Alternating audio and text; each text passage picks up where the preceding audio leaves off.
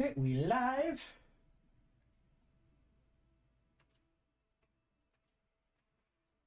Go ahead and start posting our stuff on all my favorite Discords. Promote yourself. Boom. Boom.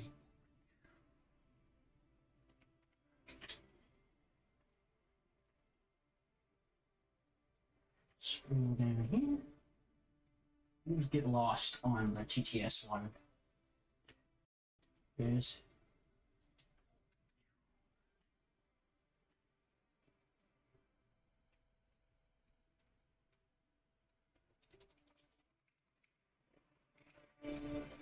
oh, I know one thing that's happening right now is that I have not actually swapped this.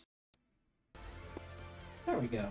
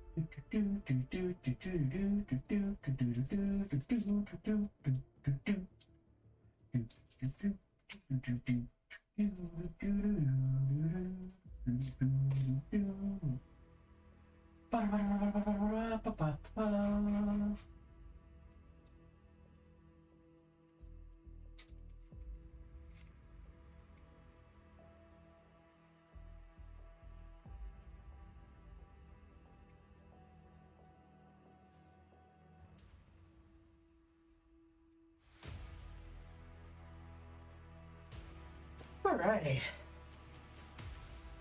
We're gonna kind of have a chill day today.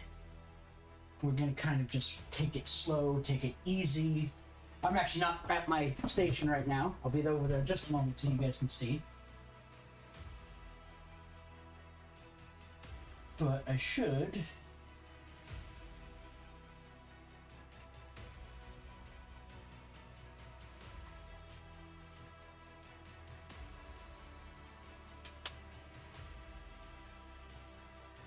Hold on, I want to check the channel rules for it.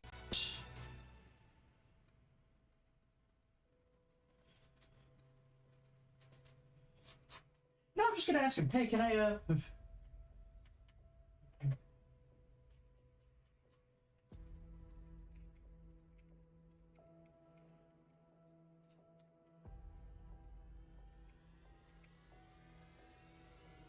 Alright, that's just what we're gonna do. We're just gonna ask them. If they say yes, I'll do it. If they say no, I won't. This, not gonna lie though, this sci-fi battle background music kinda slaps.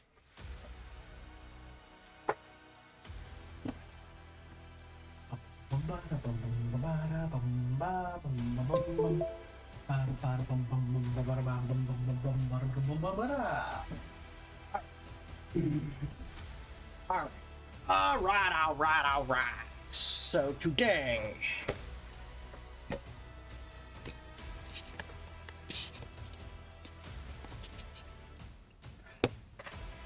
we are working on Squad ralof.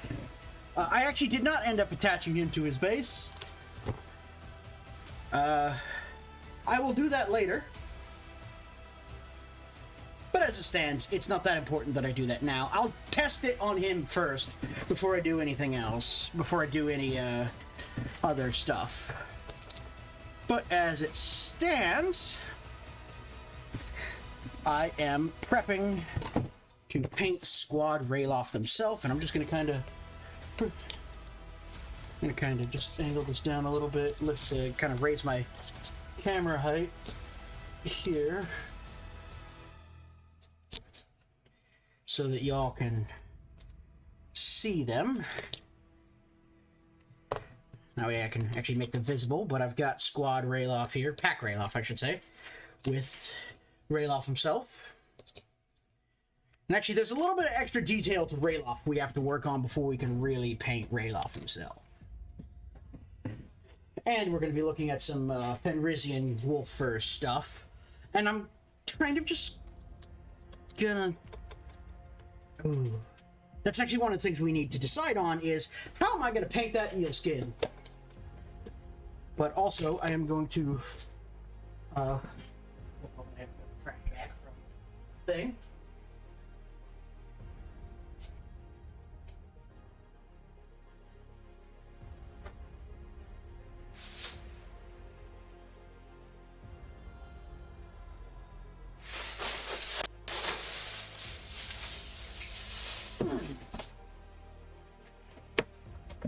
And we're just going to set this here. And we're going to be redoing my paint palette today. Just going to go ahead and pull this out. Scoop these boys out.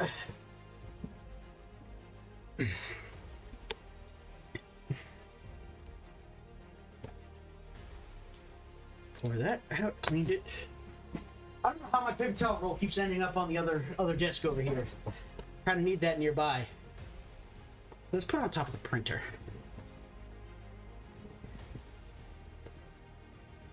For those of you not familiar with wet palettes, I am basically just taking paper towels.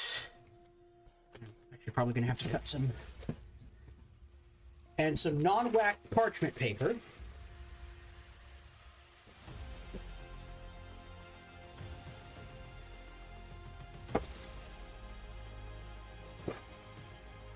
That's fine, that works.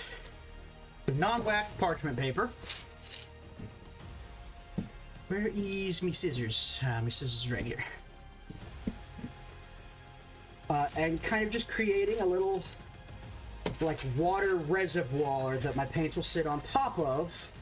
Basically like a little membrane that will allow it to stay moist for longer. This is not a perfect setup. I'm just kind of doing what I got at hand. We just kind of give this a pour.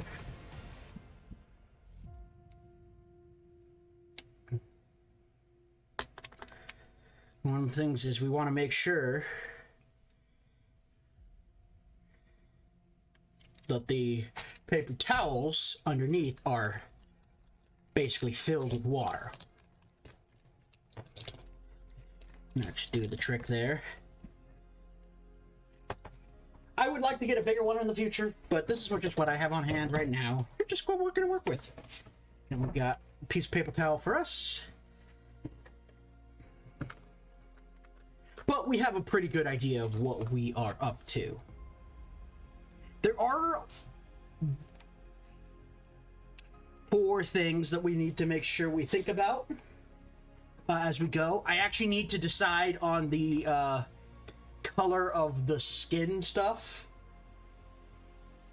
The non-fur pelts are going to be the, like skins, the like cloth hanging off of here. I want to make that like almost like a fish scales, like a fish skin. I used eel as the word previously, but some sort of aquatic creature skin. I want to ask a second opinion about the black dots on this, because I just kind of dabbed them in there. If they show up, if they don't show up, I don't know, they do kind of show up. Like, they're not super prominent, but they kind of break it up a little bit so that it doesn't look quite as prominently monocolor.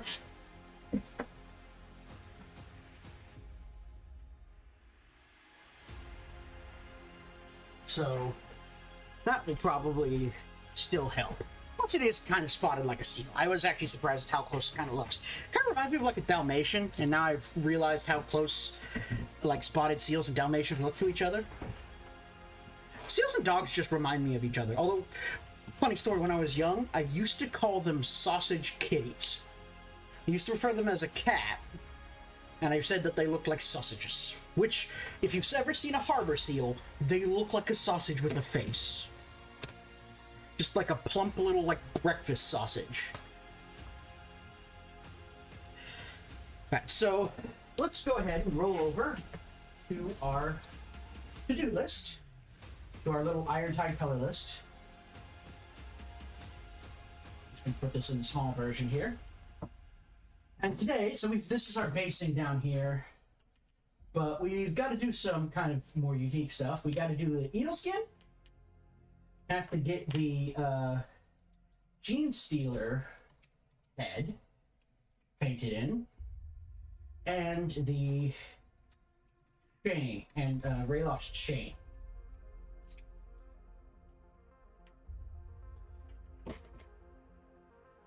Okay.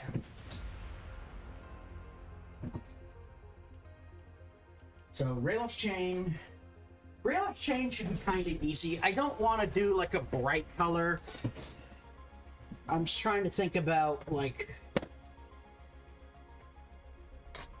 I don't know. Actually, I kind of take that back. I kind of feel like a brighter, like silver, might look right for him.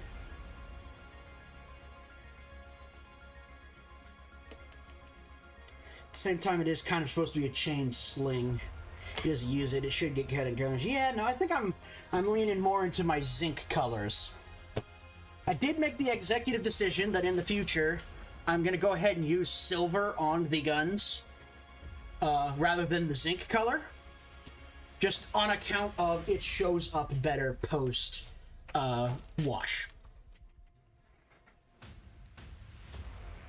But we are going to be using this boy as a pattern otherwise.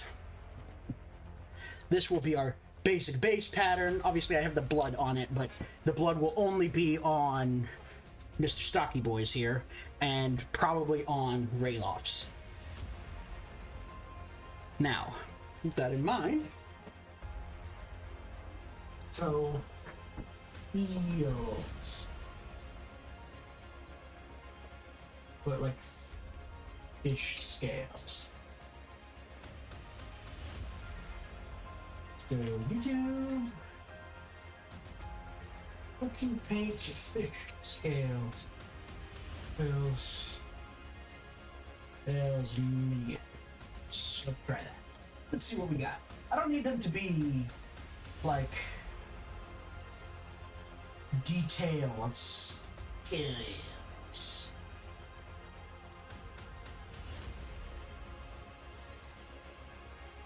What I need are just, I don't know, maybe more detailed scales might be a good idea. So hold on, let me bring this over so that you may also join me in searching here.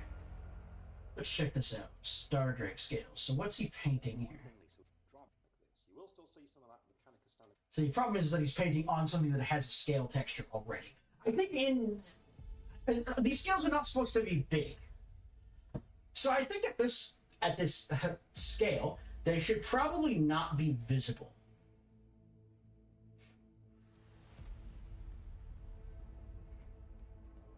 So it does leave me with what color. Just ignore this for a moment.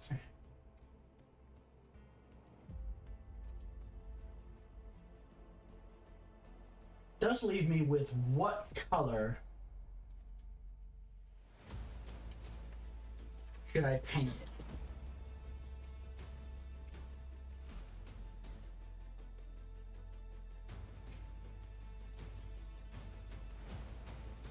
I'm gonna go ahead and just pose this question in one of my discords. Fish or eel skin on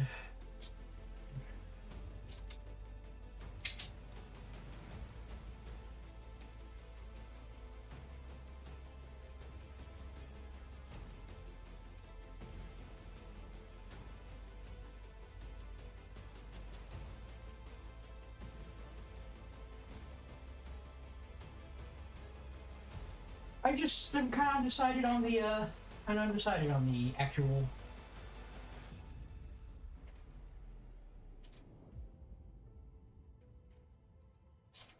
Just kind of decided on the actual like color I want, you know.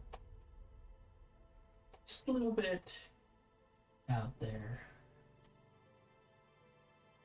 Alright, so I think we can narrow it down, right?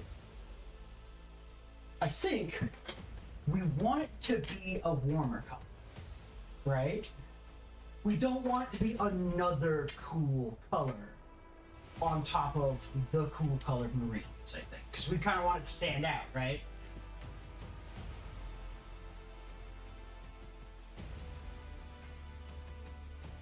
So maybe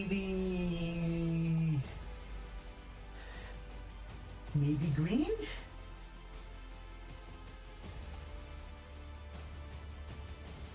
Would green be too much? Like green gradient, like blending into white? Would that be too much? Kind of like a moire?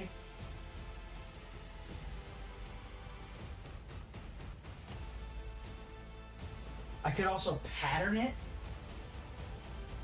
Kind of, here, 1 second, let me do this.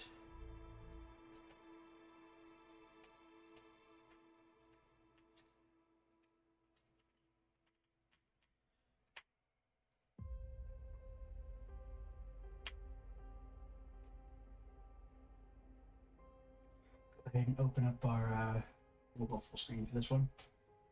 So just kind of a you know, a simple.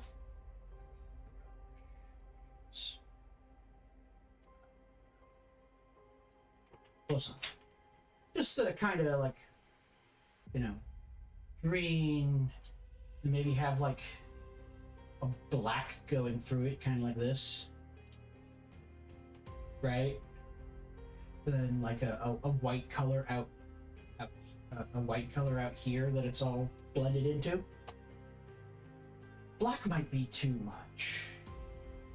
Maybe like a darker brown, some sort of darker brown here.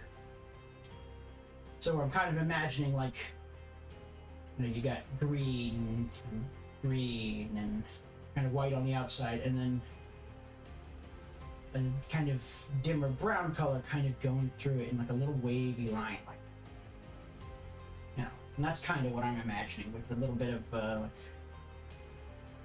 green here and here, kind of like a more sharper contrast. So that's probably what we'll try. I think green with brown lines. I think that's what I've decided. So I'm gonna do like emerald. Yeah, emerald green.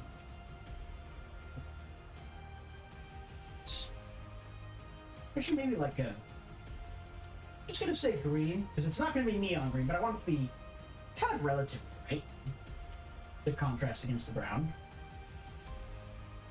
Gene Stealer heads. We know exactly what we're up to. How to paint Gene Stealers.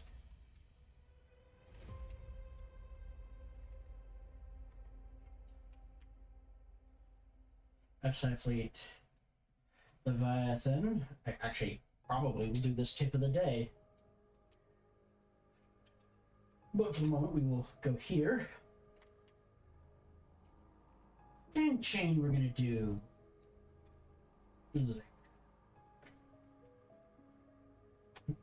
Okay. We're going to do chain. Eel skin. What was it? I said I had 4 things. Chain, Broodlord head, eel skin. No, I think it's just those 3. Ah.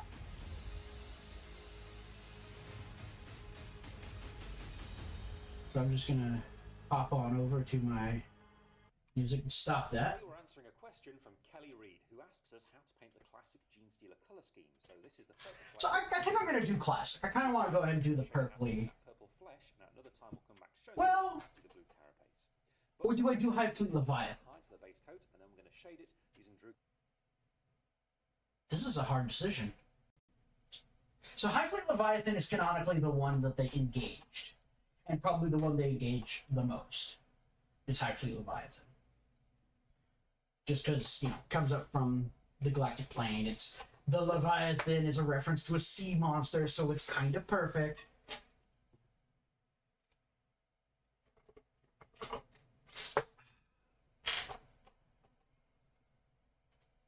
So it's kind of perfect. But it's coming up. So the question is, I think I want Leviathan. Because, and now that I'm thinking about it on the model, right? If I just go back to ralof himself here. On the model, he's gonna be blue. If I just make this thing a darker purple, it's not gonna stand out quite as much as if I make it High Fleet Leviathan color. Here. So I'll probably need to paint it white.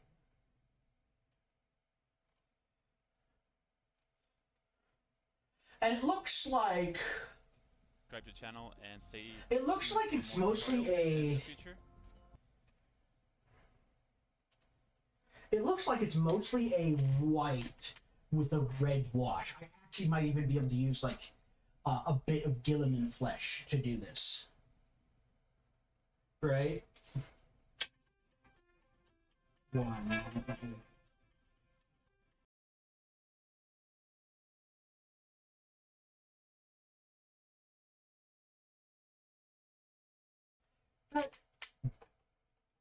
We're gonna go back up here too. Yeah, it looks like a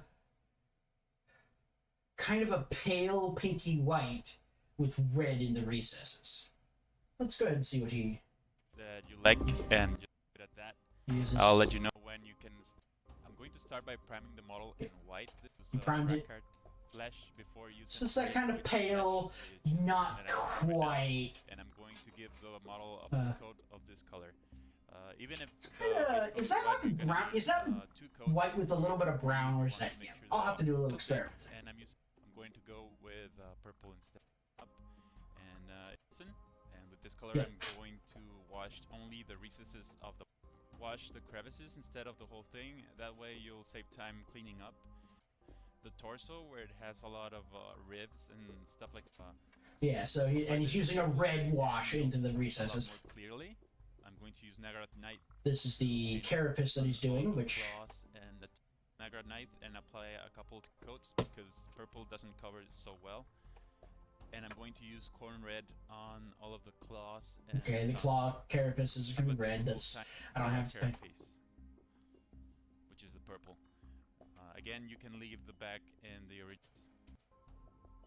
Now that that's done, I'm going to paint purple because it looks cool, and we did on our but now I'm going to use Palette Witch Flesh to start cleaning up the model. Just pick out the highest places and places where you didn't want the shade to go into, and it's just picking up the places. That's done. The model looks like this.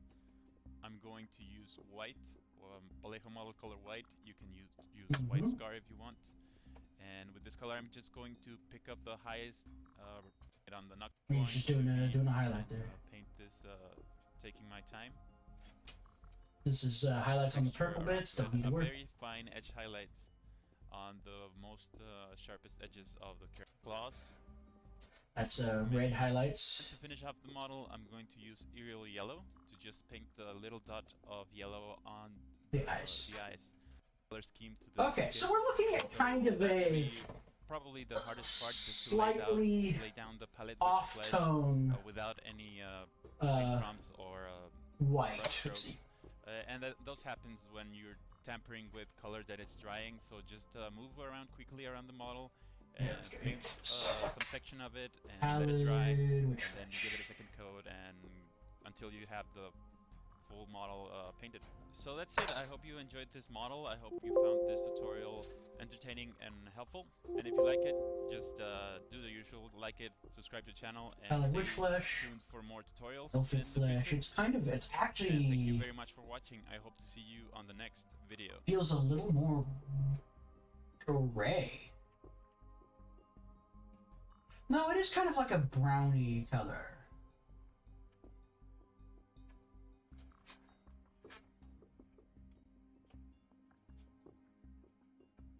So we're just kind of taking a look. I'm on a different page for a moment. Not looking for pallid. You stayed. Great.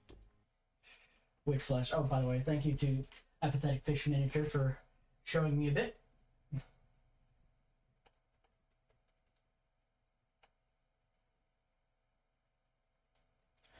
So it is kind of a gray white.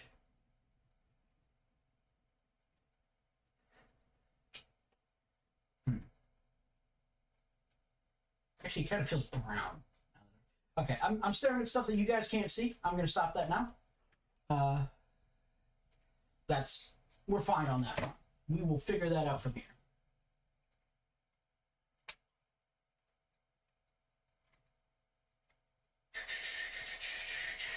Okay. I'm going to scoot my butt back over to my station. Actually, I'm going to type this in right now. We're going to go like a slight brown. Purple. Red wash.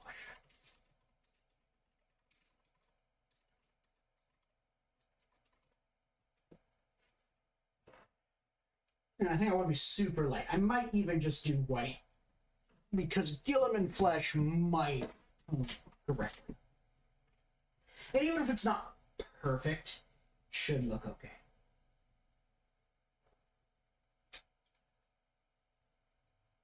Now, with that in mind, that is all of our components answered. So going forward, we should not need to worry about, hey, what was I supposed to paint this color? Hey, what was I supposed to paint that color? It's time to just start painting. And now I need to decide what do I actually want to paint first. And do I happen to have a D10 per chance? No, I got a D6 though. Alright. So we'll actually do this. Well, actually, let's switch this because this is ralof squad lead. 1, 2, 3, 4, 5, 6. We start with the bases. So here we go. We'll start with the bases. It's a 6. Okay. So let's take a look at our deck plating. Okay. So the way we did this last time is we had Vallejo Silver and Vallejo Black in it. We washed it with a bit of Agrax Archet. Then we washed it with Skeleton Horde. This one's a little over darkened just because I was also doing some blood splatter. But that's what we're going to start with today. We're going to get this. Going to go pull our thing here so that we can work in it for a moment.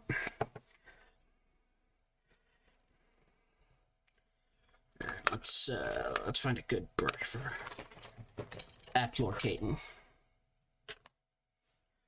So we're gonna go ahead and pick like right here to go ahead and just put a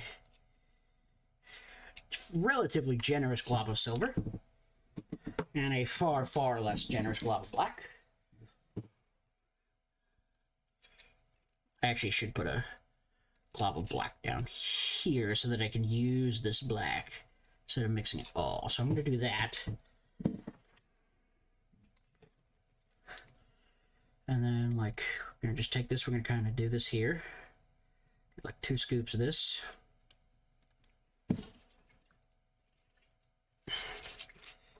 Clean off this brush. A far less amount of the black. I'm going to mix these two together.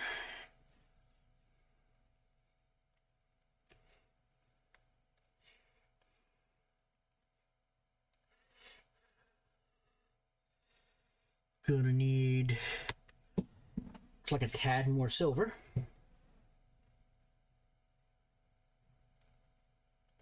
To get the right color. There we are. That's perfect.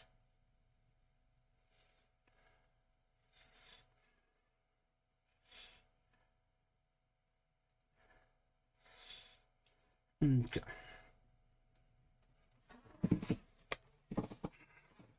Just kind of get the excess. I'm going to go ahead and start with ralof's base here. I'm actually going to do this so that I can hold it properly. And we're just gonna start.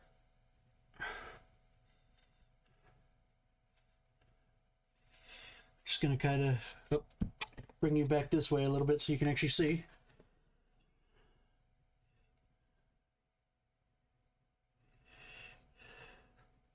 It's actually more important that I get it down into the recesses between these so that the floor itself is actually coated. A little more than that. Shouldn't be too big a deal.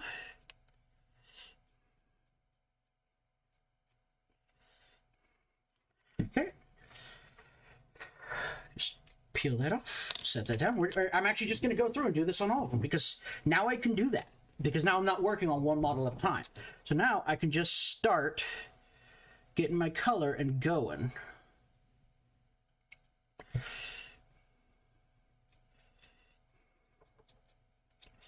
Let's kind of dull down silver.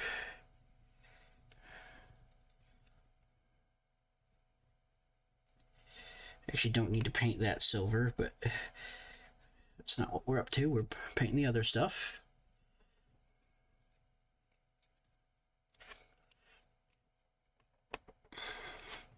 Actually, hold on. Let me look at this one. No, this is silver. I do actually want to paint the sprue bit silver. Just to keep some linguistic, visual consistency. But it's going to have some yellow markings on it, is the key. Which will be added post-wash. Okay. One more.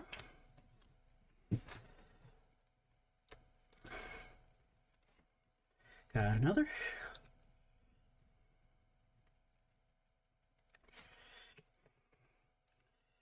Stroke, stroke, stroke, stroke, stroke, stroke, stroke, stroke.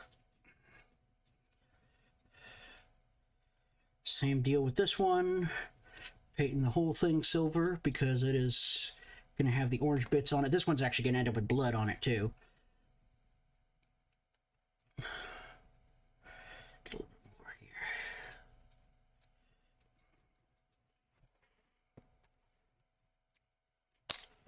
Should be good.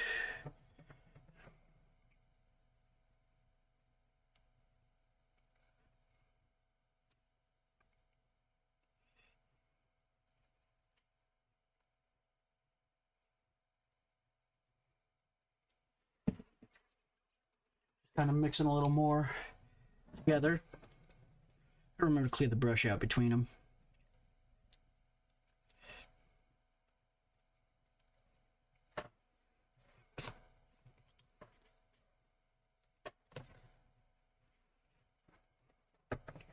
Need some more silver. I guess I'm just going to use all the silver now. I tried, guys. I tried to be efficient with my space, but now I've just used 3 times as much space as I actually needed to. Oh, well.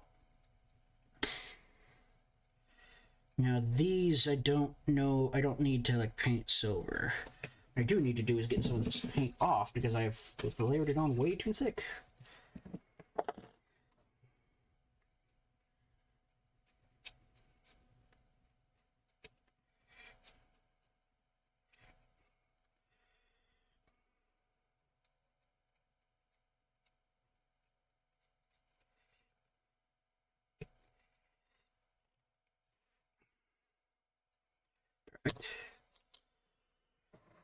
Go ahead and do this next one. Oh, hey, our music's off, ladies. Our music's off, might I say. So we want some of our jammy sci-fi battle music back.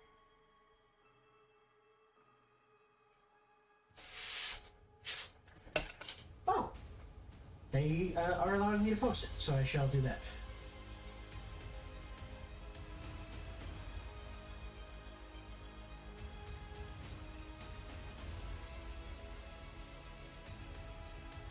There you go.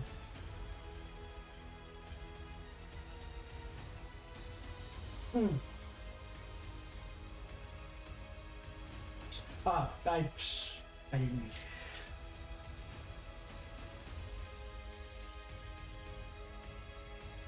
Yay. Woo! People want to watch. Alright, let's scoot my butt back over here. Oh, I left the base over. Alright. Just getting another brush full of this gook. We're just gonna go ham. And I'm gonna try and not paint into that recess. Because this missing panel is gonna be where there's a fluid. And I just gotta get up around here, and I don't really need to worry about painting the wires, because those are gonna be a different color. I'm gonna go back and do all the wires a red color. Probably just flat red. Flat red. Hit them with the wash. Highlight them with flat red.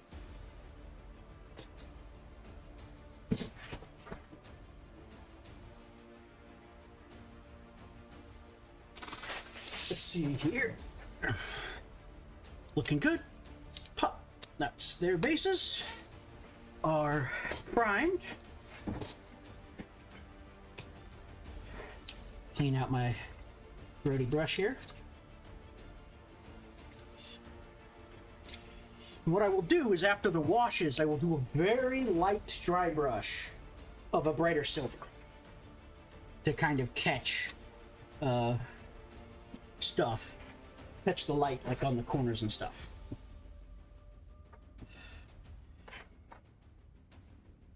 And there's some, I can kind of see some stroke marks in there, but once I do the washes, those will mostly be not visible. So, now we need red. We need red, and I ended up doing just a flat orange. 1 second, let me just check this, unfortunately.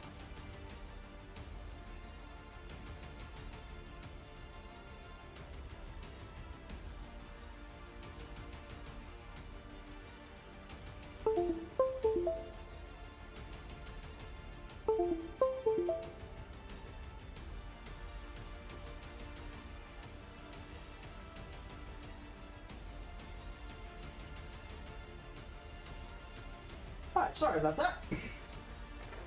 I've been blowing up all day with like the wrong numbers and stuff. It's very strange. But we need red for these, orange for these. What did I decide on? Back to my text document over here.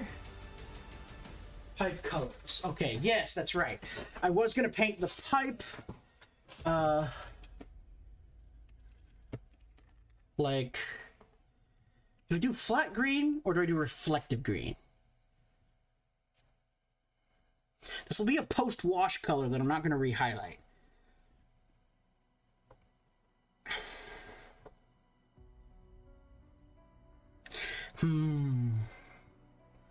Flat or refractive? I'm going to use flat for the fluid. So let's try refractive, just because it's a different color. And then I will, of course, need to construct my fluid colors, which I will get around to at that point. Because I kind of want to do those later, because that stuff is going to be a little bit more vibrant. It's actually going to be post-wash. I'm actually not going to wash them. What happened here?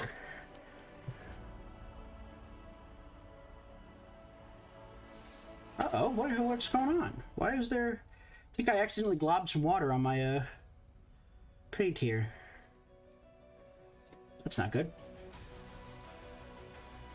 There we are. I'm just gonna let that dry a little bit longer. I think I accidentally got some water on it while I was cleaning my brush. That should hopefully fix that. Okay. So, we are gonna need some red. We're gonna need a fair amount of red. I had a better, more level surface to put this on. I got a level surface to work on. It's just they don't have like level surfaces next to me. Glob, glob, glob. Glob, glob, glob, glob, right there in the corner.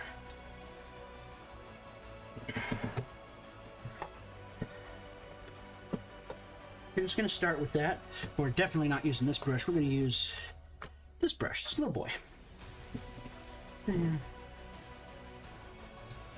Probably actually change that water out, but we good. I think we'll be fine.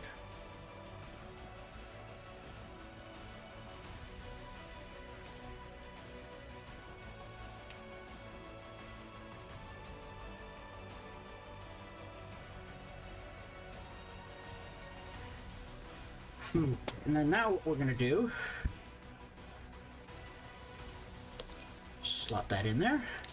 So we're just going to take this, we're just going to run this along the wires. And we only really need to run it along most of the top to get the effect.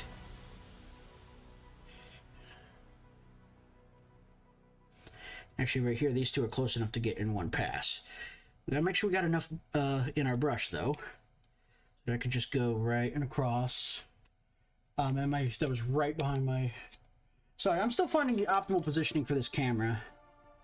So I will get better, I promise.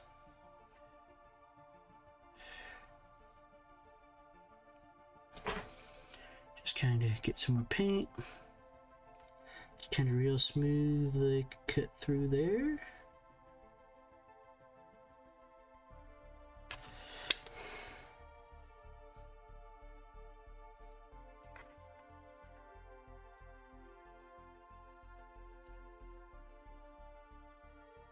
Ah, there we are. That's a little bit better. Just probably just needed a little more of my brush to actually get the right consistency going.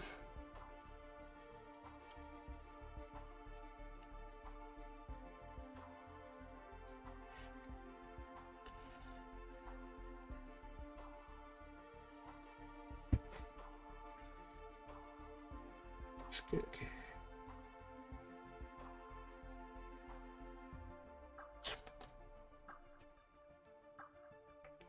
Okay, coming from the side there, now you can see we have some wires. I have a little mistake there, but actually might just be able to, nah, it'll be fine. It's no big deal. I can actually probably just honestly do this. I can honestly just take a little bit of my silver and just whoop.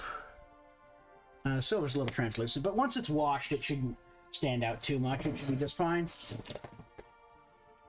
But now we have the wires on this one. They're all red. I just decided to go all red. It's what I wanted. I think they look better red. Now we take...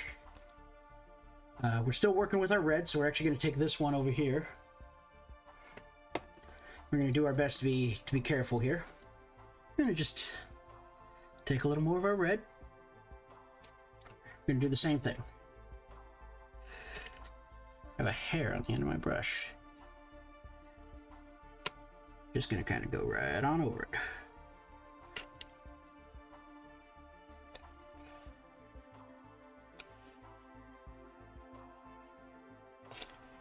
One of the tricky parts is you do need to get under it.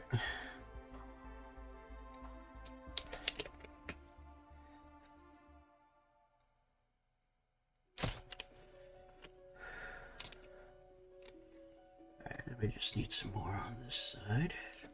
A little more. Using a very low volume brush for this, just to keep control of everything.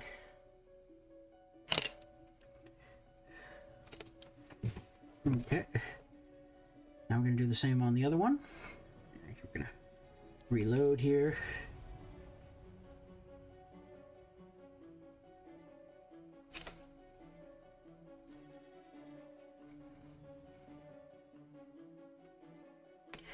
Just kind of getting it in, make sure that it's red. You can see now we have these are red too. And yes, these are electrical wires coming out of a like fluid. I imagine the fluid's the wrong kind. I guess it would be conductive. It has to be conductive in order to be a coolant. It'll be fine. Doesn't really need to make sense. Could just be broken. Okay. So we're gonna hold off on our red there. I am still very much having problems with... Okay, there we are. I think I got another drop on it, but I've now soaked it up with paper towel. So now we've got our red there. We actually have one more red pipe. I'm going to paint this pipe red. Yeah. I'm going to do the same bright red. But what the difference is going to be is once I've done my washes, I've done my skeleton horde, my Agrax Earthshade and skeleton horde along these. I'm not going to go back and re-highlight this.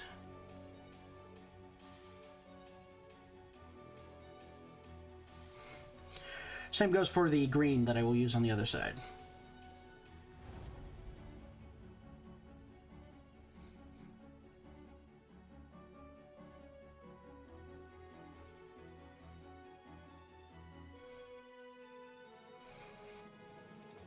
So I will not go back, so this will appear faded. Here, let me put it on my thing while I'm working on it, and just hold this on up. See, now this pipe is red.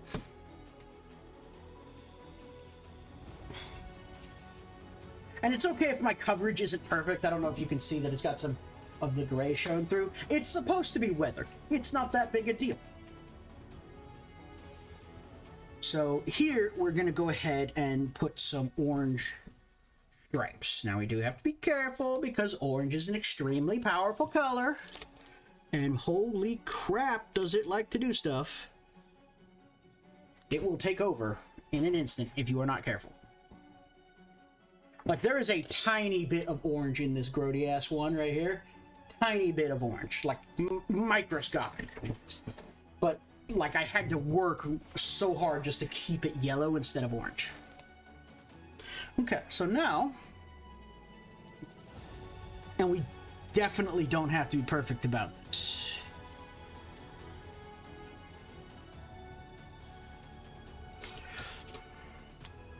The question is, oh, we can take this off. What part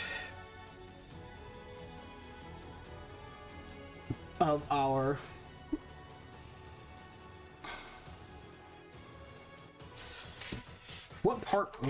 thing do we paint orange?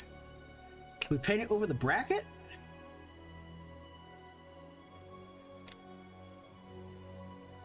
I feel like that would be the most awkward looking, actually. So I think what we're actually going to do is we're going to paint like a stripe right here. Which is going to be a grody, like, not quite right stripe. But that is okay. Again, this is supposed to be a little bit grody. It's not like we're not about to cover it in a bunch of black and yellowy ink wash. So I think for this one, this is sufficient. So for this one, I've just got a yellow thing right there, just to break it up. But for this one, I think I'm going to do a stripe on either side of the bracket. The bracket, by the way, are actually the protruding sprue tabs of the piece of sprue that would be connected to the piece, but I'm using them like they're a bracket that attaches. Whoop! That popped right on off! But I'm using it like a bracket. We're just going to ignore that. That didn't happen.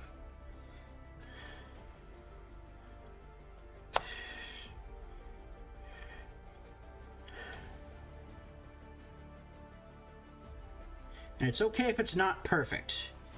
Again, these are going to end up all messed up and grody. I do not know how I got this giant glob of orange paint on my finger. Might not even be giant.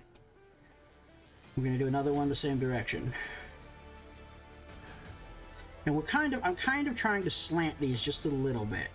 Paint this way.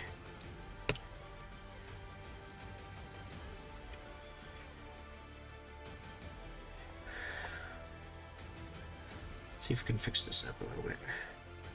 It's supposed to be like that.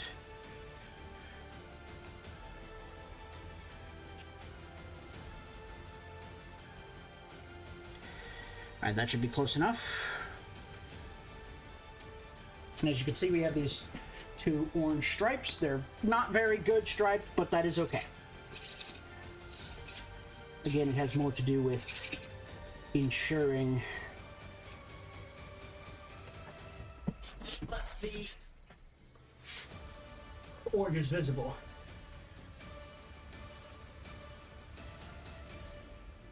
Black with gold dots.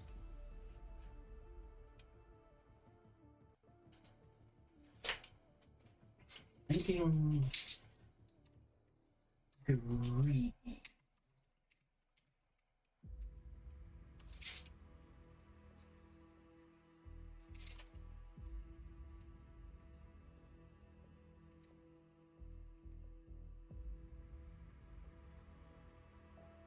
Okay.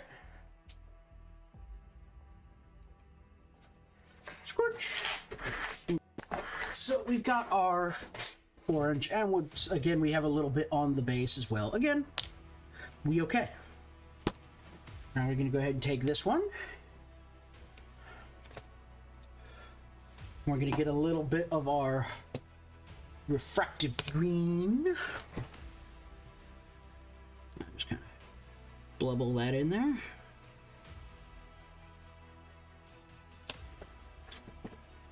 This is pretty dark stuff, it looks like. Make sure I clean this of its orange, or else I will contaminate it.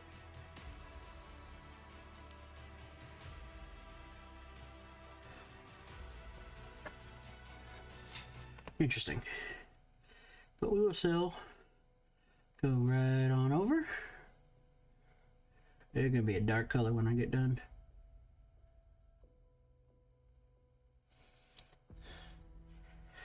Of course, it's good that it'll be dark because it is going to be contrasted by the like neon blue stuff that I'm gonna get just a little bit of red here. I really think I just contaminated that, but that is okay because I wanted to put a little bit of red here on the end. It will be fine.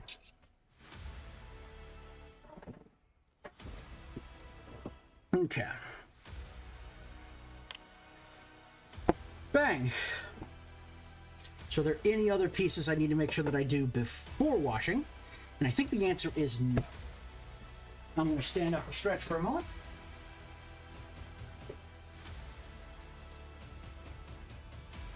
Kind of step around.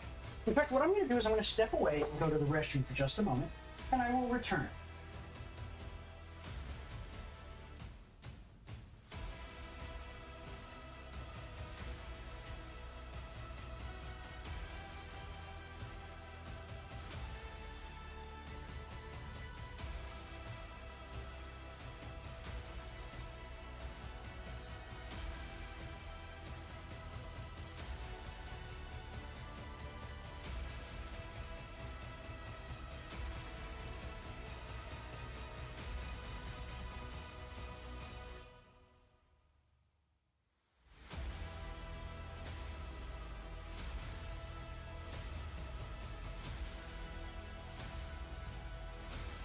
And I have returned.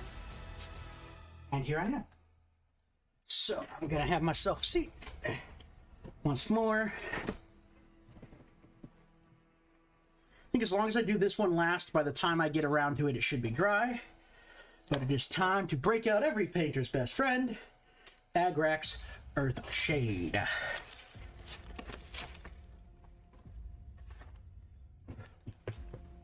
Grab one of this old ass palette because I like to use this in here. This is my... No, that's the skeleton heart. I wanted this. You know what? I got a safer idea. Bam. We're just gonna use this one instead. That way we know that we're not putting it on top of like old dried wash of a different color and changing everything up. We're just gonna get a couple. Oh, hold on. Make sure you wash your. Make sure you wash your, or shake your paint wash as well, so they're nice and mixed. And I'm gonna get a couple, basically, almost spoonfuls of this stuff.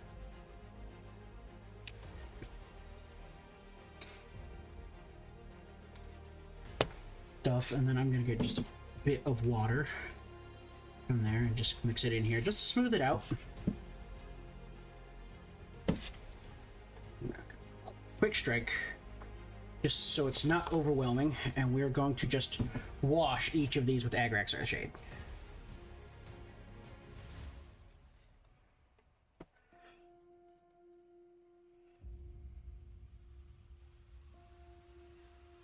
The thing is, we don't want to pool it too hard. The big thing we want to make sure we wash are these crevices and recesses to make sure that they get darkened.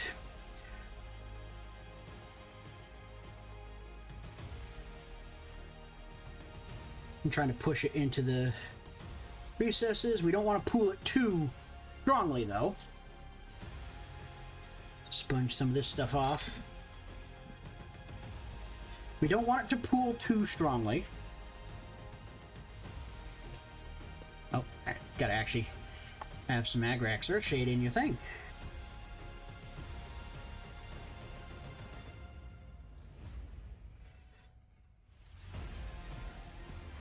Going over the whole thing. Gonna some more on here.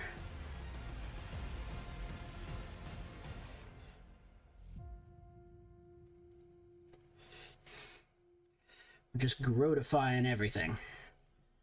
Gonna have a bit much hanging out on this one.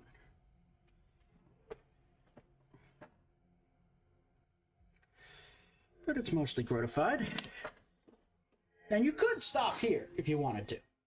If you wanted to do these kind of industrial bases, but industrial, like, these are supposed to be Starship deck plating, but the kind of grody, dirty metal look.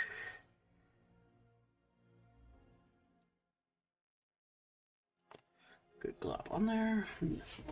Take this off. The rest of this should be more than sufficient to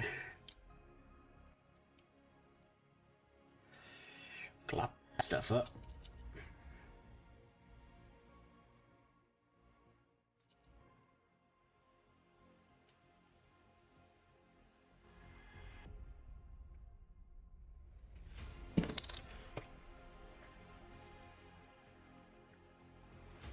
Here we are. Looking good, aren't they? We got these. You can very much see the before and after here. So, and then these ones should be... Actually, I'm going to do this one last. Green is the last thing I painted, so I just want to make sure.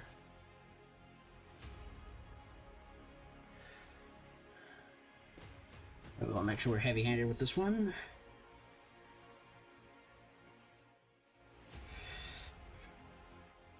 And it's okay if I get stuff down in there, but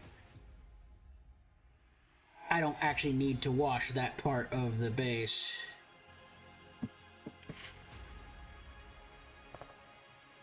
I actually think I did not have enough Agrax Earthshade. We will see if I need to salvage more, but it's actually kind of okay if the parts are a little different. Now I'm going to need just a tad more. I think I'm just going to get like a little dip out of the pot here. That should cover me.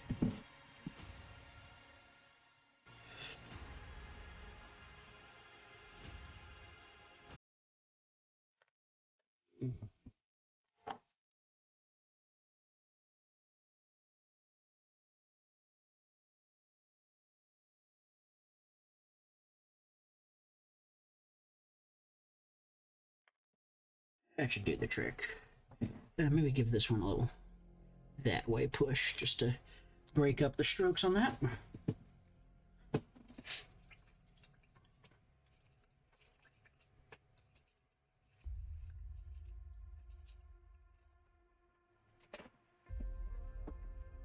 Scrape, scrape, scrape.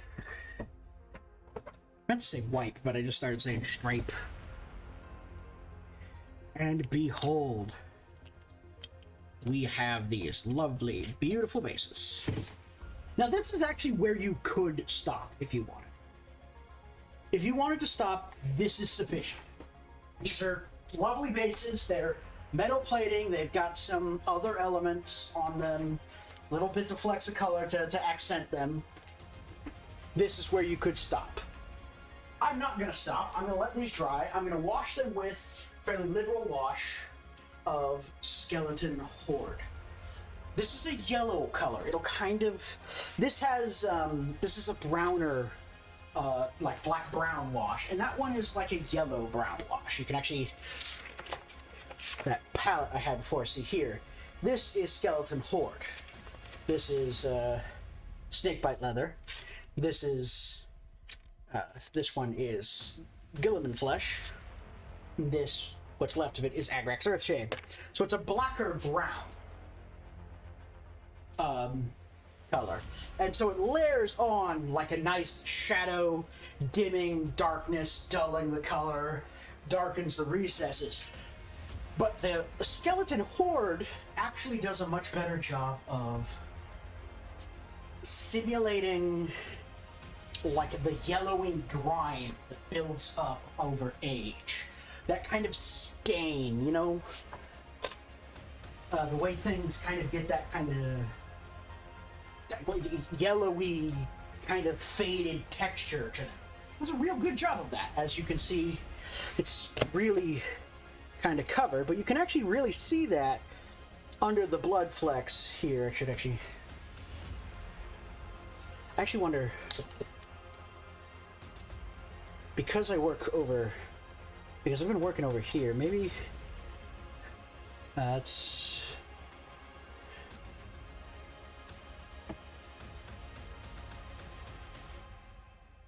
Yeah, see? You can see the yellow on it. That will serve to give it a sense of age, which is something that I think is important to impart when I'm trying to make a starship base in 40K, because obviously their starships are supposed to be ancient.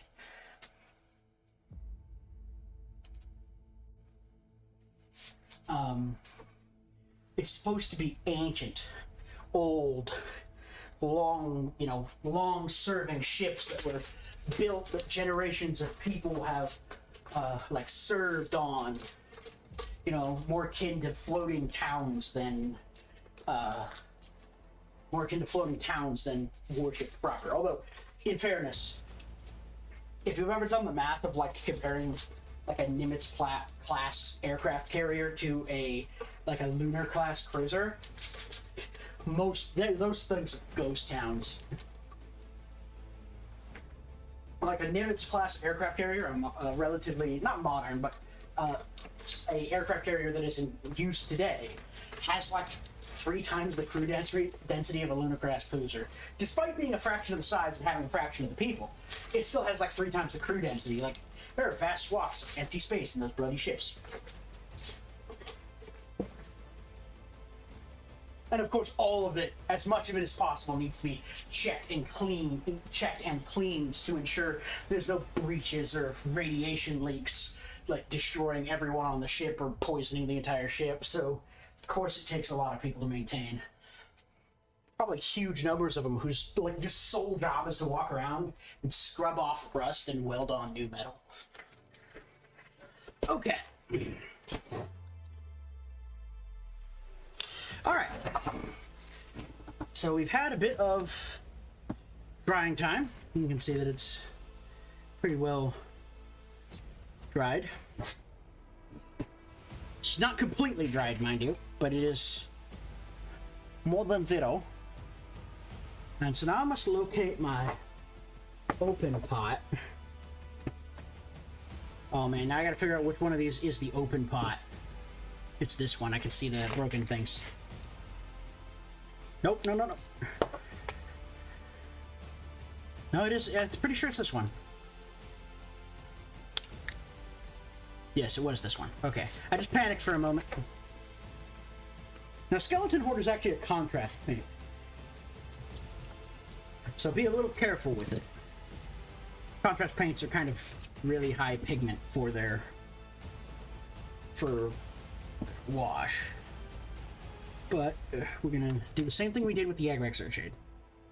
Just gonna kind of glob it on, and I'm not using a wet palette for this because I kind of want to control the liquid content a lot. Get just, spoonful. This thing feels like a spoon, to be honest. This kind of flat brush. But get a brush full of water just to smooth it out. And just like before, we're gonna do the exact same thing.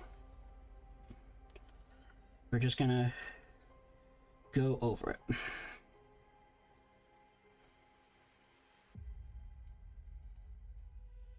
I think I had a little too much there, but should about get the trick done.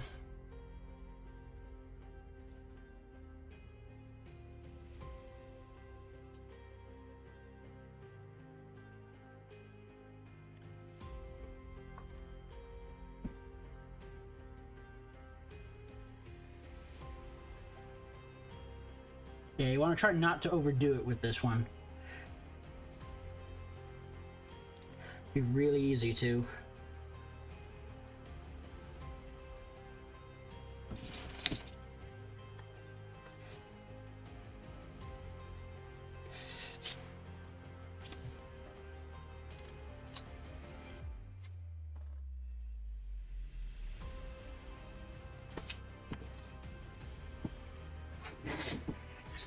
But yeah, don't overdo it. We don't want to go crazy.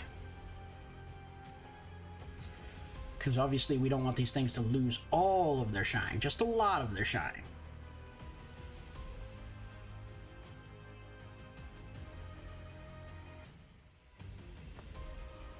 Just a little bit. Getting a lot on my fingers here. I'm getting a little ham-handed. Also, I've managed to set this under my wrist like 3 times now. There we are. See, nice and crunchy, grody. Perfect. And when these will turn even yellower as they dry. I think I want a little thicker with my Agrax Earthshade this time, so they'll probably be a little duller, but I think this is okay. I'm actually gonna get a little extra skeleton ore just on these guys, because I want these guys to be kind of grunged. Be much grunge. You can see how grungy, grody these boys are getting. Like, just take a look at this difference. Oh, accidentally picking up a boulder. Just take a look at the difference in color between this one and this one. Tilt it this way so you get some light. Look at the difference in color between them. It's a very good effect, I think. It might be a little bit much for what you're doing, but that's okay. Not everybody needs to do it quite this grody, but I want this thing to be grungy, beaten, worn, and ancient, because it's kind of supposed to imply an ancient starship, or like almost like a Space Hulk, actually. Like a Space Hulk is not a terrible implication here, since Space Hulks are a thing that the Iron-Tide Wolves get up to a lot. I'm going to stand up, just give myself stretch, but Space Hulks are a thing the Iron-Tide Wolves get up to a lot for a variety of reasons, from defending systems and purging the Emperor's enemies to even so much as, like, trying to rip old ships off of their bulk in order to drag them away for salvage, in order to replenish or enhance their fleet, because in order for them to actually get around the Imperium Nihilus, they need ships, and they kind of don't have great supply lines when it comes to that, but they have the manufacturing facilities. So they need to basically get the parts and components they need to do these things. And Space Hulks are actually, you can destroy a Space Hulk and try to prevent some of its wreckage from slipping back into the warp. They will basically strip everything they possibly can out of the wreckage. This is actually one of the things that gave them their initial boost, was when they were defending the system of Alessra, which is now the system of Volca, their home system. There, was a massive fleet battle, and I say massive, relatively massive for what was happening in the Imperium Nihilus at the time. Ships were having trouble without the Astronomicon coordinating any form of mass defense, so it was relatively large. between the wreckage of that fleet and the destruction of a Space Hulk, which the Tyranids kind of a Gene Stealer cult, the Psychers of a Gene Stealer cult, worked out a ritual to summon it in order to help defeat the High World's defenses. Because the fleet couldn't just roll up to the High World defenses because it was very damaged from both the fleet engagement, engagement with demons, that kind of stuff. And it was, this is not particularly pertinent to any of them, but it was actually leaving worlds in its wake for Hive Fleet Kronos. So it was not super well fed itself. And so it was, kind of as much in trouble as the human defenders were. And so it had to get innovative, which I think psychically summoning a Space Hulk through the warp is pretty innovative and scary. But that's one of the things that gave them the boost to the construction of their fleet as they settled on Volga. I'm going to step away and I'm going to grab a drink while I let these dry. And once these are dry, we can start moving into the other steps, such as highlighting the red wires to make sure that they're still bright. We can start working on the silver dry brush, that kind of stuff. And then we'll be done. Oh, we gotta do the fluids, of course. I should return now.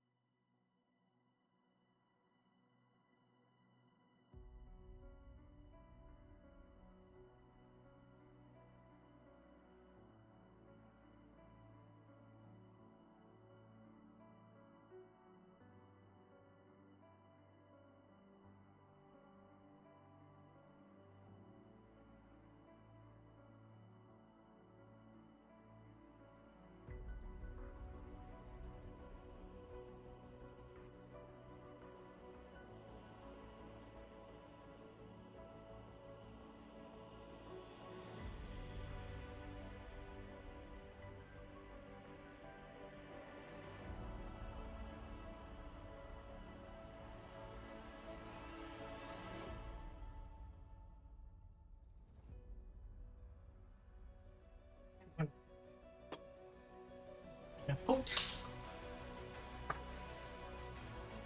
Lovely soda that is probably not good for me, but that is okay. Shall move this over here. So, I think the silver highlight is probably the smartest thing to do first. Silver dry brush. Just on account of some of it's gonna get on the wires and the piping. Well, I want it on the piping. But some of it's going to get on the wires. I should go ahead and do that before I do my highlighting, because then I can just highlight over it on the wires. And the wires I definitely want to be a bit brighter. I actually think on this one, I'm not going to do it brighter. These ones are red. I'm actually going to do is give them like a dull, almost like a blue highlight. Well, no, I'm going to highlight them red.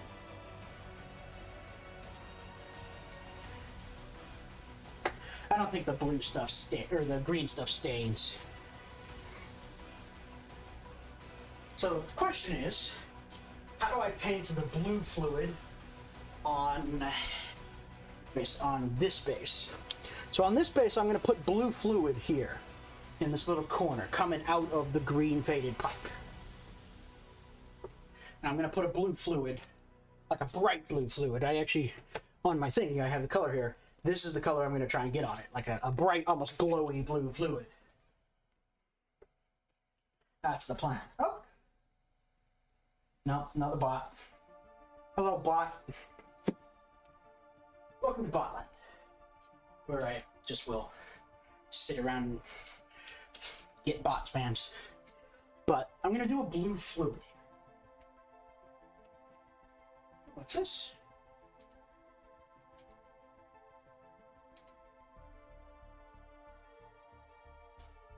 Oh, silver's live.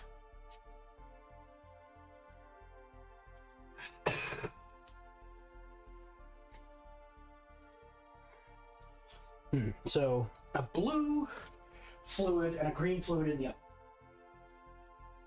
So I kind of want to go ahead and do the full blue fluid. I don't want to just do a stain. I want some bright colors to contrast here. So we're gonna do a full blue fluid.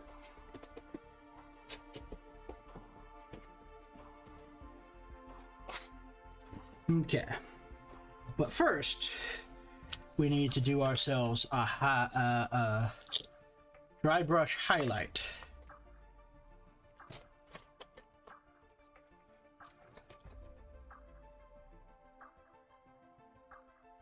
This should do the trick.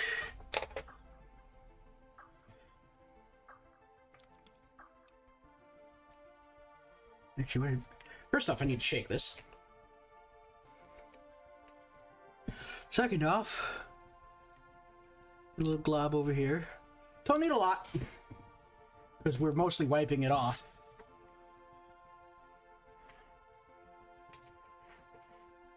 Here's my paper towel I just had.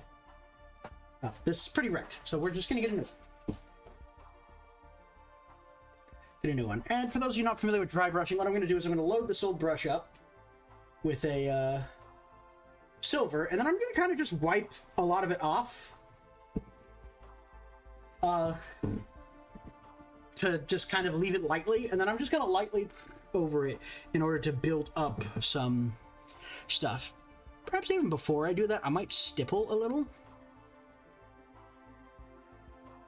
Let's do the dry brush first, shall we? Really get it in there.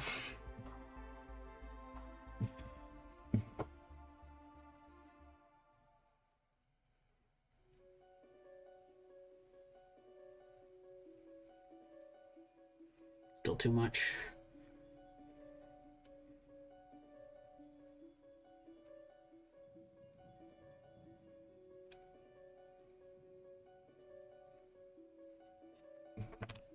Trick, it should be enough for all of them.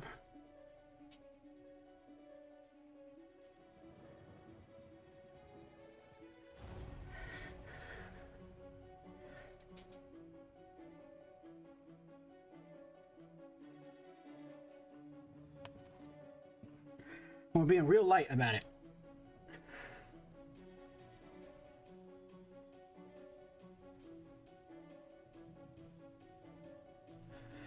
Again, we're not trying to overdo this. We're just kind of doing a little highlight, just to make some details stand out. And it's okay that I'm getting a little slight stipple effect.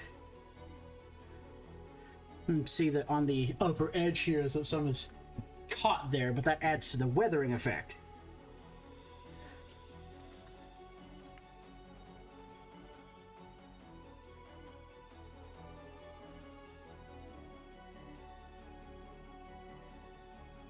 Gonna make sure I really get it this way. Stipple a little extra in there. And there we go. That should do the trick.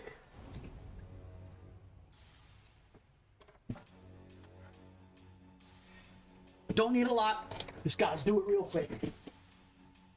So we just need a little bit of the brighter paint to just build up on the edges there.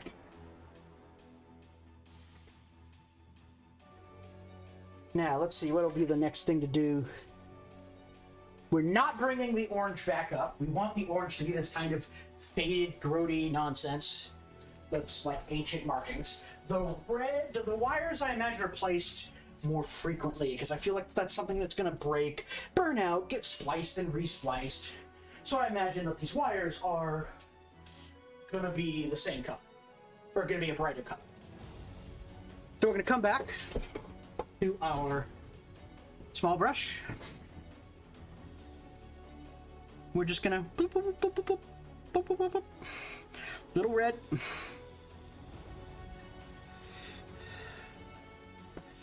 We actually need some red in that we're mostly actually just going to go across the top, because it's okay if they're darker on the sides. Or of inconsistent lighting, because that will also give a little bit age. So here we go. We have these guys across the top, brightened out. I think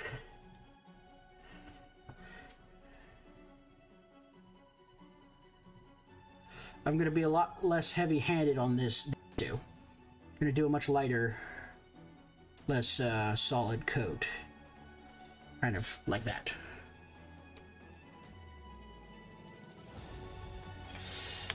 So that is that. These are the right colors.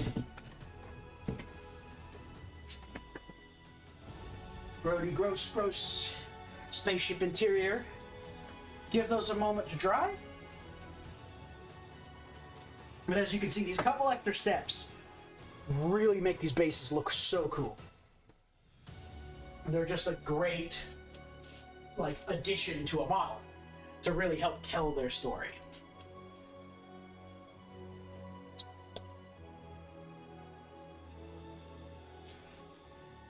I'm actually going to put ralof off till last. So I'm going to let those dry. Let's see, we got the highlights. So last thing we need is the two fluids. So I'm going to start with this blue. I'm going to take some Vallejo model flat blue. Just going to put it over here. And I'm going to take some Vallejo model white.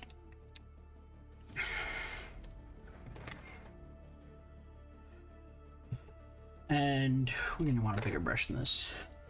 Like this.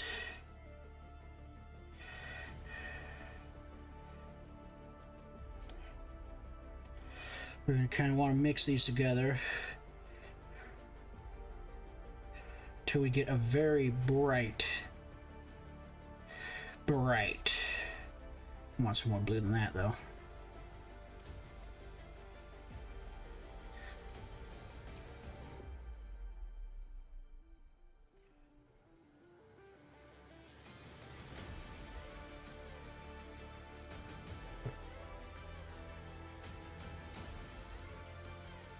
What should I... So this color isn't quite right.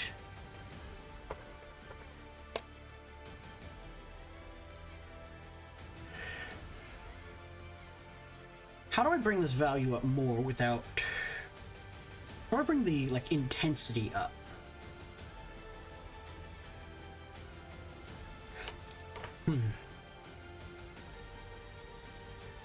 How do I make this neon? Maybe I'm going to try a drop of azure in this. It's already got some blue pigment, so maybe it won't be as powerful as the white, but it might actually bring the value up to the color I want. Or the color up correctly, so we're just going to add some more white back into this.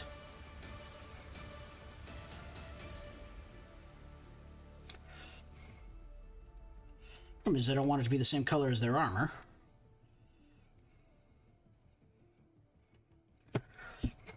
Tell you what, let's take this. I'm going to take this and I'm just going to kind of a little of it here, and then what I'm going to do is I'm going to try a tiny dab of yellow and see if that helps with anything.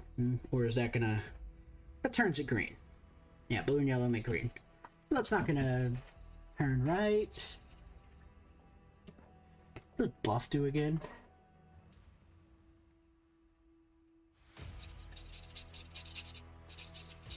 I wonder what buff even is. I just literally have this color I've never heard of before. Give me a second. I'm gonna actually just take a moment. Hold on.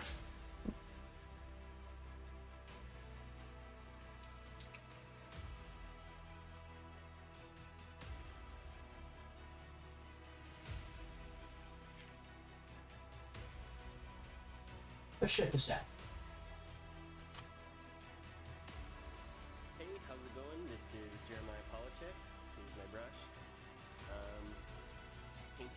ralof.com, and today I'm going to show you how to mix an electric blue, like a neon glowing blue, and a sky blue, right?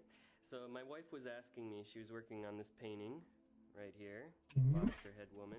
Yeah, that's just exactly she wanted kind of an electric blue in the background. It's kind of close to a cyan color as well.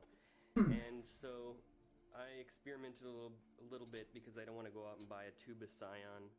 So and I don't have a tube. This is what I came up with, how to mix a nice glowing electric blue. Now the thing with electric blue is, or this neon blue, is that you need a little bit of green in your color, and that's what throws most people off. Oh, that actually makes sense. Here, I'm going to start with my white. Green. And then I'm going to go to phthalo blue. This is my phthalo blue. Yeah, the dark blue. Phthalo blue is a synthetic color, so it's got that kind of a synthetic look to it. Now here's the trick. We're going to take a little bit of this phthalo green here, and we're going to actually mix our phthalo green with the phthalo blue, and you can start to see how... Okay. That actually, now that visually I just saw that, that makes a lot of sense. So actually what we want is, we're just going to experiment here in the wet palette this time. So we probably want a tiny dab of our flat green in this mess. Not a lot, just a bit.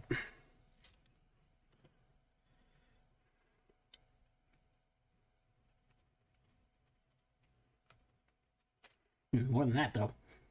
We'll probably need another dab of white. Well, that was maybe too much green, but we will see.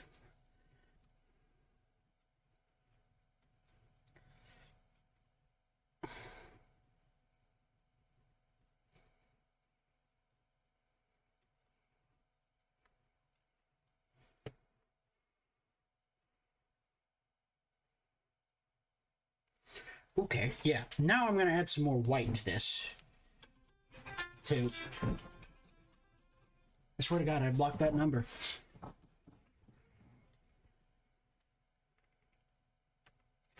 going to add a little more white to this because I want to brighten it up. And I want to brighten it up fairly powerfully, too.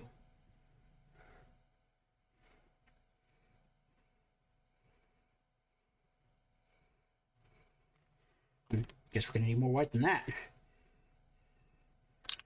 We want to get fairly heavy-handed here, looks like.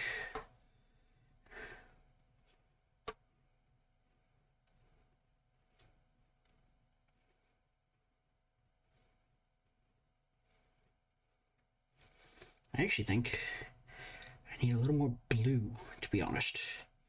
Because it's a nice, like, teal color. I kind of like it. It's a nice, like, little teal aqua color. You know? It's nice. It's very soothing. I plan on trying to paint a 3D print and paint a mini for my mom for Christmas, for her birthday, actually. Which I have to start doing soon. And this color will work great. But I actually need a little more blue in this to bluify it.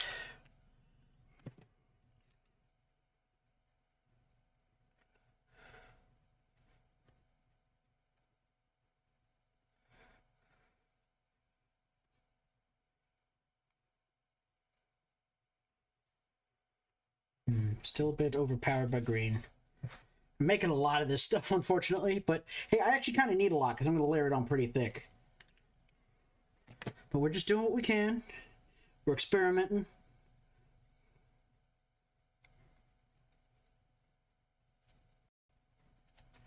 It's getting there.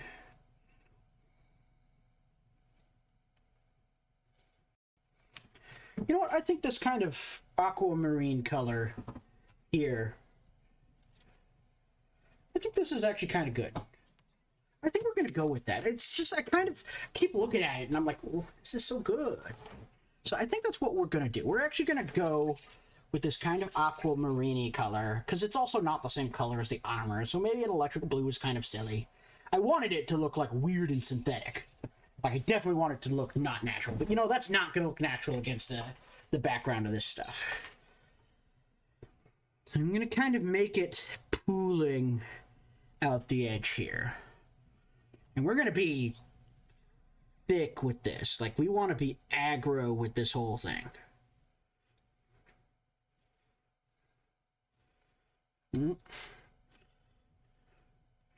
Like, I almost want paint to dry in glops.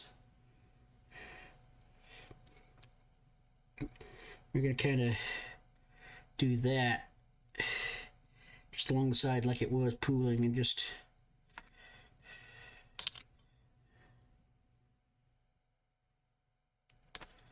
There you go. Actually, that part doesn't look quite right, so we're going to go ahead and wipe that away. So it kind of really would only pool kind of around the edge like this. Actually, no, it would actually pool all the way back up here, wouldn't it? Like this.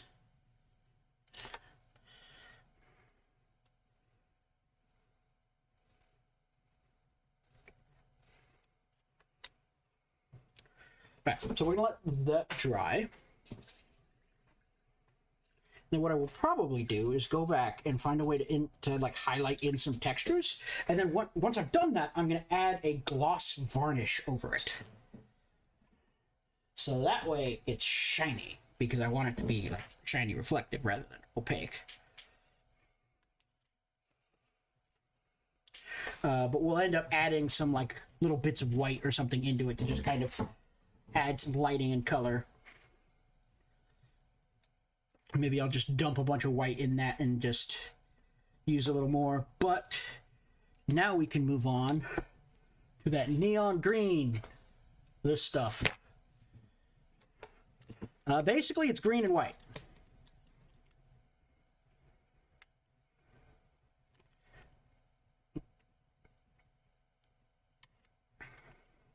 And I don't have any other use for the green, so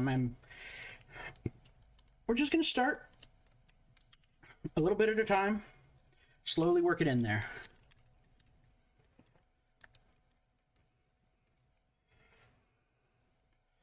Work it all in.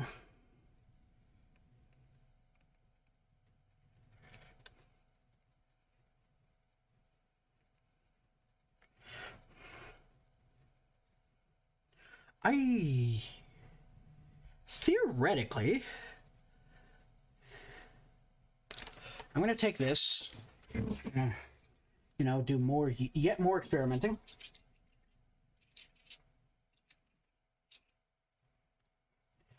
And you take this yellow. I'm going to add in this little bit of yellow and see what happens. Here, let's add a little more yellow than that, because this green's actually pretty powerful. Let's see how yellow looks here. Because I think yellow actually would bring this up to exactly what I'm looking for. This kind of bright green bullshit here. See this? Look at this. Yeah, I want some yellow in this.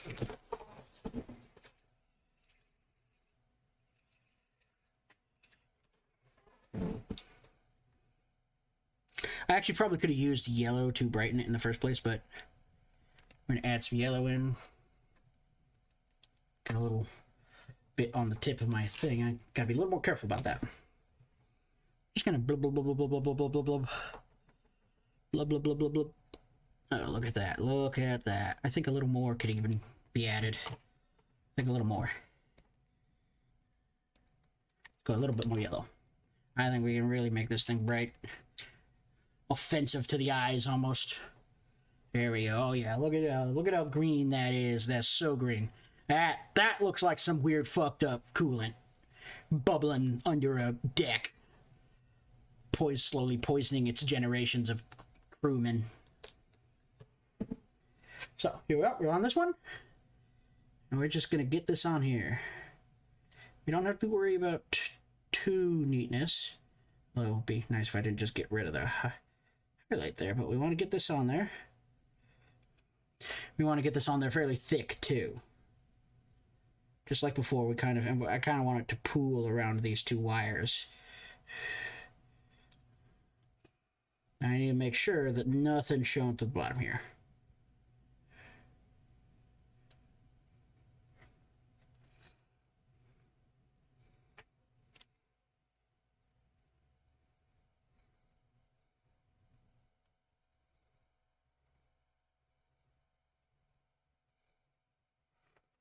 Just like that. See that? And this is also going to get gloss varnish to make it shiny. And also I'm going to go through and probably just add a little, like a thin bit of white to give it some ripples or something. Now that's going to have to wait till this is all completely 100% dry. But take a look at these lovely bases. Look at them. They're gorgeous. They're just gorgeous. I'm going to try and bring my camera down. Hold on, my arm needs to... I'm just literally not adjusting. Okay, well, I tried. I don't understand what's made my camera so angry, but just look at these. Look at them. Look at them. Are these not magnificent? These will make excellent bases for my boys. Look at them. They're great. They're great. You can see where the silver highlight has made the deck plate joints obvious. The colors are all right. They're nice and grody, but you can still see them. The like neon green and blue really stand out.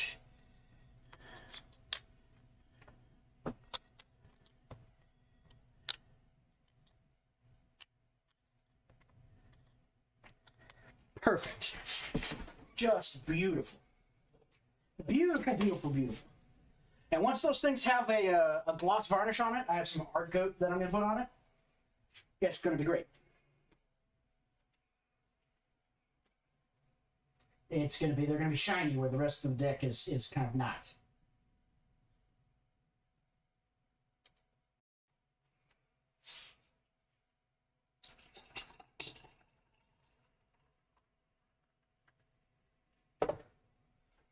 Okay. I almost want to redo a new piece of butcher paper, or not butcher paper, but paper here, because I'm kind of done here with this sets of colors, and it's kind of used up a premium amount of space, especially since there's that glob of orange sitting there. But you know, we'll soldier on for now. So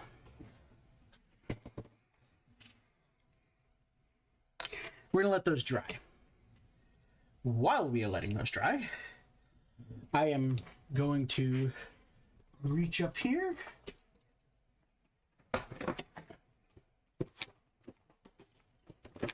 and I'm gonna fish out. I'm saving ralof for last because I actually want to spend some extra time on ralof's additional details. These guys all are going to have some detail, but here, 1, 2, 3, 4. And that's what we're going to start on next. You know what? That rolled off screen. I'm going to go ahead and boom. What is it? It's a 4. It's the number on the bottom. It's hard to see, but it is a 4. So 4 will be this guy, which means I have eel skin to paint. It's okay.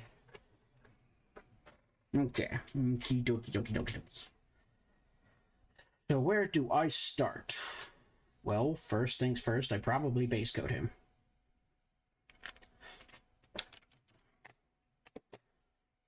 Well, to be honest, I need to base coat all these guys.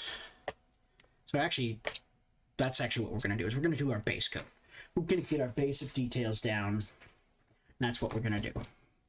And I'm just going to pick this spot right here on my wet palette to have a very generous amount of azure that I will most definitely need. I also... And I'm not kidding, I definitely need this azure. This...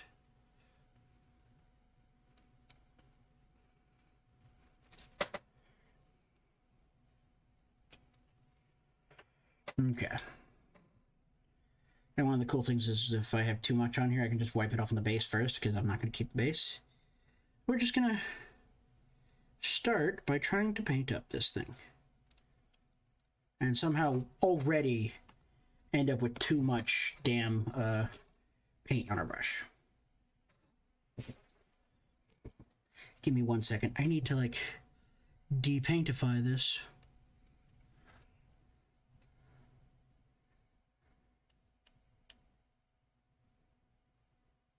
There we go, that's much better. Now, if I was a wise man, I'd be painting top to bottom so that my brightest parts were on the top. But I am not a wise man. I am a very foolish man. And I paint from bottom to top for some unknown reason.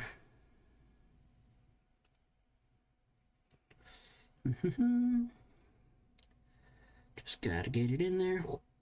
Gotta make sure we get in under there too.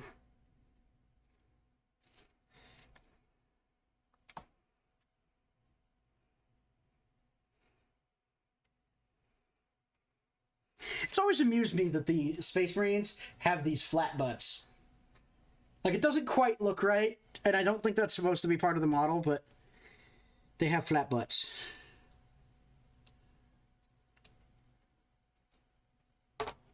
So this is my first coat, and this coat will get washed.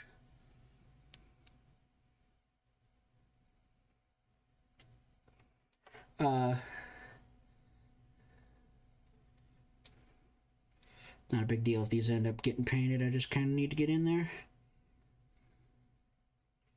And these will get washed, and it will darken it back down, and then I'll go back over it and brighten it back up, but the recesses will end up darker.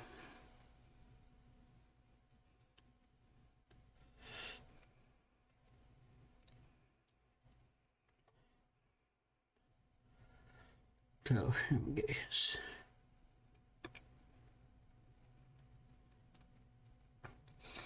Also, reminder, make sure that you actually paint the damn gray stuff in before you like do the wash, because that gray stuff is supposed to get the wash in it, not have it painted over, which is what I did on accident on the other one, which is actually kind of a neat style. It didn't look terrible, but it's not what I wanted to do.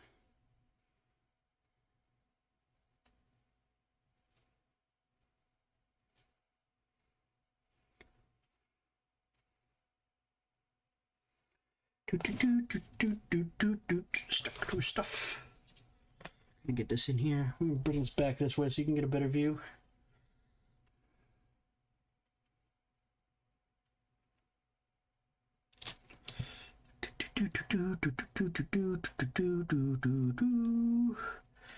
Give our canisters a brushy brush. Canisters are going to be painted as the same as the rest of the vents. The aerocycler canisters. So no big deal.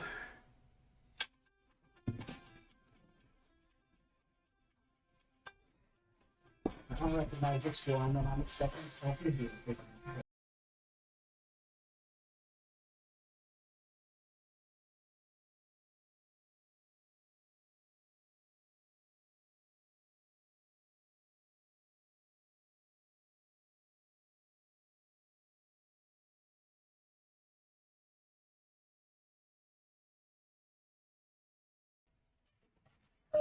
Ladies, gents, be careful what you click on the internet.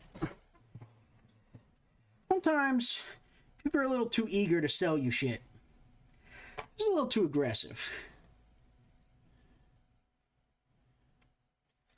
Now, they also don't like to listen to you. Literally say, don't contact me by phone, contact me by email or some other form. You know, I don't like being contacted by phone. And it's like, oh, well, I guess phone it is. And it's like, you weren't listening very much, were you?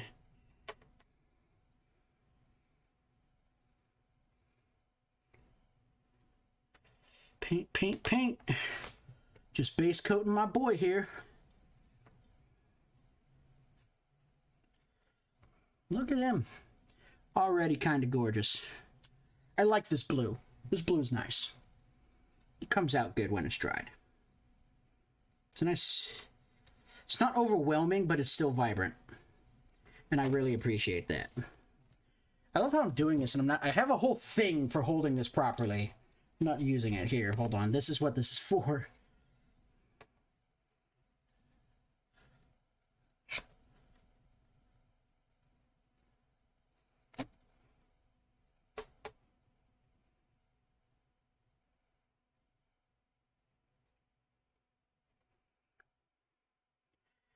Okay. Are we missing any spots? Just kind of down here by his feet. Kind of inside here. Kind of like that. Area. I accidentally hit the back of the knee there, but that's okay.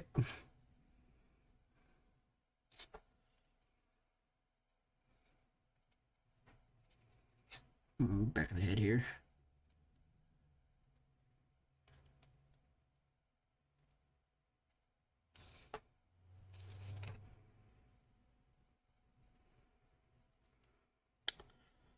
Okay. Alright, that's his base coat done. Just set him right there. We're gonna do the same thing from our other boy here.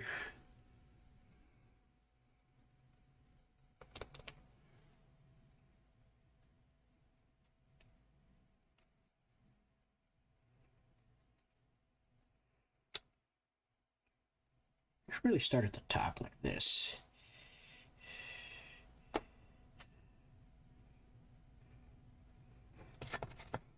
It's like, that's just silly that I keep doing that. So I keep filling in these details on the side of the leg, and I don't know how I keep doing that, but it's because I keep starting there with a brush full. So I want to go for a larger, flatter surface, you know, when I start.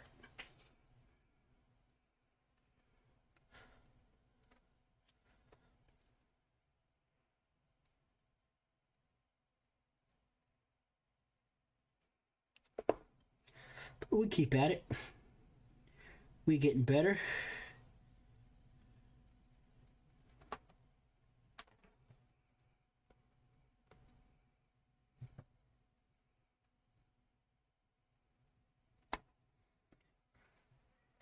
Getting in there. Gotta get on the inside of the legs.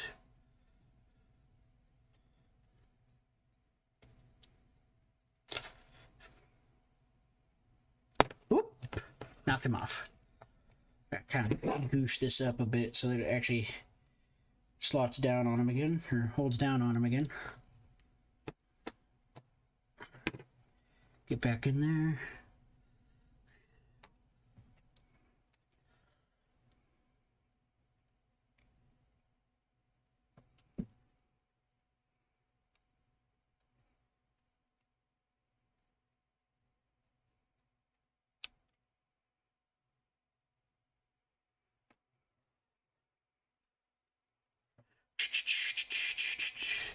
So many details on their legs. It's kind of crazy how detailed the legs of a Space Marine are.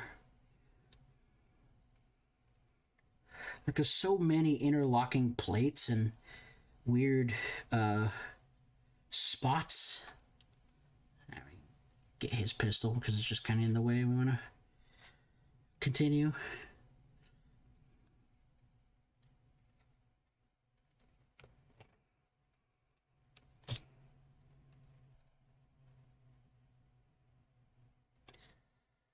Get across the chest here.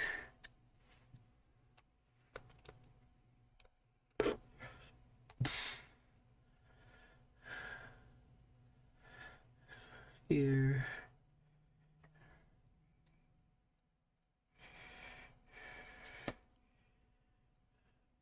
Come on. Getting in there. Face. I think I probably need to thin this down a little bit more. That feels like what's happening here.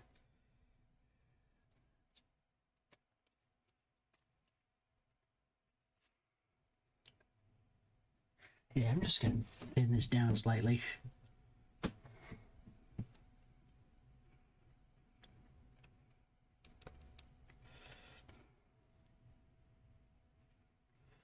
It should do better.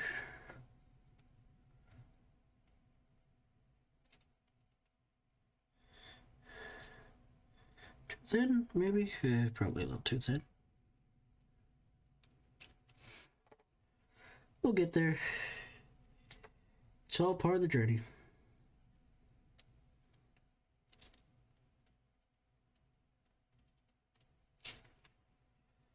Okay. We get that up in there. We get our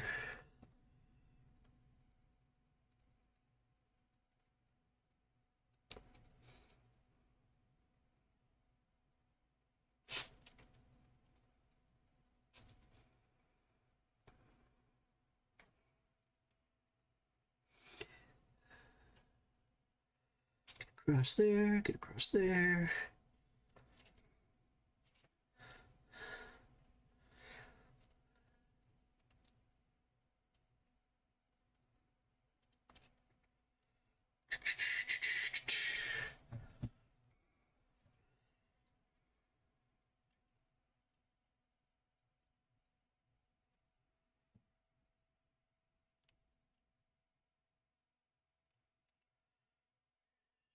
Some of that back up at that recess.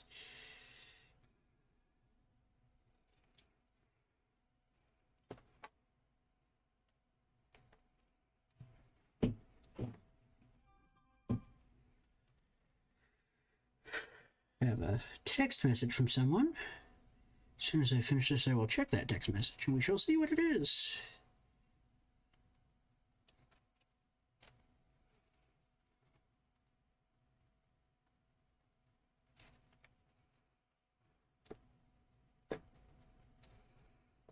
But I'm holding it by the base again. Instead of using literally my blue tack thing. I don't know what. Just working on the bases. I just kind of got. Oh, look, another bot's in my chat. Welcome, bot. I hope you're having a good day botting. And, like, annoying people.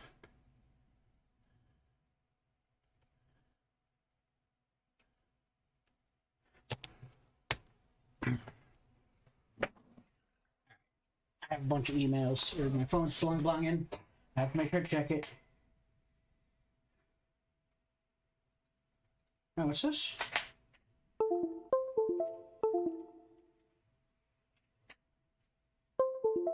Oh, Dad wants to do dinner.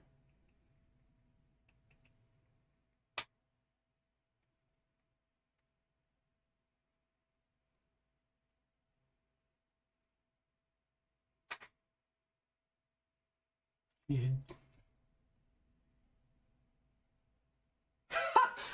Oh, man. All right. You're not a bot. All right. You got me. You got me.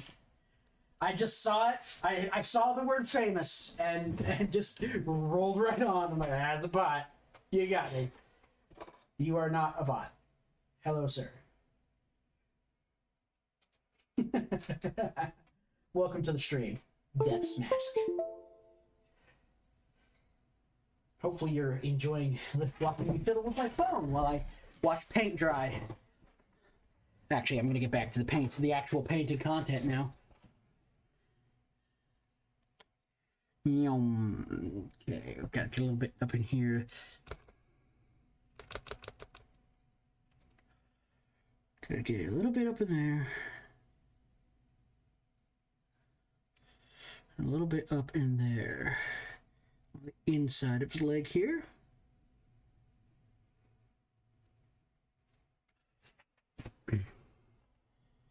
So just holding that up so that I can see for a second. Get a little bit there, a little bit there. Most of these I can go back over with the wash. But we set at this point. Set that boy down. We're going to base our next boy. Next wolf. Get some of our azure.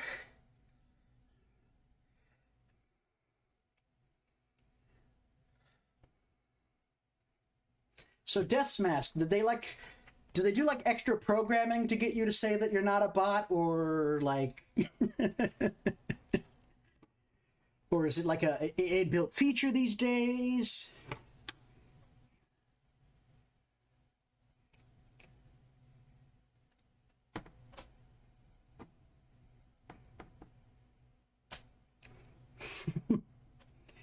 I'm sorry for calling you a bot. I just saw the word famous and just assumed you were a bot. That's what they all say. Hey, wanna be famous?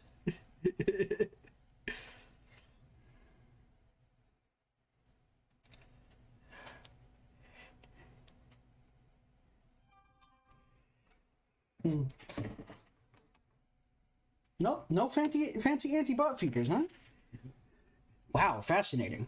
Where do I get my own Death Mask bot? I'd maybe use one of those. Smart enough to tell someone off when they're wrong? Come on. Who wouldn't?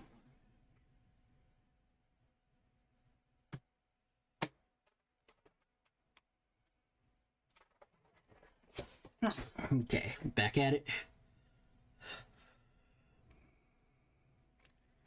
Not gonna lie, this brush is not holding up. This brush is coming down with me.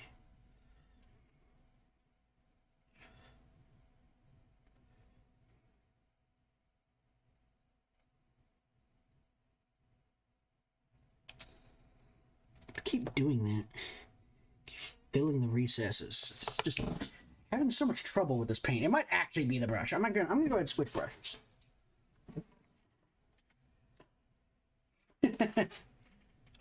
Can be found playing Star Wars. No, me too, buddy. Me too. Just kind of get in there and make sure we get up under there. This is a tiny brush. What possessed me to grab that one? This brush. This is the brush that I want. This one. I'm like, oh, I'll grab the tiny brush to do basing. What am I, crazy? I want to be here for an eternity. Painting this color that's just supposed to be all over.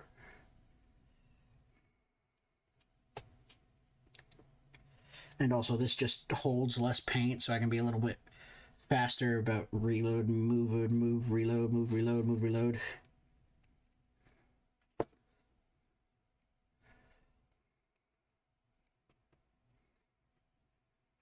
Need to remember that the part of the fur does show up back there.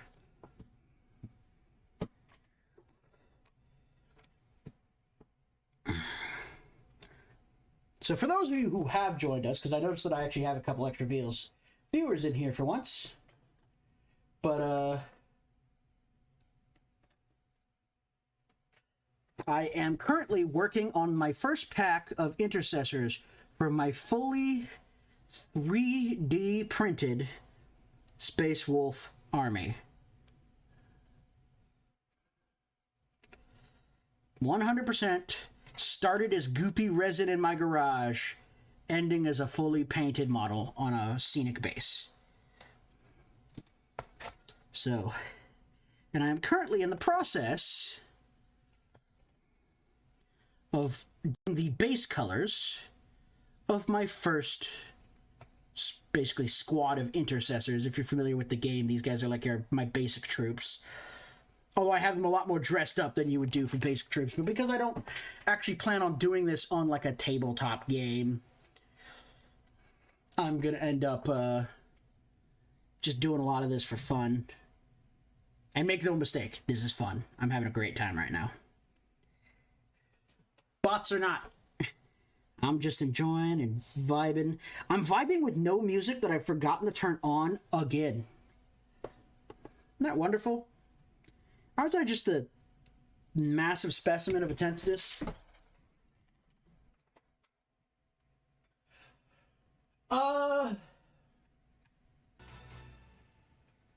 So there's actually a little bit about this when it comes to Game Workshop. So most, like if I just go to a game store and want to pick up a game, yeah, people aren't going to care that much if I just pick up a game at a game store. But if I tried to go to like an event or something, it needs to be from them. They don't want us 3D printing entire armies without paying Games Workshop, which, you know, I understand the motivation. It's just kind of dumb. And since I won't be taking this to any tournaments, because I basically play the game exclusively on TTS, Tabletop Simulator, which is, you know, the only real way I can get games, because I don't have the biggest thing is the time and vehicular access to just pop down to a game store and just play a game.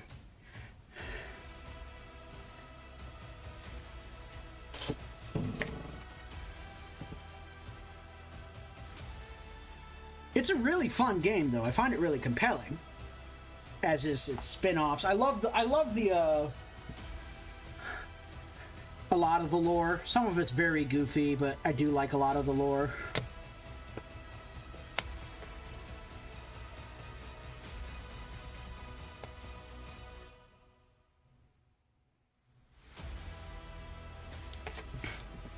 And I've actually written a ton of lore for this successor chapter. How familiar are you with 40k lore there, Death Masks?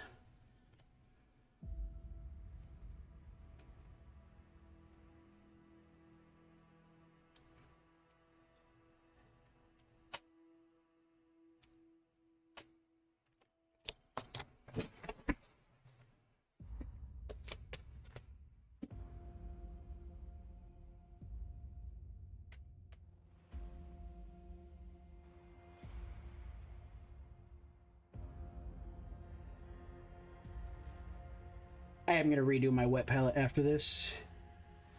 Actually, after I do the basing, the base layer, the base coat, that's the word I was looking for.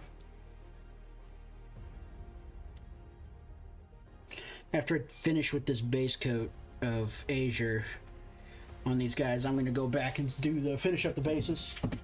You know very little, huh? Suffice to say that basically I'm making a chapter of Space Wolves, which are superhuman space marines that are also slightly werewolfy space Vikings. That about sums it up. In fact, this squad has a name. This is their squad leader. This is their pack leader, is actually what it's called. And his name is Ralof. And he would like to know if you're finally awake.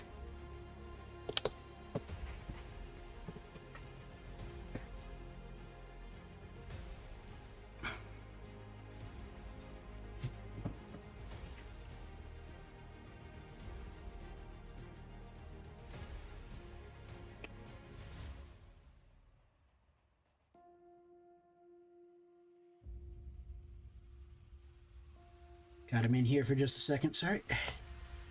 Just to make sure I can see into the detail.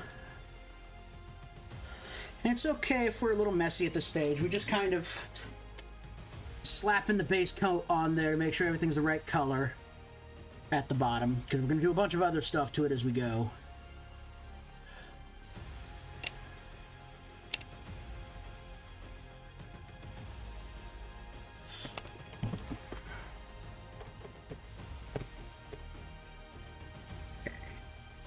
We'll go back and check them for any missing parts, parts that I've missed, rather, I should say, rather than missing parts. I hope they don't have any missing parts. I worked hard to get these all on there.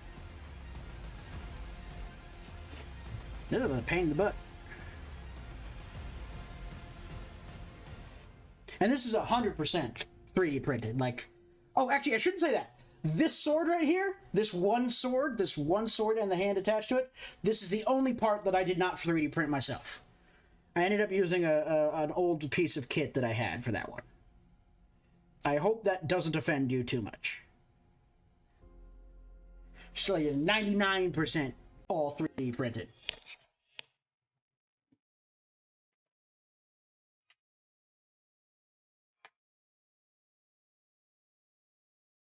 Mm-hmm. I see. I've not played the mobile game. I don't care. There are some good ones. Like, if you've ever played Dawn of War, those are actually pretty good. If you like strategy games.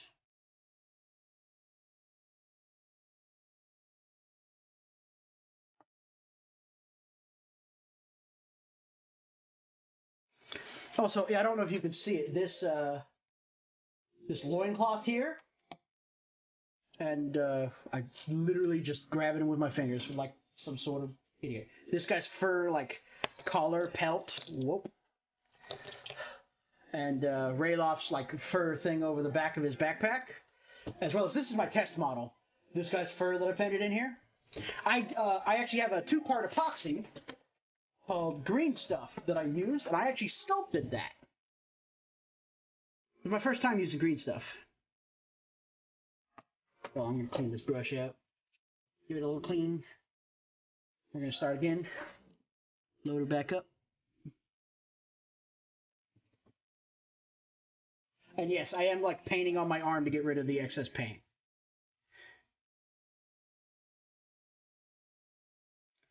I'm sure there's a better way to do that, but it feels right to me.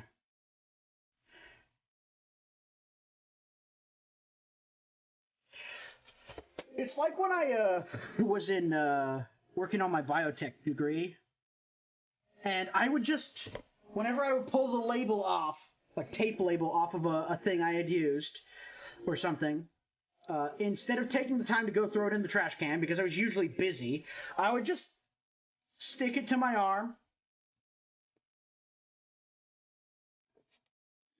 and so I'd have a whole bunch of like rolled up tape and sticky notes that were, you know, used, just stuck to my arm at the end of the day, just around my sleeve, on my shoulder. I just stick it to me because it was just easier to have it stuck to me, like in an out of the way part of my arm, than it was to go all the way over and throw it in the trash can. Which sounds lazy, but like I was dealing with like toxic chemicals that I needed to make sure I was paying attention to. No one wants to have accidents with their acrylamide, their unpolymerized polymer that is a deadly carcinogen and, well, it's not like directly deadly, but a toxic carcinogen and a skin-absorbed neurotoxin. No one wants to, like, you know, spend time going to the trash when you're supposed to be making sure that's not bubbling over on you and getting anyone hurt.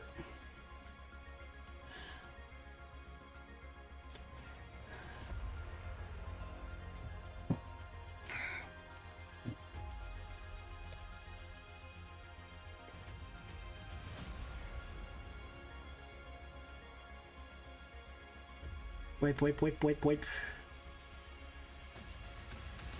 We working. We getting there.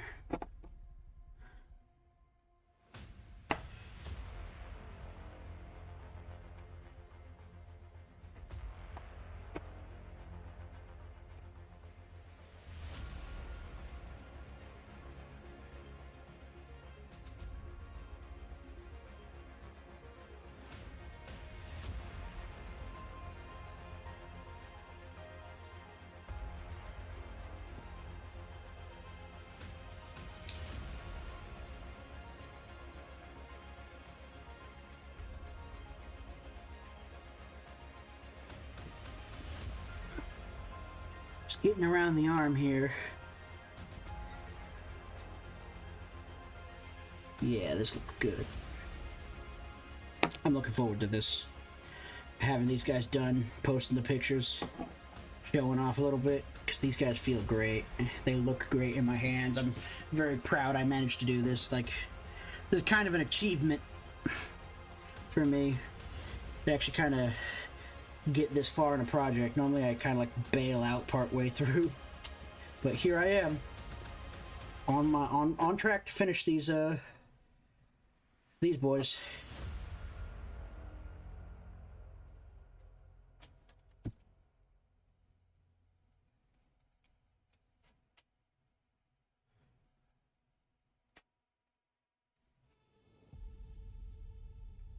We don't need to get super aggro about making sure that's base coated in this color. Okay, now we have the face.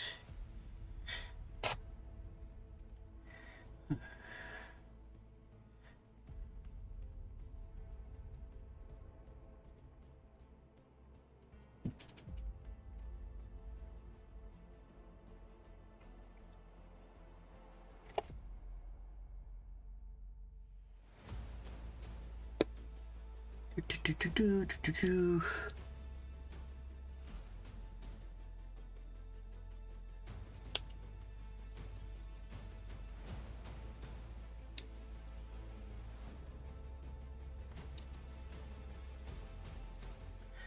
got one more after this.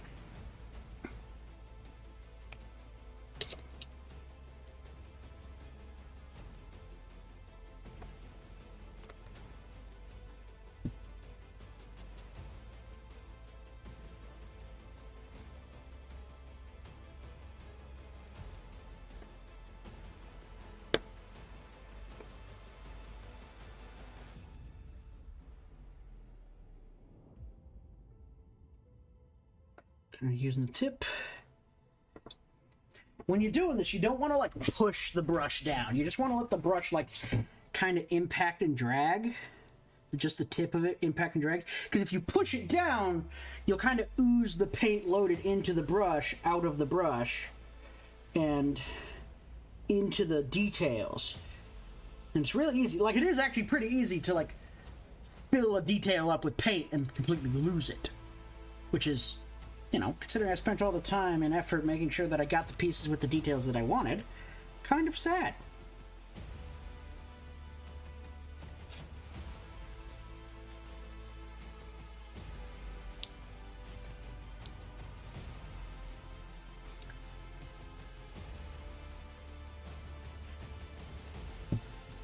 Get that in there.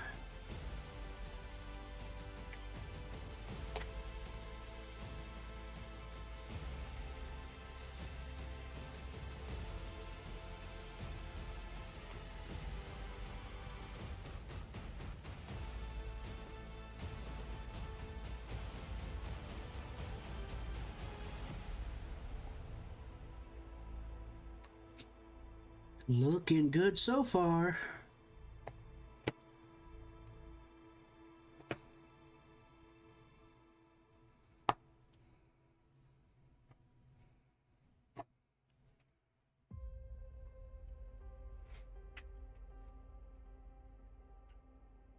And I'm trying not to just... I could just slather this whole thing in blue, and in reality, like, a spray can could probably get this done faster.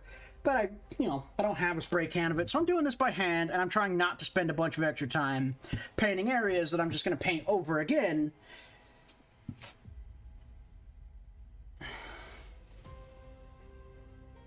With different colors. So, like, I'm not painting the, cable or the axe or their weapons.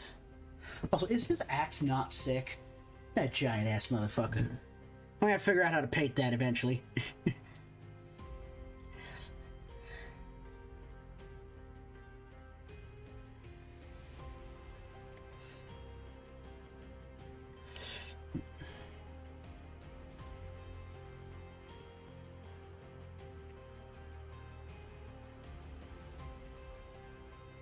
I actually don't need to paint the Aquila, but I keep doing it, and I don't know why.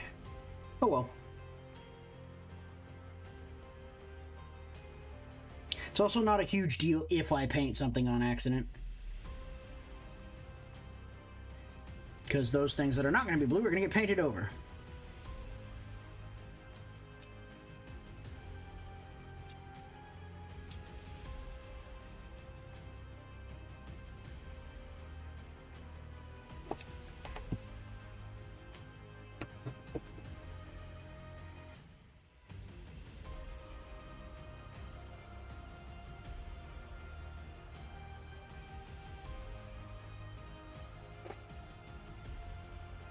Got to get his head in here and close to it.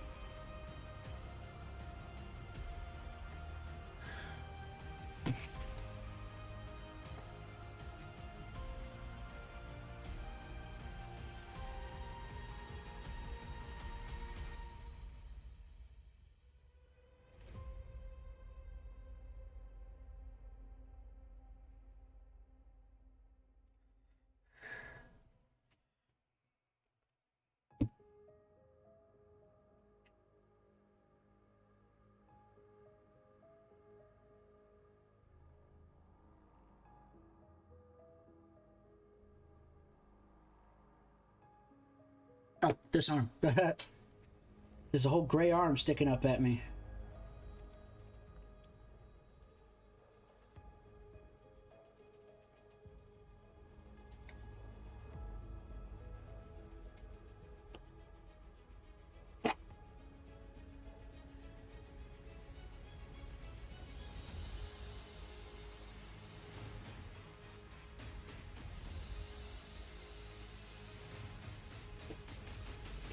I'm gonna paint this head blue because I am gonna have to paint it white later.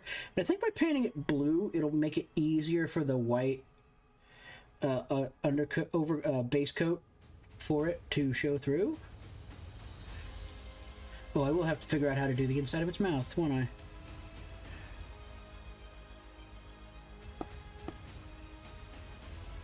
And this attachment point back here. It'll be fine.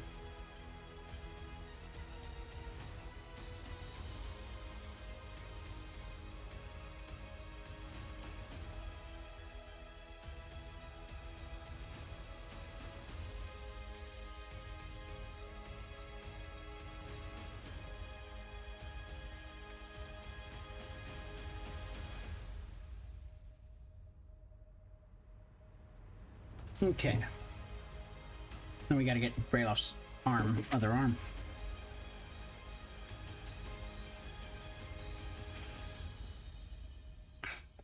That's wrong.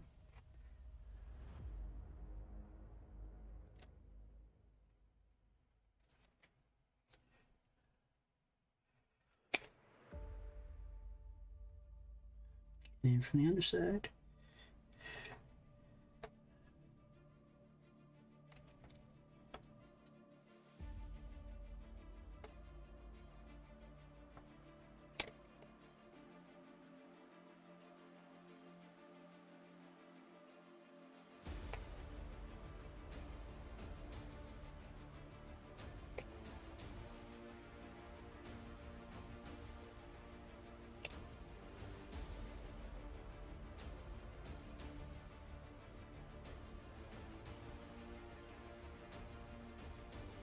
See.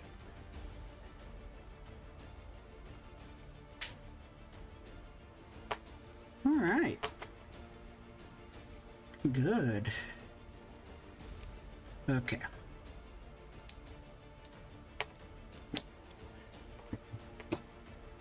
Okie doke. Let me clear this out. And take a quick moment. And so for this, I'm gonna actually take a moment. And those guys are gonna dry. We're gonna let that dry.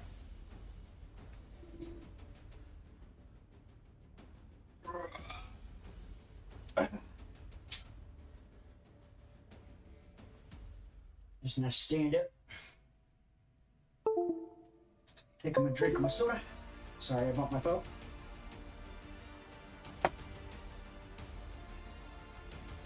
And we're gonna finish up the fluids on the bases. And then we'll add the gloss varnish.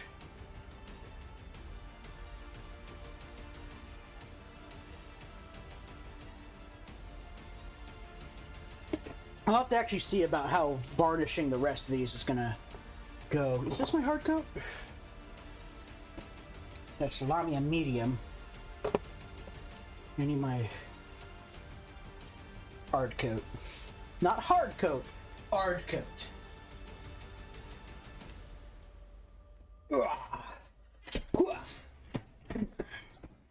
So this is my gloss varnish right here.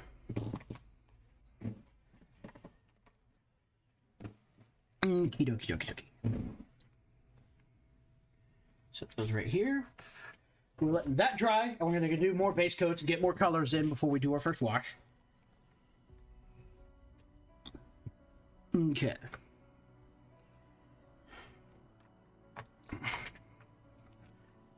So here,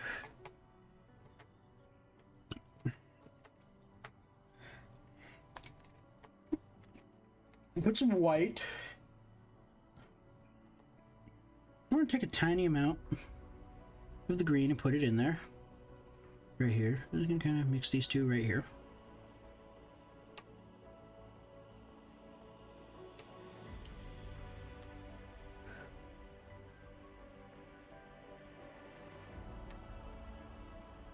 this color is about right. I'm gonna get rid of a lot of it because I don't want to have a lot. I don't want this to be a gentle effect. What we're just gonna kind of do is I'm just gonna kind of paint like irregular. Probably need a little more than that though. Irregular. Kind of tap those to.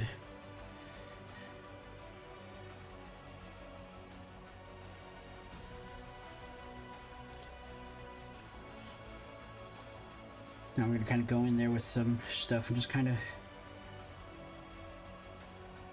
I'm actually going to get a bunch of it. Just going to get some more of this color here. Move it onto here. And then I'm going to add a good amount of water to it.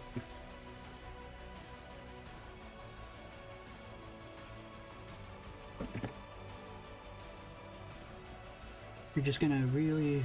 Oh, that's way too much. In fact, that's not enough water. We need really thin water. We need this to be really thin. In fact, almost translucent when I...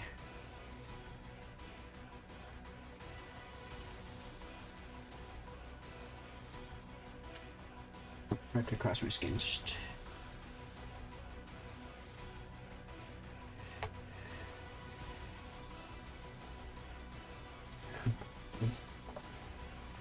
It's not terrible. Well, it's...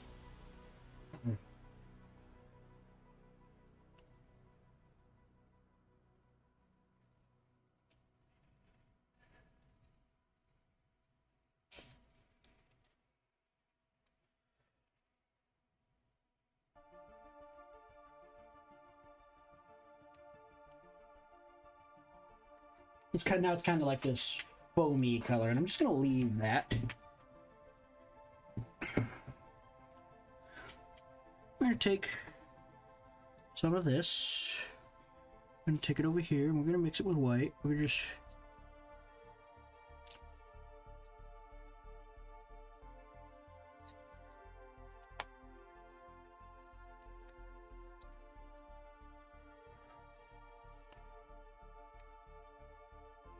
I want just a little bit of lighter.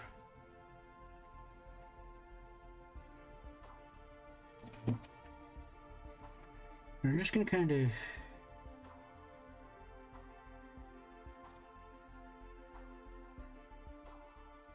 too consistent. We wanna kind of just a little bit like that.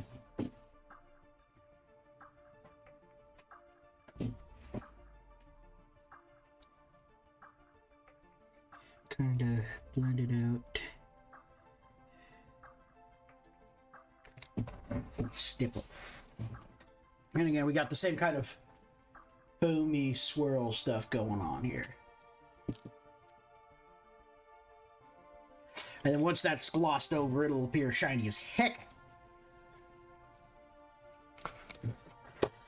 Okay. Now I'll need more azure in the future, but I think it's about that time. I don't really need any of these paints for these particular paint mixes, and I've run out of real estate, so I'm going to go ahead and clear this palette out for a new project.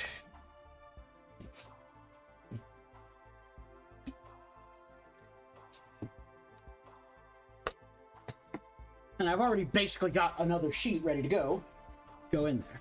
And Death Mask, I don't know if you were here earlier, but here you can see me making my wet palettes.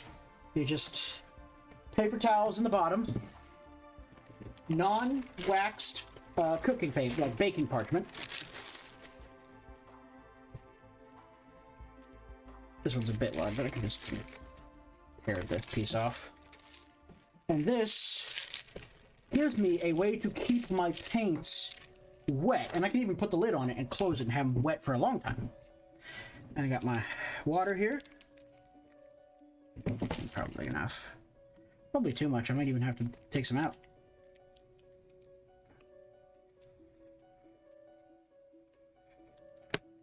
Oh yeah, that's definitely too much.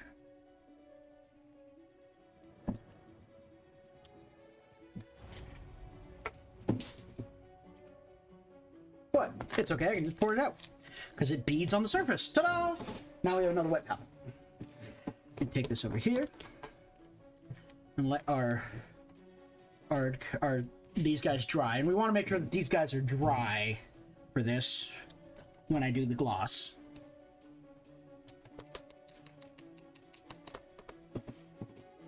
Okay, we got that. We have a new fresh palette. So, now what do we paint next?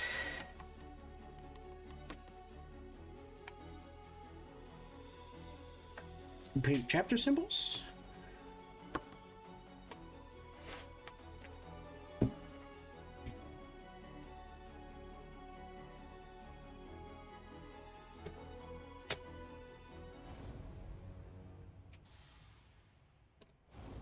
Let me see, what's the other guy here? It's not really particularly different, to be honest. So we won't do that then. We're not going to paint those till after they wash down.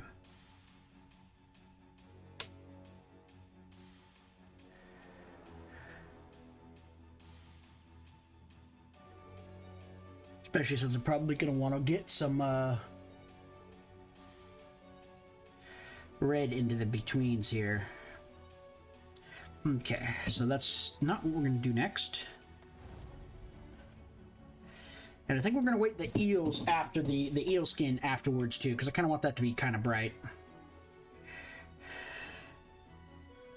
Alright, I think we can do... We can work on leather bits. I just need a touch of brown. Looks already got a little water in it. And so we're gonna paint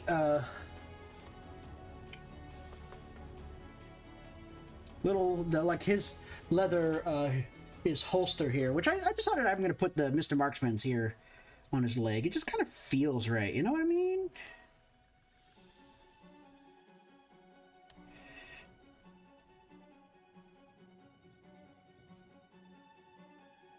Though, of course, I will have to go back over with Azure here in a moment because, you know, obviously I don't want to leave the brown on there.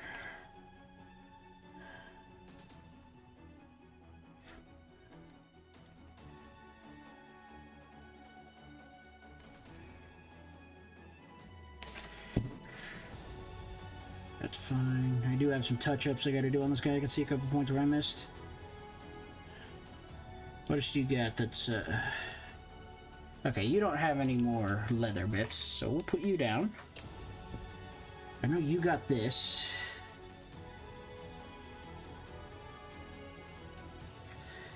So you've got this holster.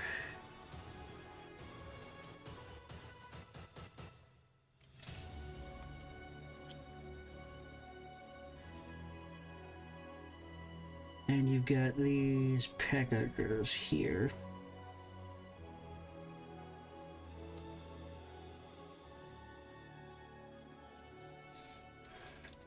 Got these pouches in the back.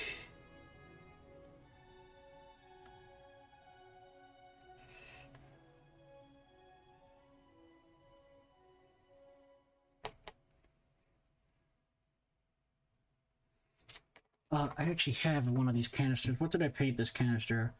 I painted it with what looks like zinc. That's a metal canister. So I will go ahead and just leave that way. Okay, his leather bits got taken care of. It's now time for his.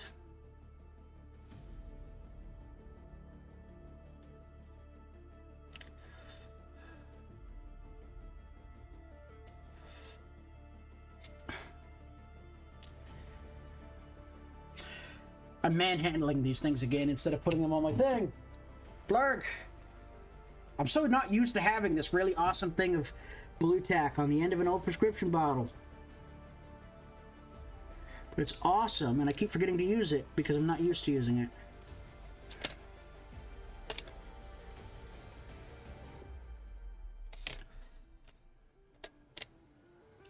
So he's got a little more.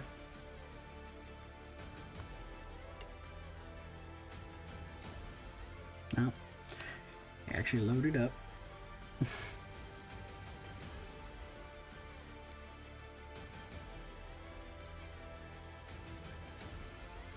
Get the top here.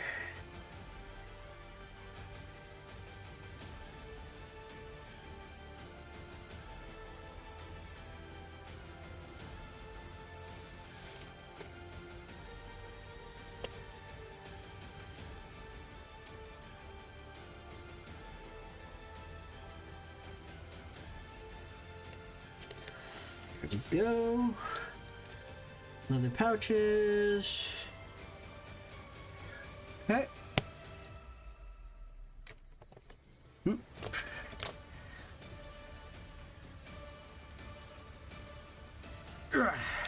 Tell you what, I'm gonna find a. Take a moment. I'm gonna find us just different music for a moment. Let's see. Let's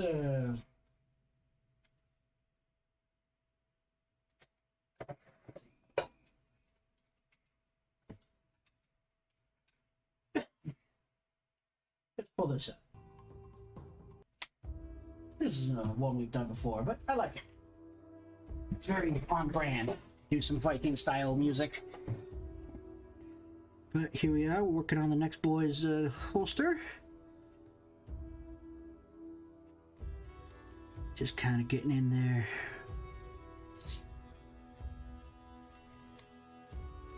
And there's some angles you don't need to worry too hard getting the paint on a part of the surface. Like, it's not utterly vital to get the paint like just under the nose of the like against this thigh where there's a slight gap. It's not utterly vital to get it there. Although I'm a manic person doing extra work for no reason, so so I did it anyways. Just kind of get this in here. Hup, hup, hup.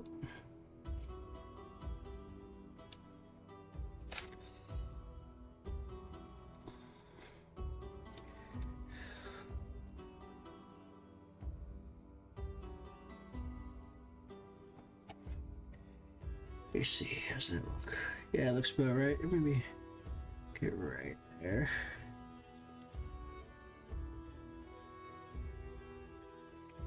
So, do you have any other brown bits I need to do on you? No. Well, not like leather brown bits that are just going to be this leather.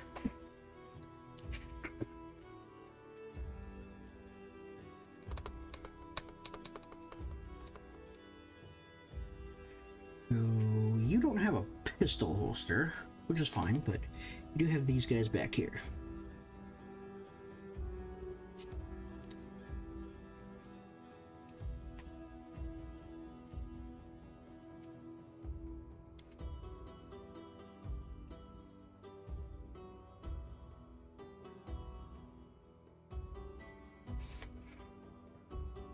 I did it again, by the way. I totally didn't use my thing. I think that's fine at this stage. Just kind of handling it delicately just to do a small piece. It's when I'm basing that I really want to make sure I use this, because it's kind of important that I don't touch a lot of the model while that is drying. Okay. Now. That was the brown bit. Now, what do we paint? Oh, I forgot there's one more thing we gotta do for the base. I'm supposed to do blood splatter on one of these bases. So. Now. Let's look at my boy here. We have a couple options, actually. Either starting on the zinc in the back here, and for a lot of the gun cases aren't going to do that. Okay, so I'm actually going to go to my gray and white mix, or my gray and black mix. Black.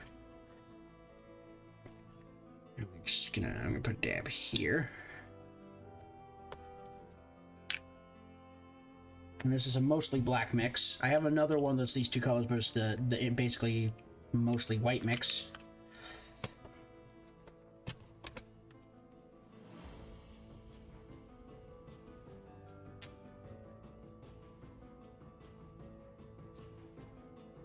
I'm gonna need a fair amount of this stuff because this is gonna go on the gun casings. This is gonna go on gun casings, and in the joints.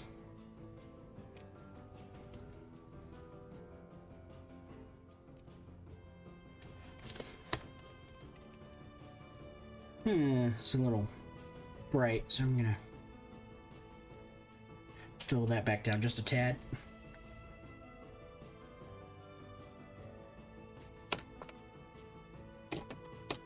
Yeah, that was too much white. Still need to have more black than that. There we are. That's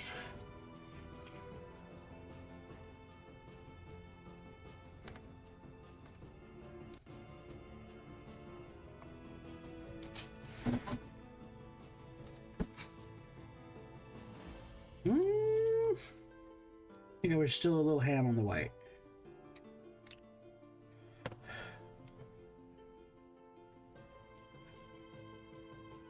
There we go. Yeah, there we go. That's the color. I did all of this off screen. Sorry. Sorry, I'm still getting used to having this camera and where to mount it and stuff. Maybe I should switch the camera to the other side since I naturally lean that way. Tell you what. I'm gonna set this down. I'm gonna go ahead and clean this off. Set this down for a moment. I'm gonna do a slight rearrangement here. Take this, move this. We're gonna be real gentle with that.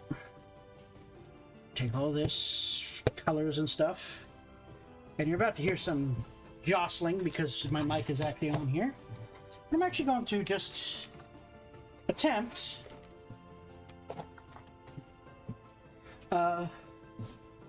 see, that's the problem, is I don't want that cable running all the way across. Well, we're gonna just try it. We'll live. Don't worry, you're gonna see some weird stuff for a minute.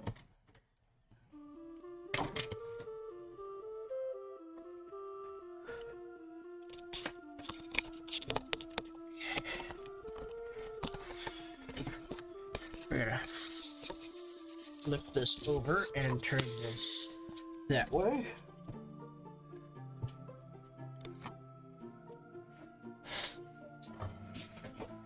Now when I'm working over here, this should be better. Not a fan of this thing hanging here, but I will figure that out. Because it's not actually really in my way, but it is kind of unnerving to have it there. But this might be a better place for me to work. If I'm leaned down this way, yeah, where I've been kind of doing my stuff. Yeah, I think this is actually the wisest decision, is to do it this way. So we're just gonna try this out, see how this works. But as you can see, we got this kind of gray color.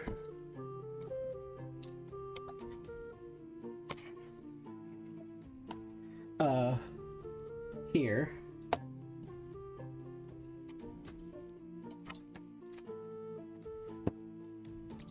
Ooh, there it is. This gray color, this kind of dark gray. I'm kind of just doing this to unload my brush. I don't want to overdo it.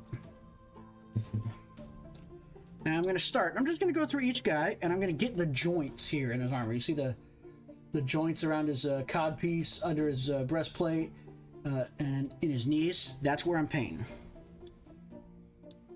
Just painting that.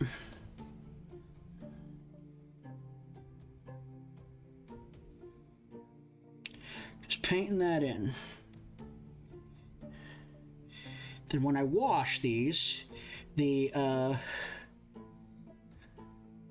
I wash the model, the recesses of these things will be filled, and this color will darken even further, giving a nice, really dull gray with dark stripes look that makes it look like these kind of segmented body glove segments. Segmented body glove segments. Sections, I think is the word I was actually looking for. Although I am fairly certain I'm using the wrong brush for this right now. It's going to take a moment. And it doesn't matter if I'm perfectly clean here, because we are going to end up rebasing these after we... Well, not rebasing these things, but rebasing the main color after I do this. But I'm actually going to move into this much smaller brush that I was using earlier. I don't actually want a lot of paint in these recesses. I want to be able to control this pretty well.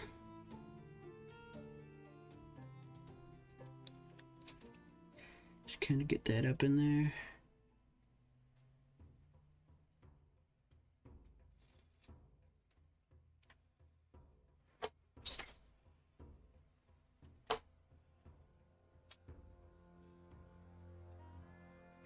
Backs of the legs, we got there. There, okay, so you're set. Oh, well, you're almost set. I'm actually gotta paint the gun. Now, most of the gun is also this color.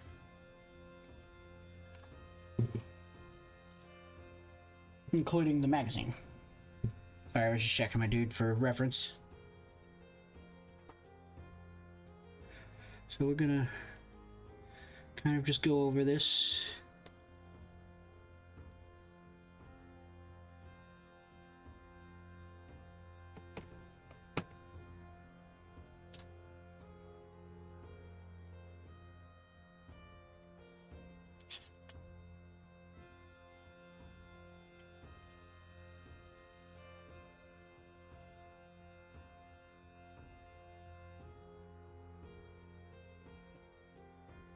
Let's get it through. I actually should be using a larger brush for this. There is a doggo back there making noise. It's not even 6 o'clock and you're already bothering me. Crazy dog.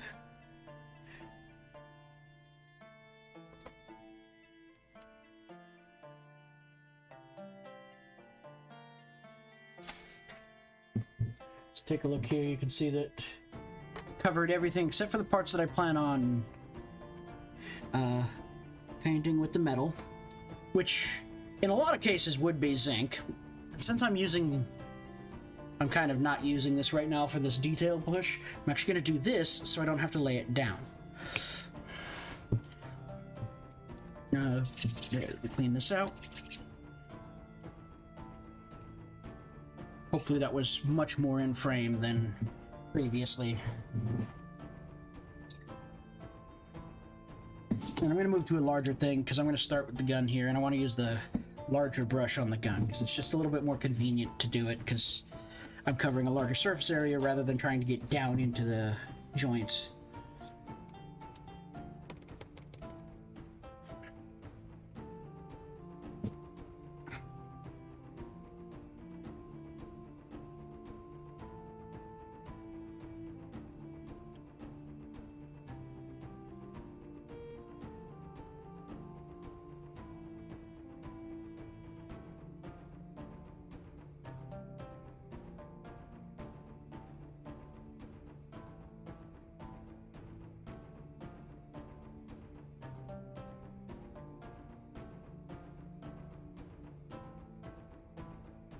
Just gotta get up in there and get this on there.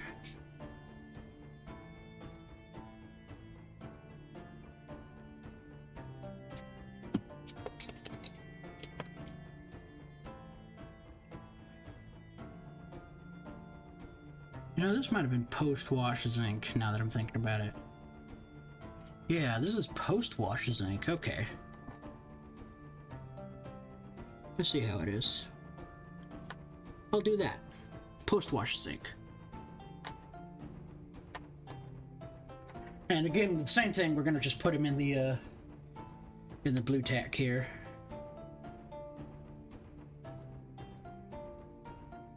So that they stay upright while they're drying.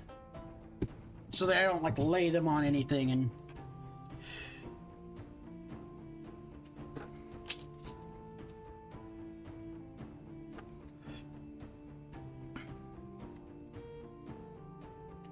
okay. Now switch back to our small brush.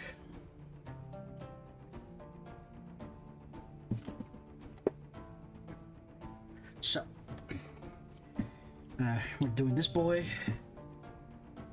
And from here on out, we can do the small brush, because we're going to do this color in all the joints and stuff.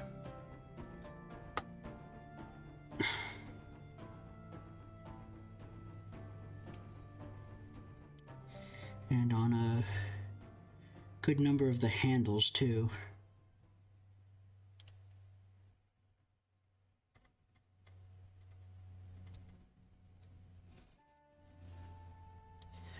Just get in there.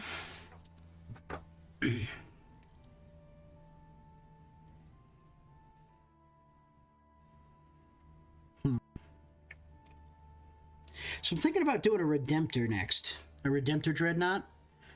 I really like them, and it would be fun to work on a bigger project. And my, let's just say my Thunderwolf Cavalry are a ways off.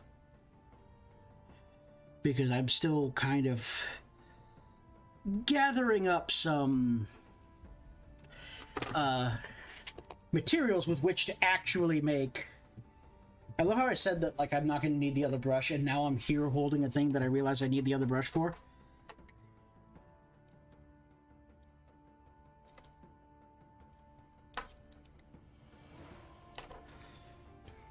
On the bright side, the switch has worked.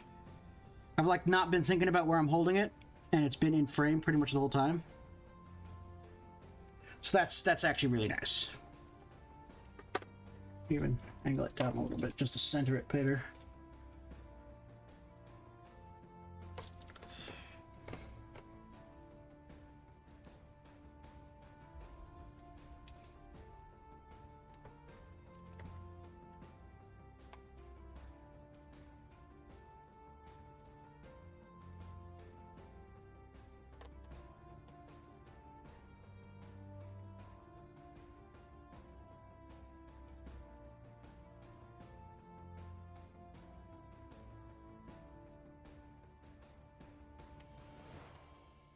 Get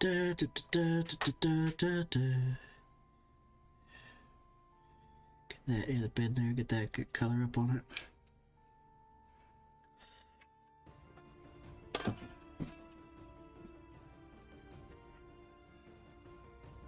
Go away. I will have to look out at the people because I don't really want to deal with that. Oh well. Don't worry about it. Y'all fine. But did I didn't. Just gonna take a step back. We're gonna paint this boy's gun handle.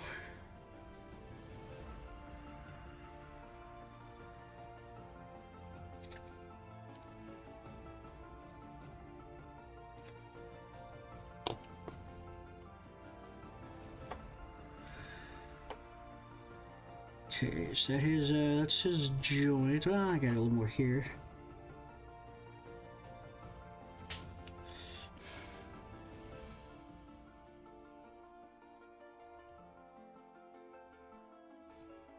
Okay, that's his joints.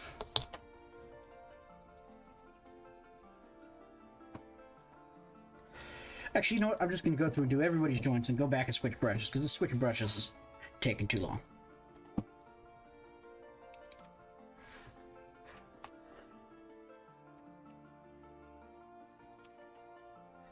Not gonna lie though, this shit's fun.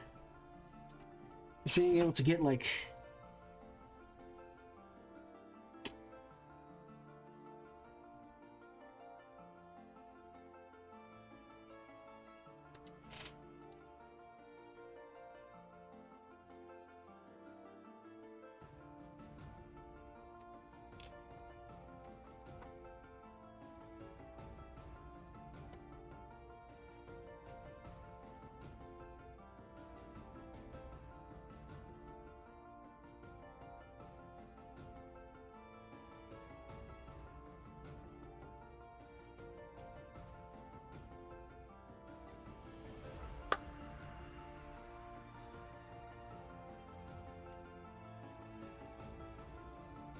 we'll fix that up, but we do need to get in on his neck here.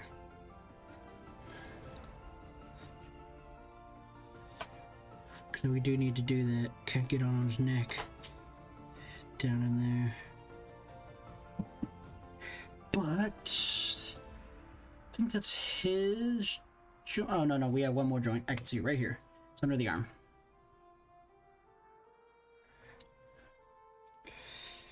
Oh, ooh, got a nice big glob right there. I'm gonna have to touch that up before I do the wash, or else that's gonna be a pain.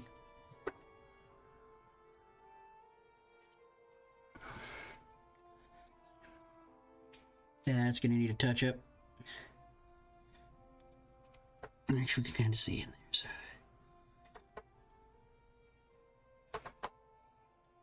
That'll be good. Okay, that's his joints. I'll do Mr. Ralof's. Wolfguard Ralof's joints. Start with the back of his knees.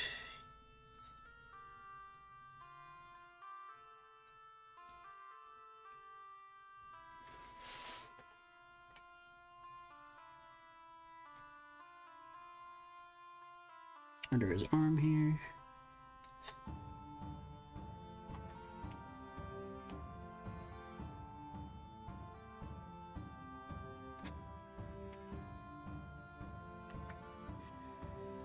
Here.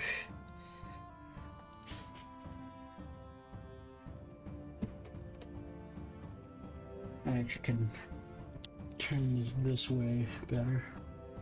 And that'll get me more where I'm working.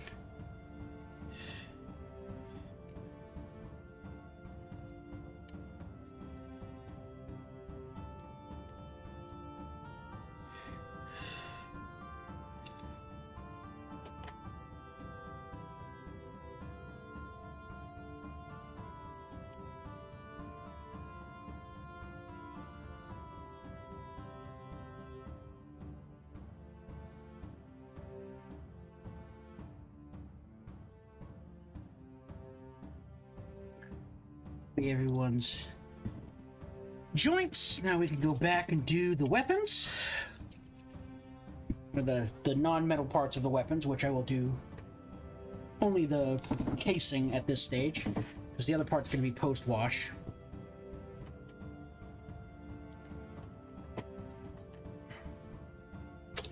I will do the copper pre-wash though, because I kind of want the duller copper.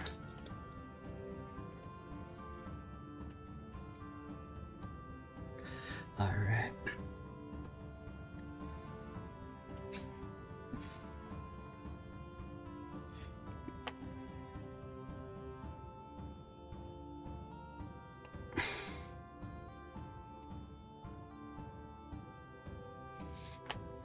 Just gotta get it on there.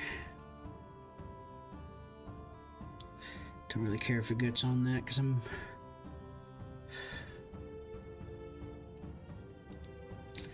should get on the other side.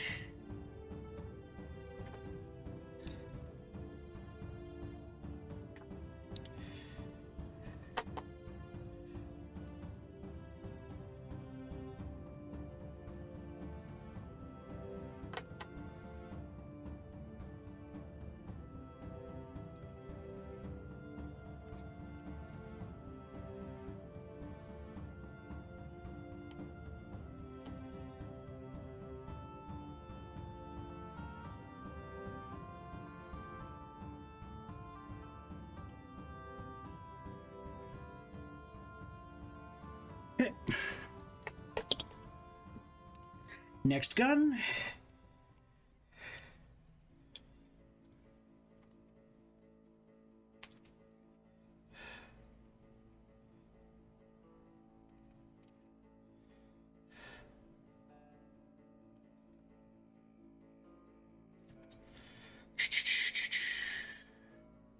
Getting there, boys.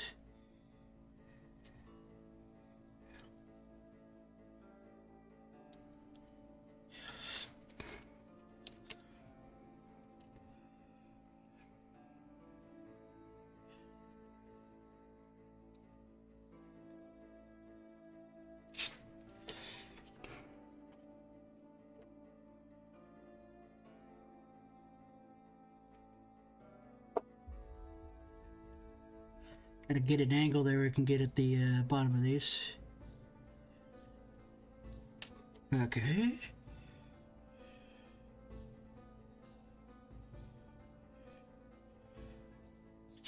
Okay, good here. His weapon. We got one more weapon left to paint. For with this color, anyways.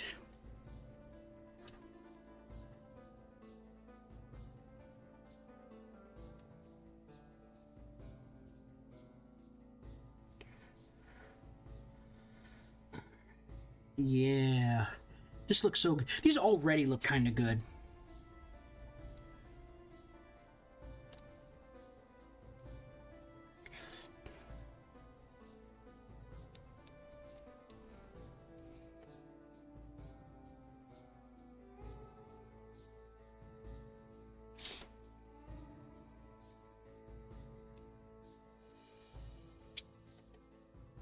I didn't paint his gun handle. There you go.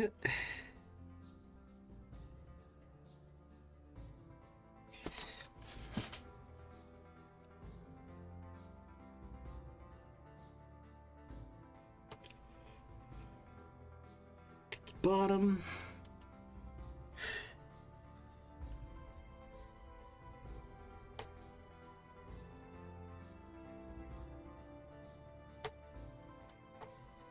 The handle, make sure it's the right.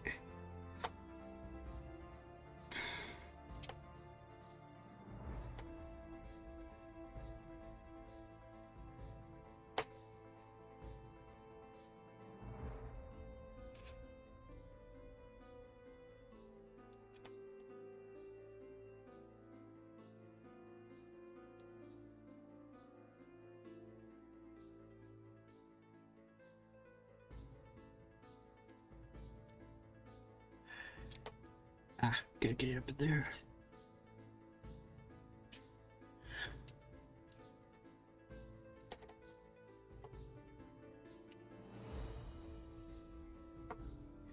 Okay. That should be the last of this color for the guns. And I think in general, actually.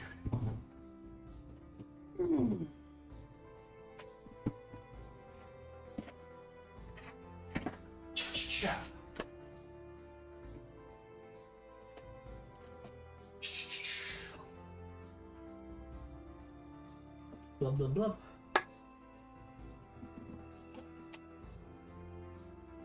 Alright. Oh, I should actually... I'll just push you that way so you can see them. Alright. What's our next step?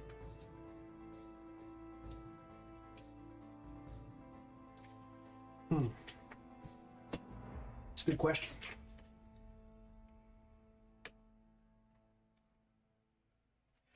Let's see. Boom, boom, boom, da. Dum, dum, da, dum,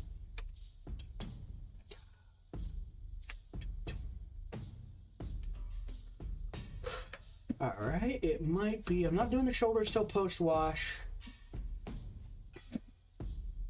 Not doing the zinc on the gunmetal till post wash.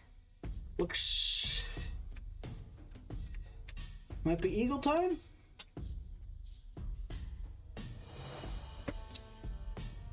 Might be eagle time.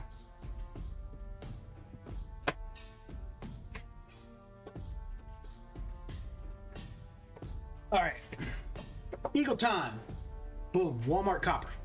We're not even going to put this in the wet palette because this is like a weird paint that I have to do funky things with. Grab one of these palettes, just dirty paper plate palettes. I'm calling them palettes. They're paper plates. They're just literally paper plates. I have a stack of paper plates over here. See? Stack of paper plates.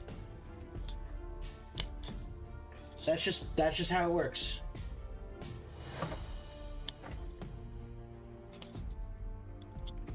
I'm gonna go ahead and now we're gonna make sure I get a decent glorp on there. I probably shouldn't use that water, so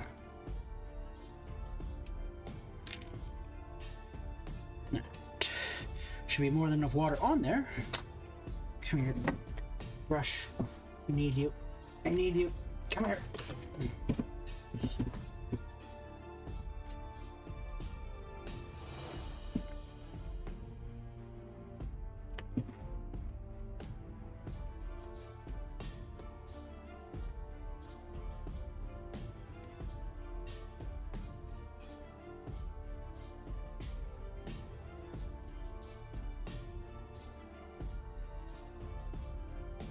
And yeah, I'm soaking the water back up with the tissue just for the sake of consistency. Because you kind of need to thin this paint out a little bit to actually get it to work.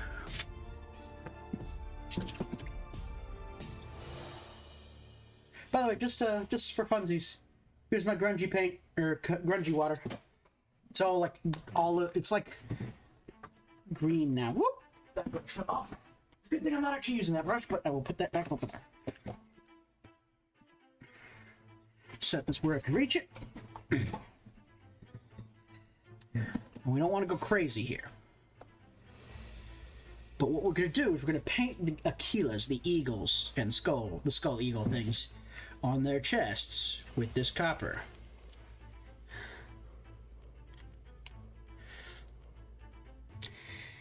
This copper will not be rebased afterwards. So after the wash, it will get a lot duller in the first place.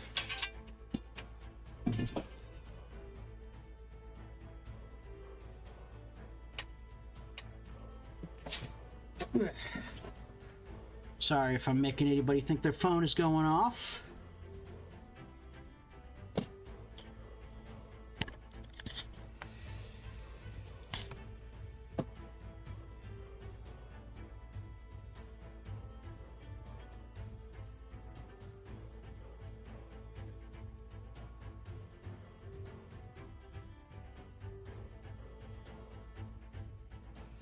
Okay, just get that in there.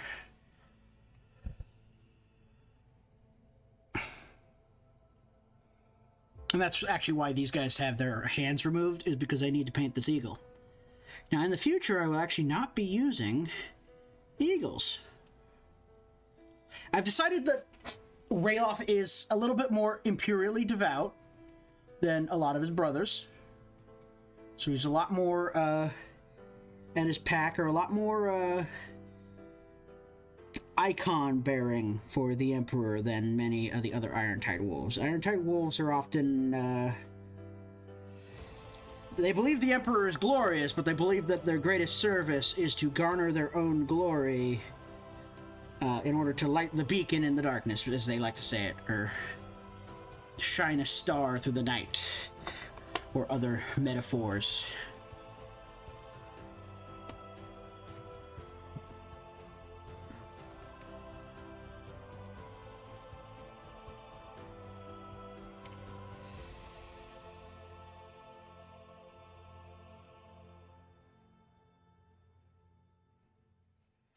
And I'm not super layering this on thick because it kind of does the job with very little in the first place.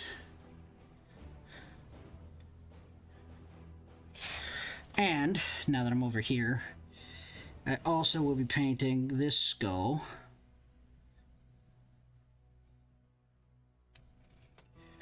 So if you can see on the gun,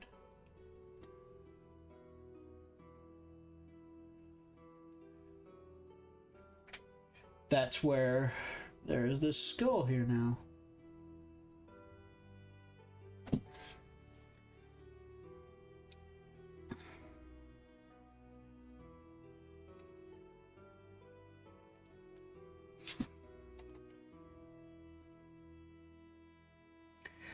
Good.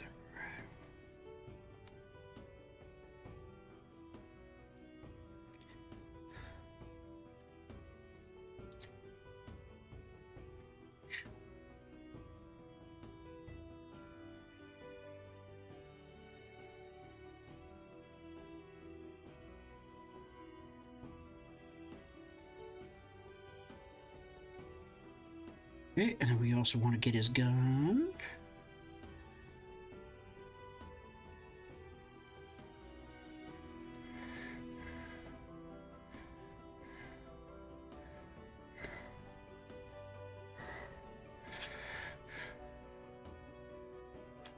I actually need to double check his to make sure I actually... Yeah, I did.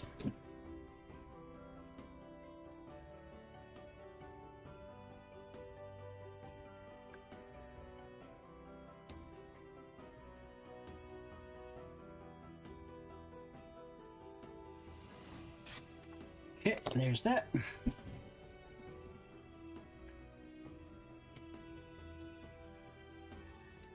Now we're doing ralof here.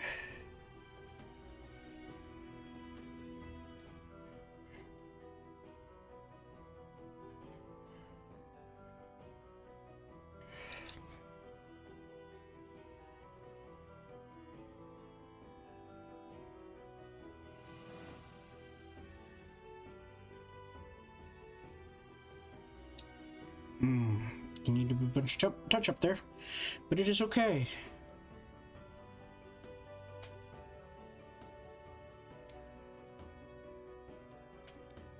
That's why we go back, and before we do our wash, we're gonna do a big touch up of the azure and stuff.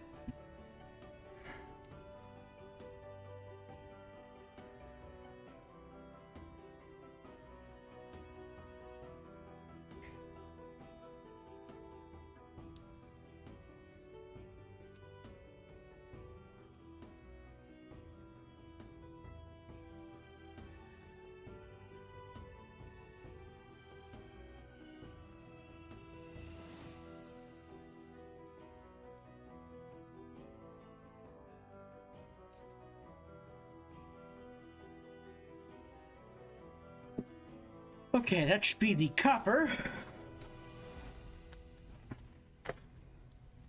Clean this brush out now. Here's my lovely hand painting hand.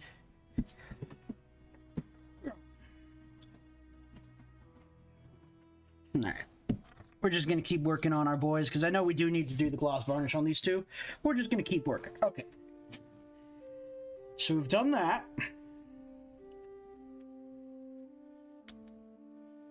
There are a few extra decisions I kind of need to make along the way here.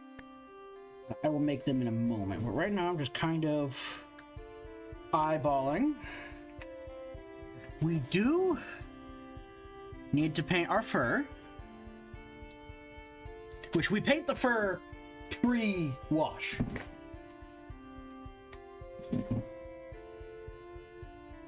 Right? We paint the fur pre-wash, because we want the Agrex Earthshade in the mix.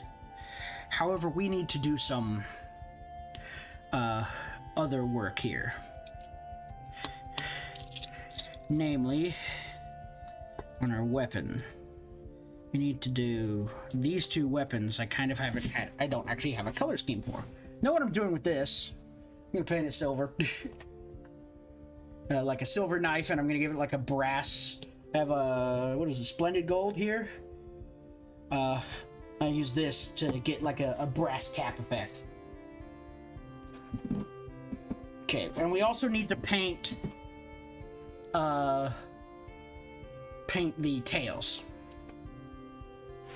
which I want to paint a different color because I want these to be Fenrisian wolf tails. Oh, I'm actually not done with the copper because I still have to do these two. Hey! This is why we use our brains.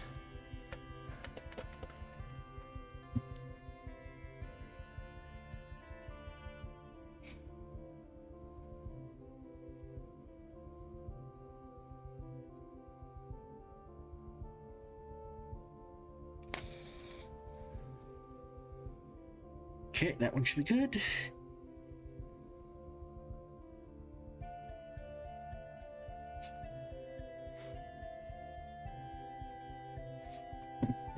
Oh, I pushed it up, didn't pull it back, sorry.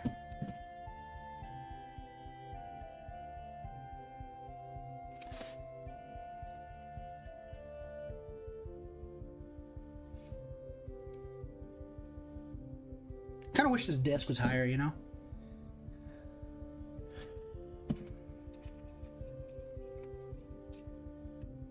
I'm gonna get my X-Acto knife here and do a slight clean thing because I have a little bridge of paint here, which I just kind of need to go ahead and get rid of. There we go. Perfect. And these are good.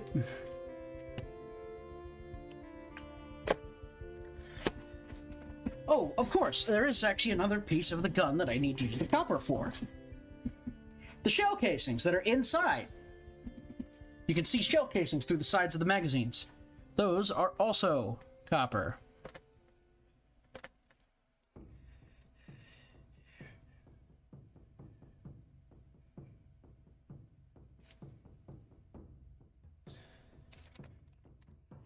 But I don't go super heavy-handed with it. I actually kind of want some of the black still in there.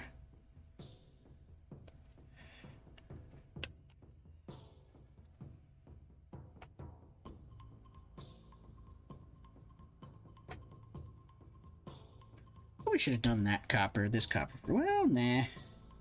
We'll be fine.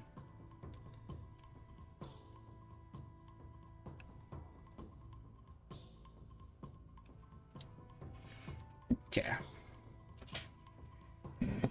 There we are. On those two. Now I gotta do these ones.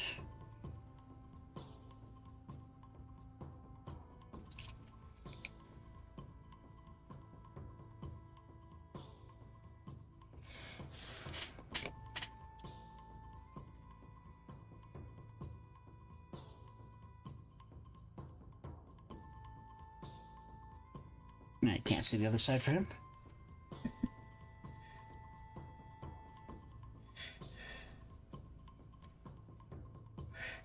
I did actually paint both sides for the, oh man, I'm still messing up my positioning of my camera.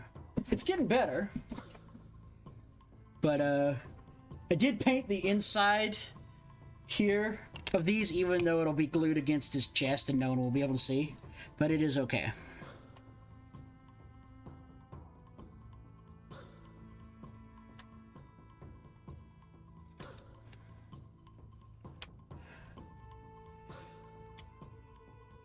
Okay.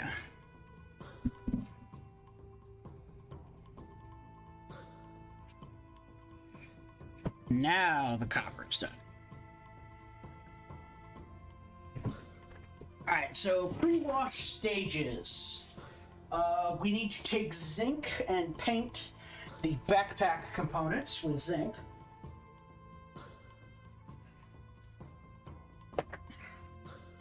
And that's the, that'll be zinc, that'll be pre-washed. Because those get washed with Agrax Earthshade and get dulled down and don't get rebased. See, the metal is post-wash zinc.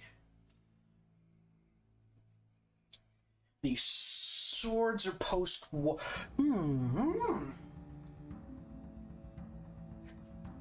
Yeah, they're kind of going to be shiny, so they're going to be post-wash silver. Like pure silver, too. And then, maybe with like a...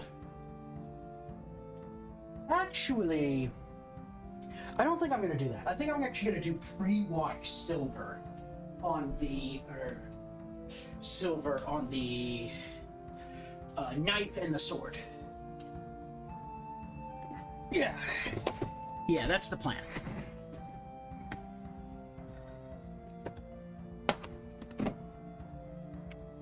Okay, so we got our wet palette back out. Where'd that silver go? He's around here somewhere. I know you is. Ah, there it is. Because we're gonna need some of this later.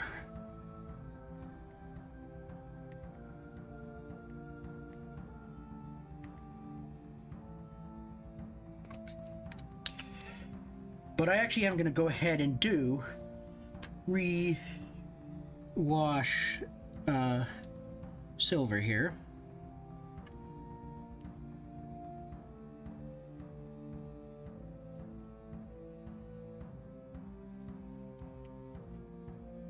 On the sword. Let me start with the sword here. Just going to go zoop. Right up the edge.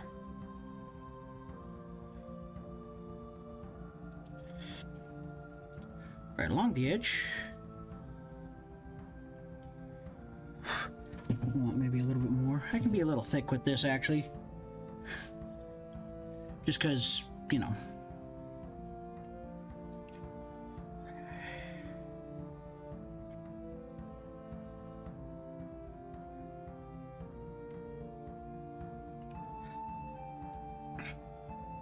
So this will get dulled down.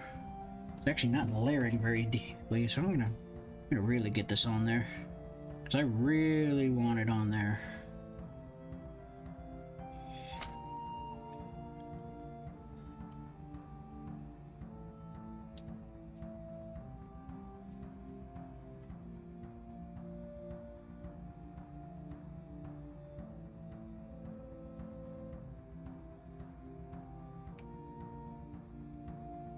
Trying to get that there.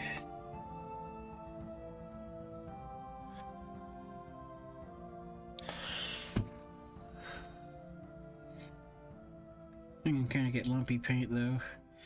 We're just gonna scrape it like this just a little bit. I know it'll kind of show through, but I think that's actually fine. Gives a little depth of color. I just don't want to actually have like components built up, and I actually kind of want a. There we are. That should, for the most part, do the trick.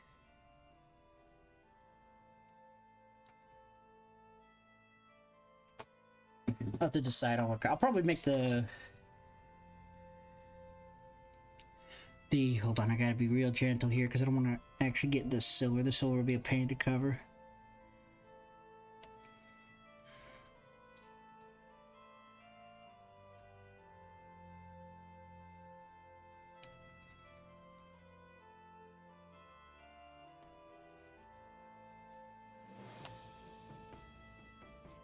Okay, we got his knife. And these will get dulled down by the wash.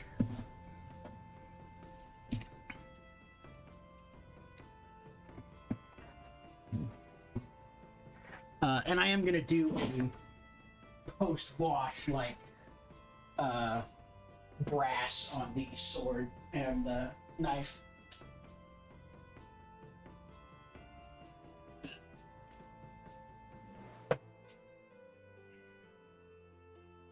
You know what? I'm actually gonna look something up.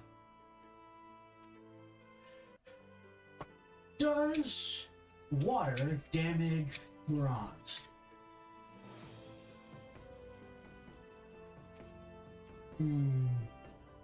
Unfortunately, they call it bronze disease.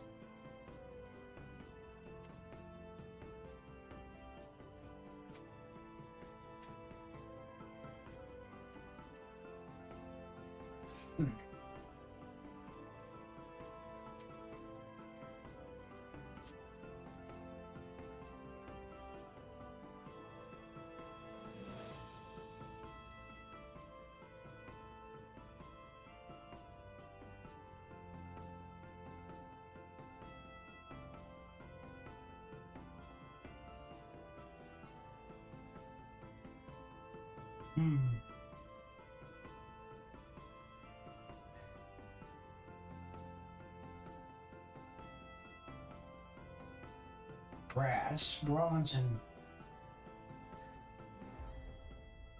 Okay. Yeah. So actually, I think a fun idea is that they use a lot of bronze fittings. And while they're using steel in their weapons here, on their home world, they use a lot of bronze because it doesn't get rusty all the time. And they don't use it for like blades and stuff. They still use steel for that, but they use a lot of bronze fittings.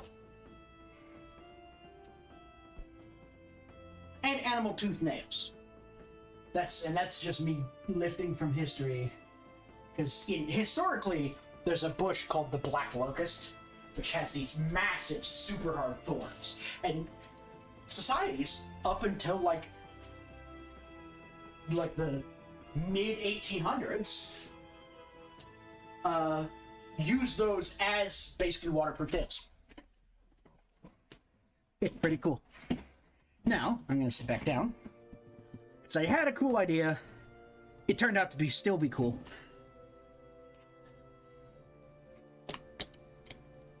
Those guys are doing that. Don't need to really paint any other fittings here. And I'll do copper on the skull on the sword. I think now we're doing the fur? I think we're doing the fur now.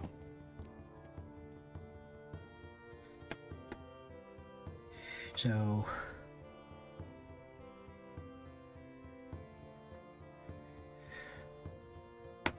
I think I'm gonna take a moment, let these guys sit, and we're gonna go ahead, we're gonna go back over to our YouTube, and we're gonna look back at the, we're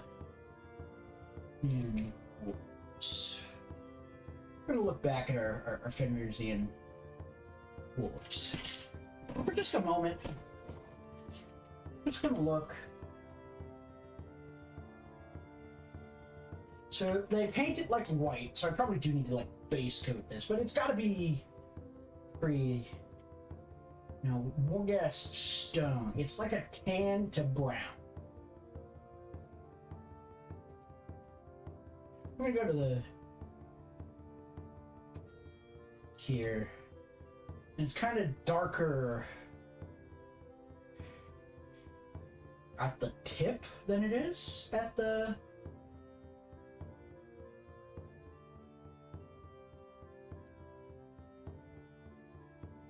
it's darker at the tip than the base, I guess.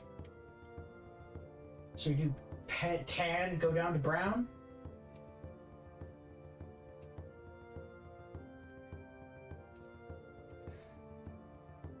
And then shade it with Agrax Earth Shade.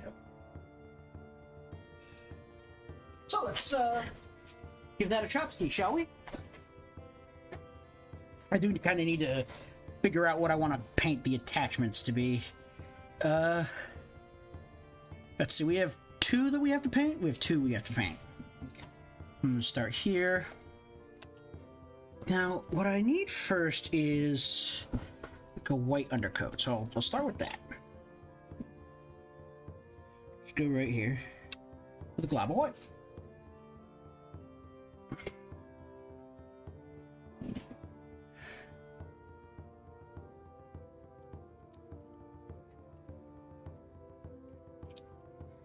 We're just gonna go over the whole thing with this white.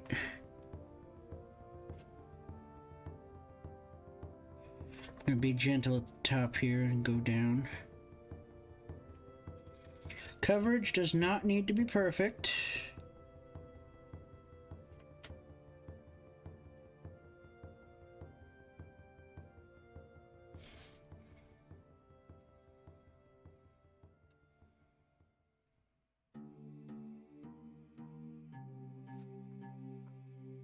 Just going over these with white. This is kind of me re-base coating this thing.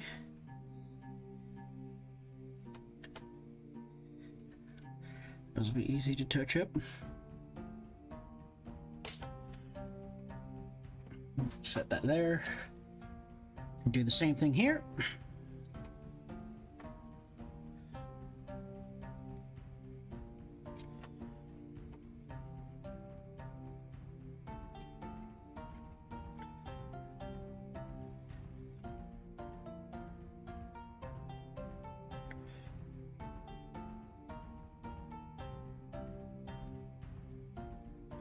You know what? Both of these actually have a top.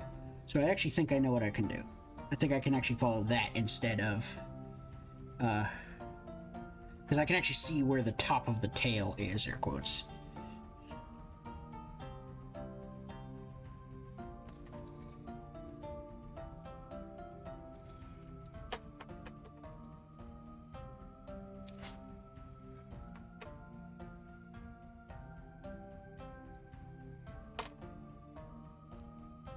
Get that up in there.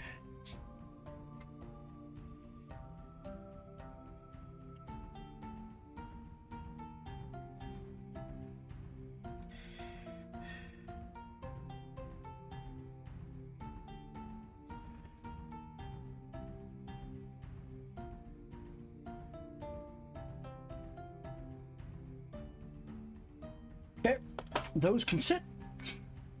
Clear this out.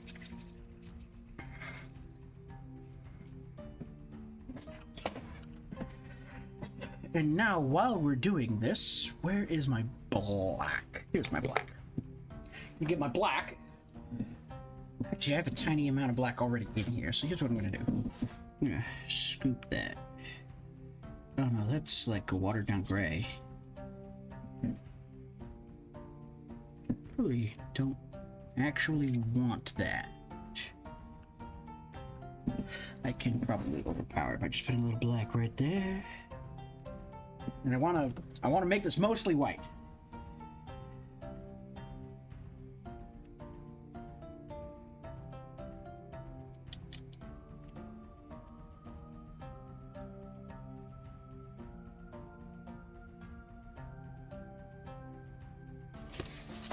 Move this over here where I can control my hand a little better.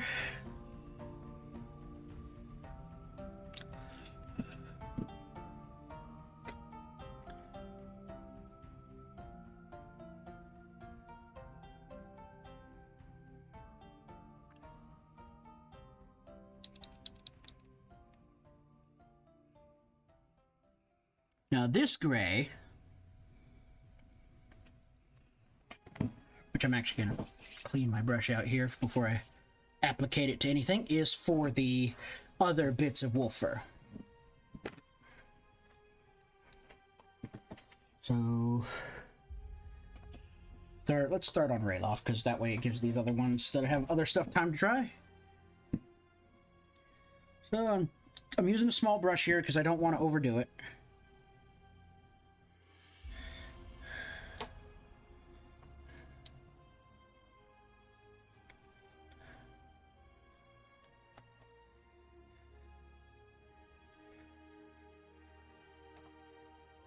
Just like the back of the head there and there. But keep going, keep going. We're just gonna kind of go. We're just gonna get these painted in, and we're not too worried about getting complete and total coverage, right?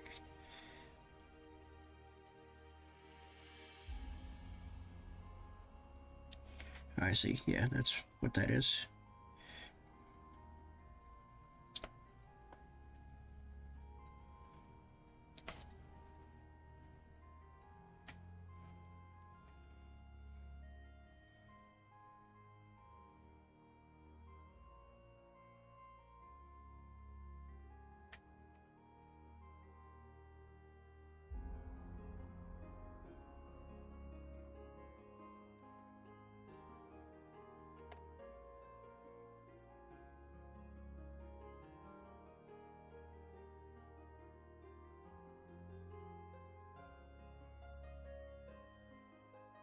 And here we have fur.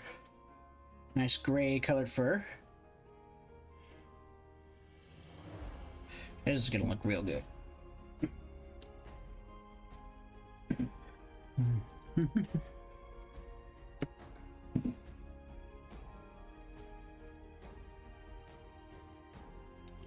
His kind of comes down like this.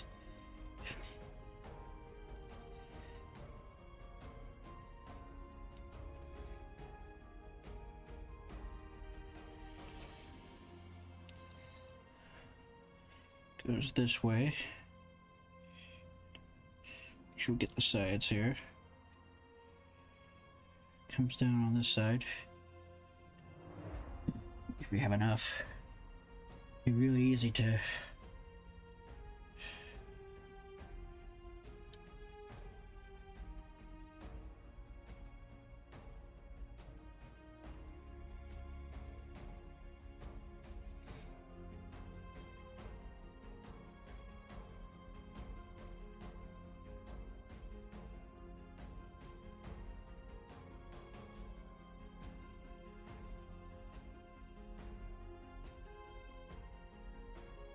get that back up in there.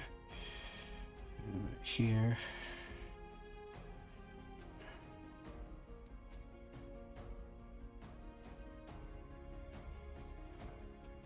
Of course, there's more. This one's a little bit tricky. I may have wanted to leave his... Well, I couldn't leave his arm off because I needed it to sculpt the fur around. but I'll get there.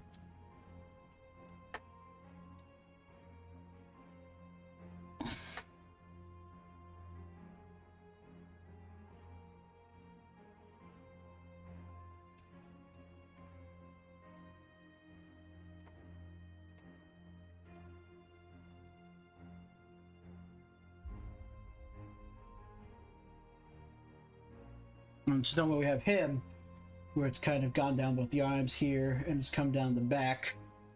Oh, I haven't actually painted this back here. Woo!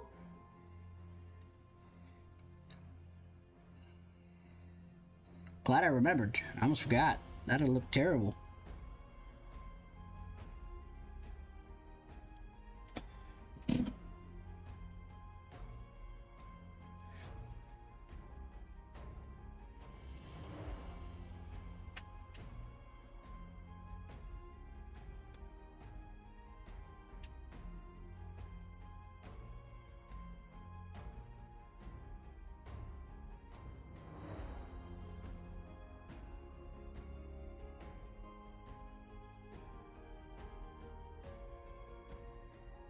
I'm actually gonna clear my brush out real quick.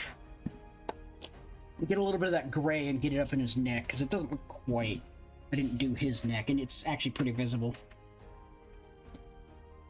You can get that under here. Tickle, tickle, chin.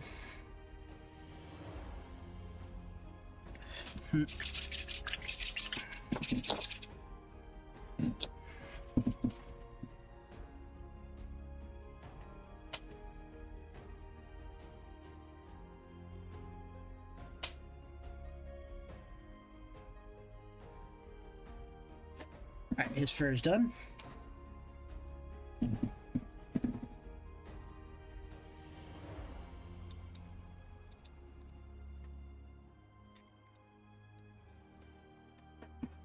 Now we do this loincloth.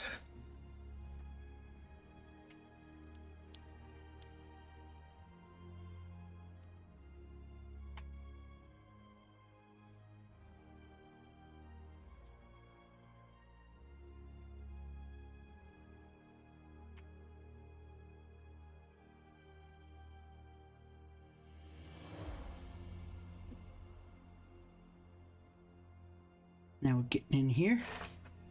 Oof. This is so cool, by the way. I love this. Love the way it looks. Of course, for this guy, we gotta make sure we actually get the back end.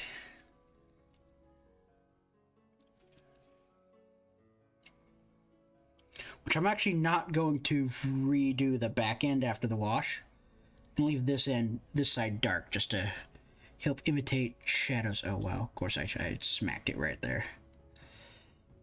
Not actually a lot back here, but make sure it's painted.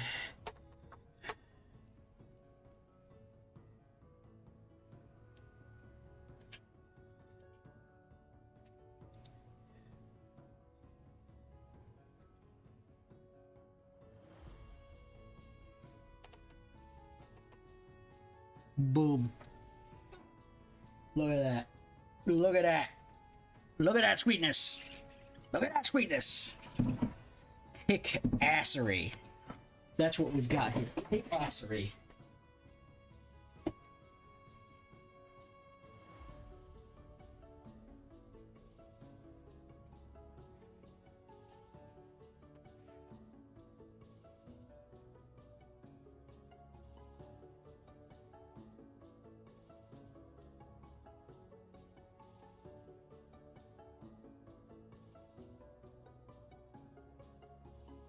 Okay. Woo! Jump, jump, jump, jump. I'm feeling it. I'm still going, ladies and gents. I'm still going. I feel this, man. I'm feeling this. I'm having a great time. So I'm still got the energy to keep going. Still got the energy to keep going. How do I make tan? How does one make tan?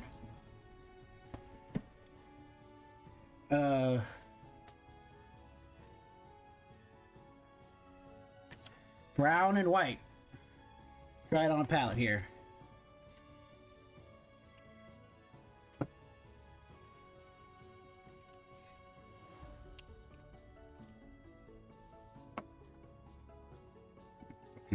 Use this brush for my mix-ins. Actually, you know what almost feels like it would be? Yellow. Just bear with me. I just want to see what happens. Will this work? Am I crazy? I mean, frankly, nothing just happened.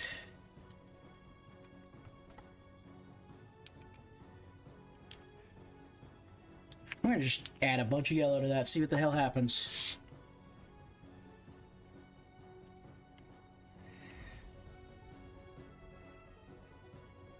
Certainly more chocolatey. How about more white? This might be a more white than brown mix, you know what I mean?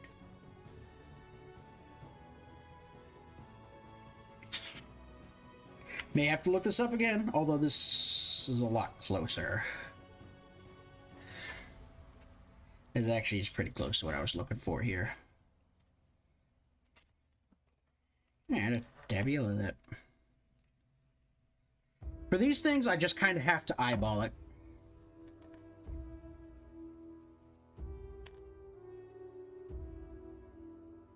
It's kind of like a milk chocolate color. Definitely still brown.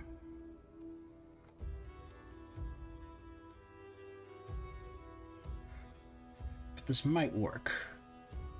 Because then I go with a darker color than this. I think I still just add more white.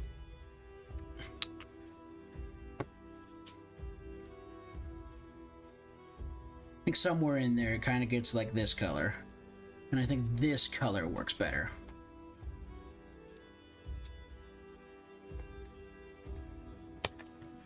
And I actually can just use this off this palette rather than taking up space here.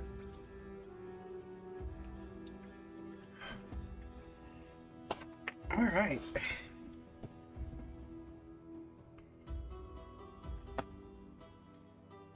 And now we got these guys we gotta do.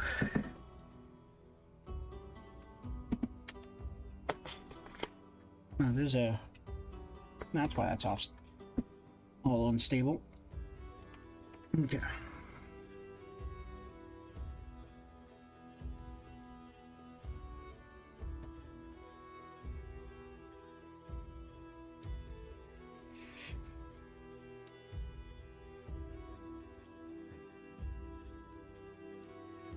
Oh yeah, this is gonna work out just fine. Hey, what color am I supposed to paint this fixture? I love how I've done this. I have no answer to that question.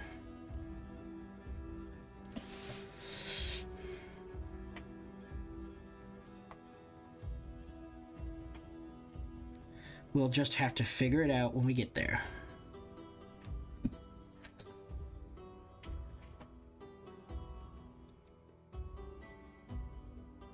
Oh dear.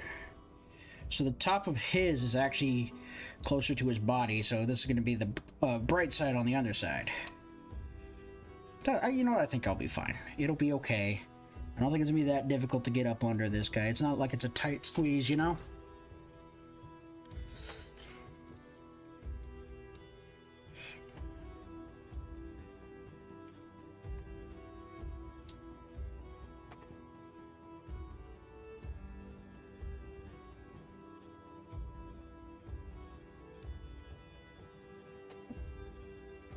Yes, these, if you can see the color now, this worked pretty well.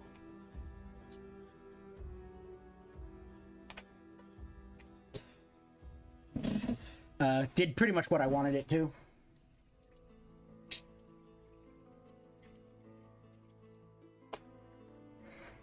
Get another paper towel.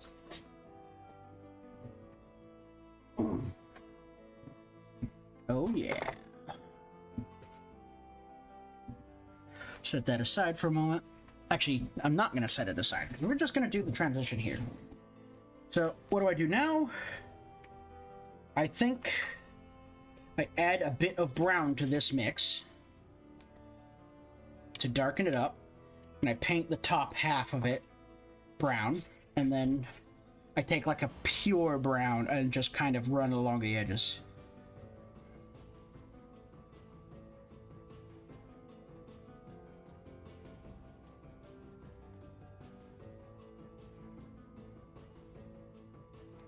So I take this brown right here, and this will go on the upper half. I'm gonna give these a second longer to dry because I did just paint them. While they're drying, is there any other part that I need to do right now? So again, last step I want to do is like the pre-wash touch-up, where I just go through and I fix a lot of the spots and stuff from the other painting, and I just daub on a little of the azure or the other colors back into where they belong. Oh yeah, the fixture. Why should I paint this fixture? I guess I painted brass like the other ones, because that's what makes sense, right? That's because that's the kind of fixtures I'm using for them. So I guess that's what I'm going to do, is paint it like gold. But that'll be post-wash. I might like dry brush a little.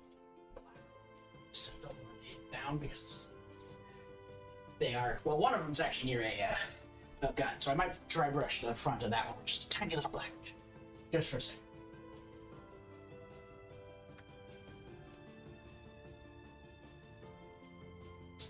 All right. I'm going to step down for a soda. I shall return in but a moment.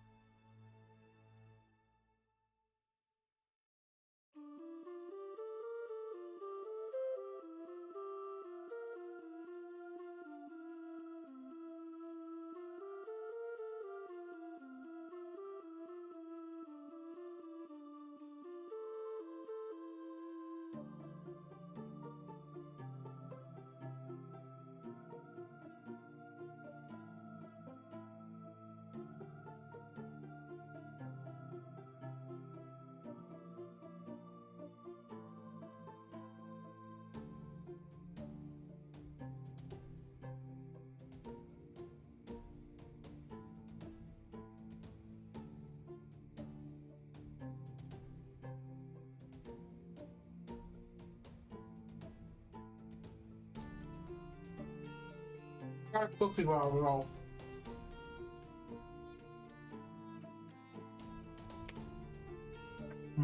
Cookie.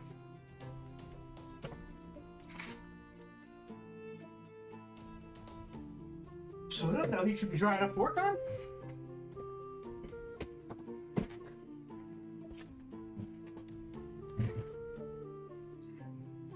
I'm just gonna go straight into this.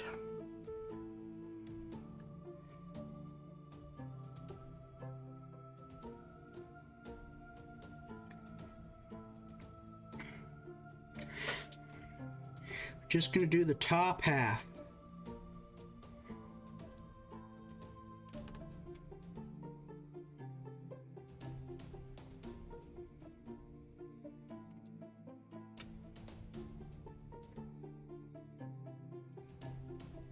Or like the top 2/3.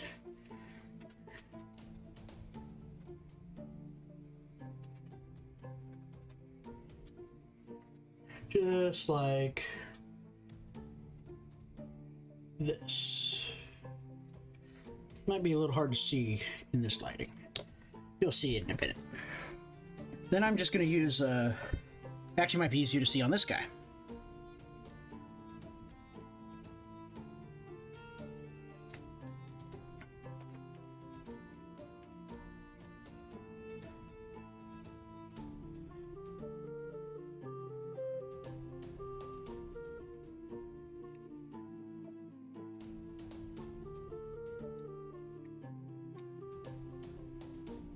Is it easier to see? Here, hold on. turn this light off so it's not washing out quite as... I actually think it might be the light on my right here that is washing out a lot of this. I kind of need it to see. You can kind of see the difference in color there. I need it because it shines down into this area. I'm going to try turning this light off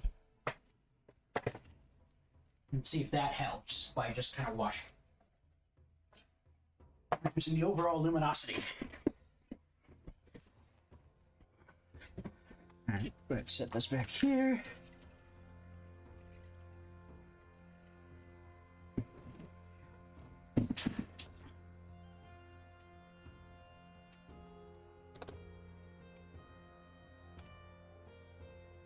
Okay, and now what I need, and thankfully I already have it, just a tiny bit brown. Actually, I shouldn't use this one.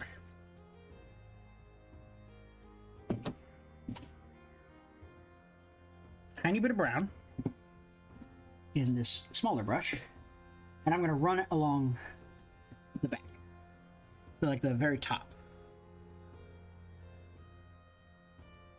Like just kind of gently.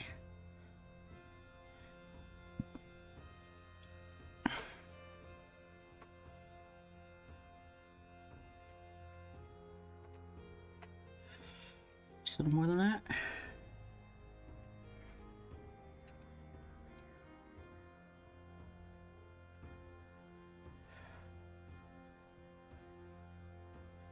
I'm just basically painting like the top third.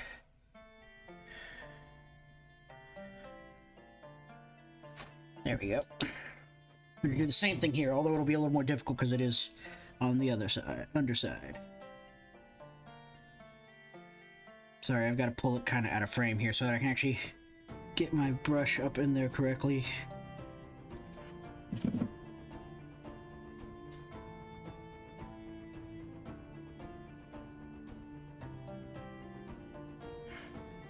Doesn't need to be perfect, because obviously nature doesn't do like perfectly even. Actually, gonna kind of... I'm actually gonna do just a little bit down the center here.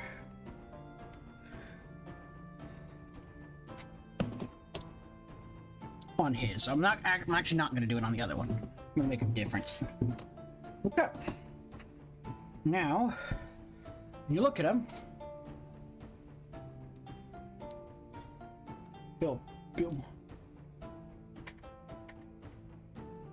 see how they go from a lighter color on the bottom to a darker color on the top. I was worried at first because that's how they take the Fenrisian wolf tails. I'm like, man, how am I supposed to do that on these kind of what I thought were cylindrical? But after picking them up and looking at them, I realized, oh, they actually have like the semi-triangular shape of like a lab's tail. Like a lab's tail is actually round, but the way it grows its hair, it just grows kind of like longer on the bottoms and sides than it does on the top, or at least it appears that way. I don't know if that's actually true. I'm not a doctor.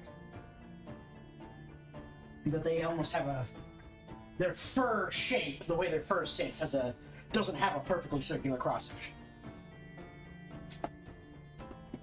Ooh.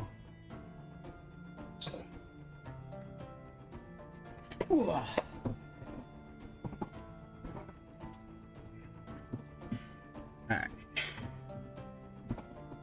So, did we do it? We may have reached the pre-wash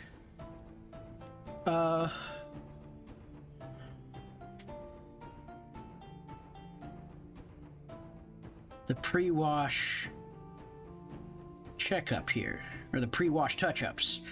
I think the only thing left is I actually need to talk to myself about the sacks.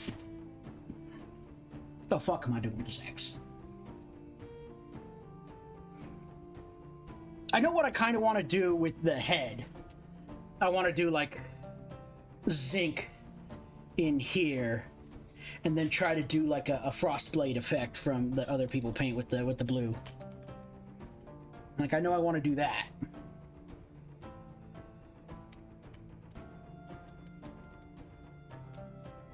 The question is,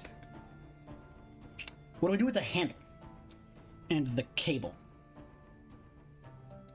And what color should I even paint this cable?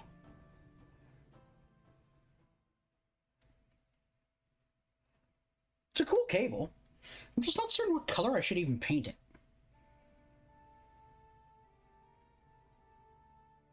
I think I might paint it the same color as the gun casings, as well as this untextured section of haft. In the textured section of haft, I'm going to paint red. And I'm going to do it before wash. So actually, this is something we're going to do now. I'm going to take this. We're going to go ahead and get ourselves some of this gray that we made earlier for all our joints and stuff. I'm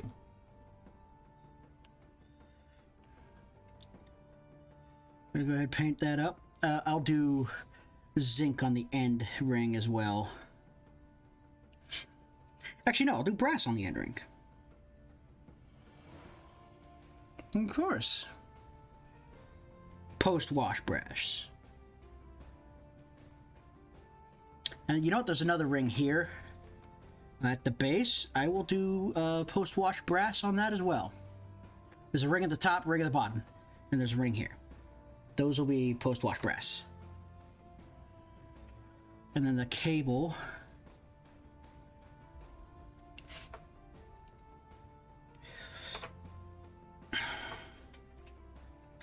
I know there's two cables, but I'm only going to paint it one color. We'll see. We'll see. If I've painted another color, it's going to be a bright color like red. And we'll see about it, but I probably won't.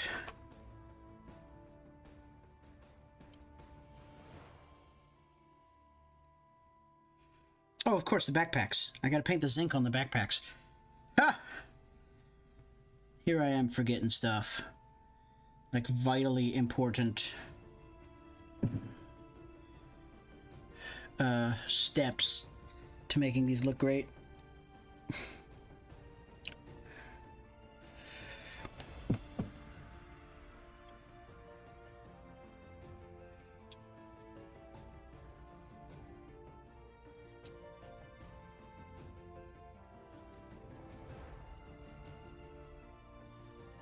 Okay. That's those components. So now we are going to paint the red in. And I'm actually just going to use flat red. I am going to have to do some mixing later, but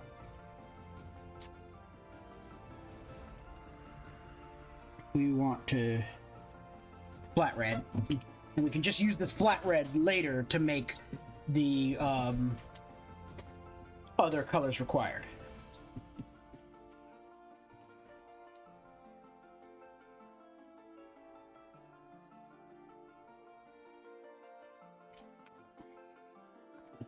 So let me just use this, and I'm going to use flat red here, and it'll be a pre-washed flat red.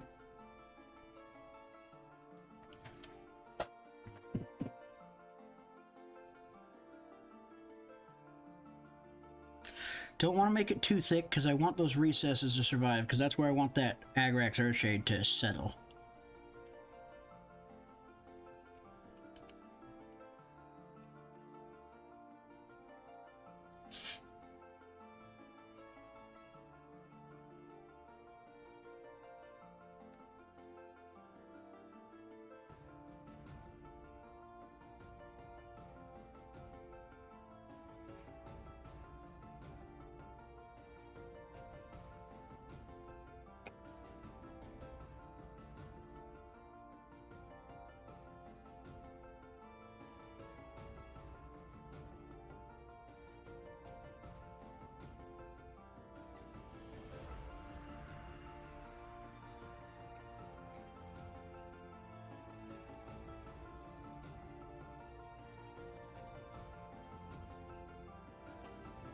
Yeah, this will get told down nice by the Agrax Archade.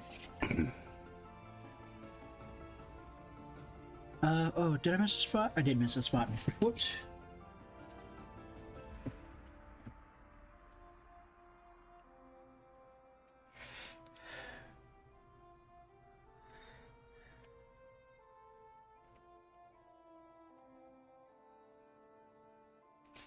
Okay. So now he's got the red handle that'll get washed. Nope. Got the gray cable, gray handle haft.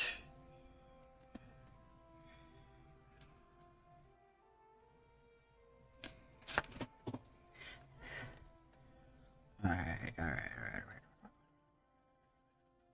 Okay. We'll set him aside. And now we actually need to open up our zinc finally.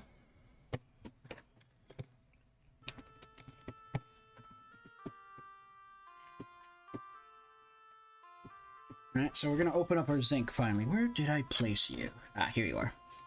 Give it a good shake.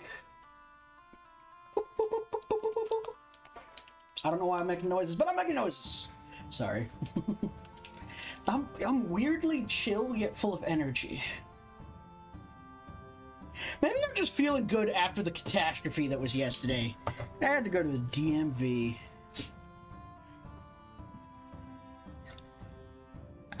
Yes. Goopy, zinc.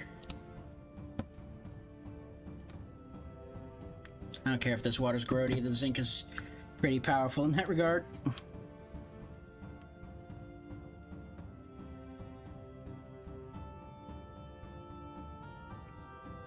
Look at that. That lovely kind of almost blued gunmetal. Right, it's not actually blued. I bet you could make it blued if you added some blue to it. So just a tiny amount. Almost blued gunmetal. And now we're gonna start in on these things. I'm gonna start in on the aerocyclers and the backpack events.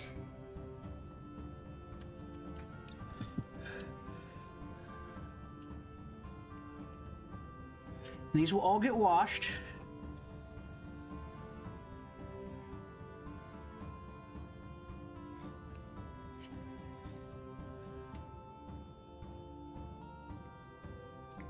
And they will darken up, and the recesses and the kind of melt-a-bomb components will fill.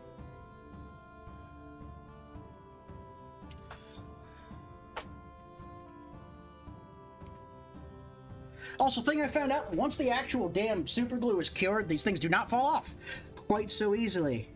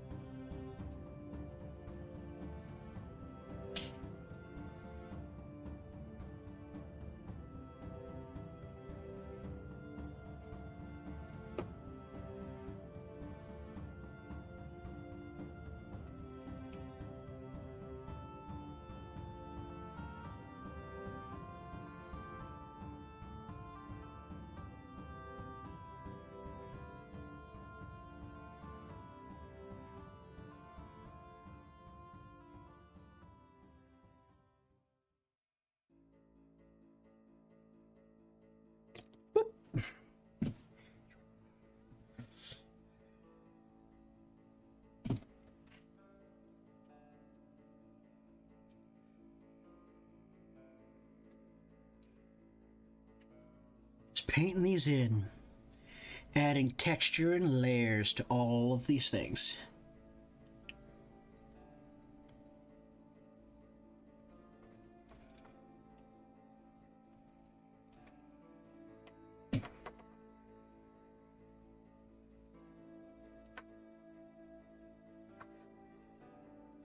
After we wash it, we'll see if the aerocyclers need any extra detailing to make them pop.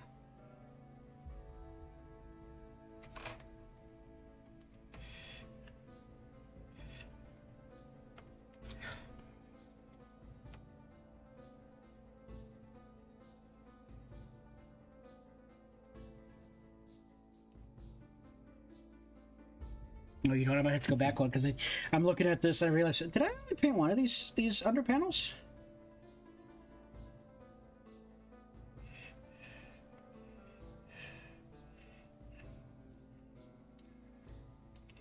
I might have to make some green stuff and for practicing these eel skins. Thankfully, they're going to be post prime or post.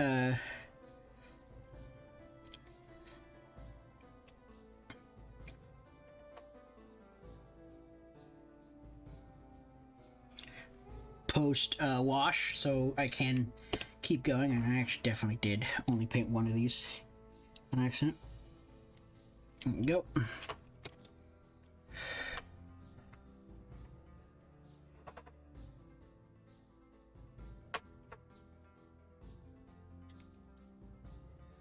Sick shit. This is awesome. I love how much detail these guys are slowly garnering. You can really see your work.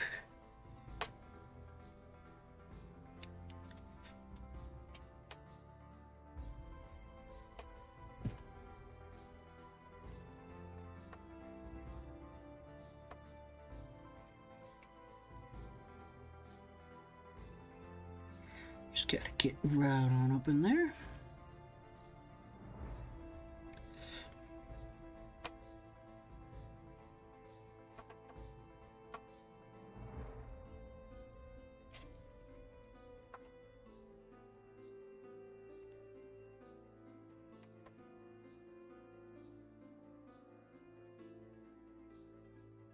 Okay. One more.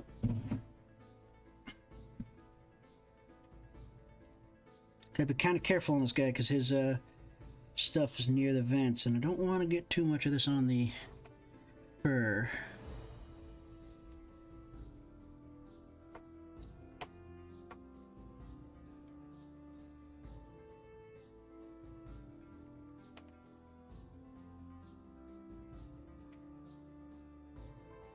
Especially since I have to do some touch-ups next to it, I can see. And this piece actually is getting painted as well with zinc. This will be post-wash zinc as well.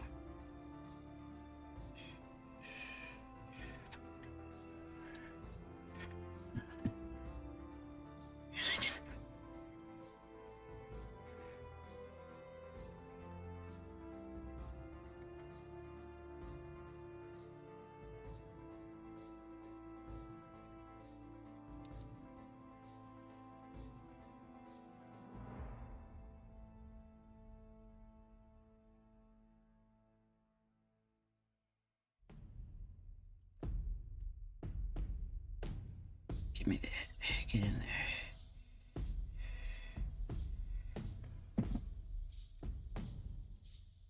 Okay. Clean this out just to give it some rest. Scoot over. Some drink.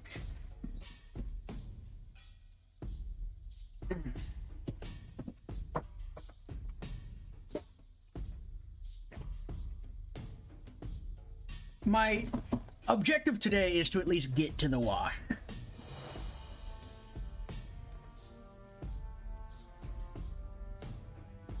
Although I might be able to keep going after that, but we'll see how crazy I feel. Because I might be crazy.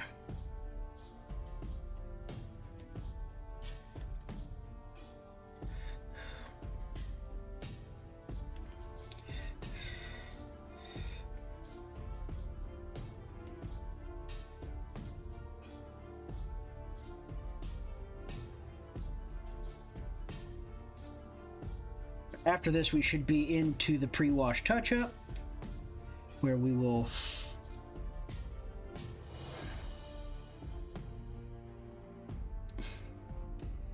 go about the process of making sure that we have touched up our kind of extra mistakes before we do the wash. That will kind of clean everything up.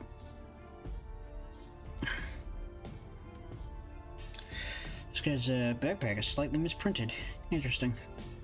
I didn't even notice that previously. No big deal. It's not particularly noticeable. Except for when I finally stuck my finger in there.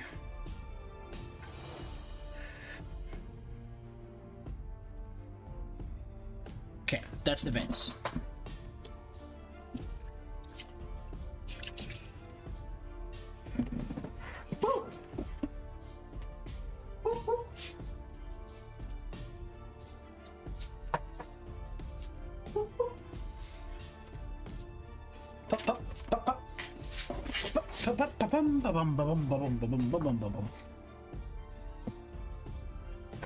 Okay, I'll set those aside because I do want to keep these. Coming back here. Have I missed anything else?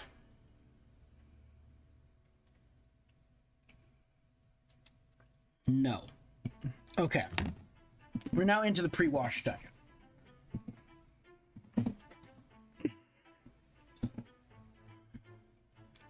So, one thing for sure is I'm going to go ahead and dedicate a corner to the volume of Azure. There it is. Because I already know I'm going to need it, right? Going to need it both before and after. So we're just going to make sure we have some.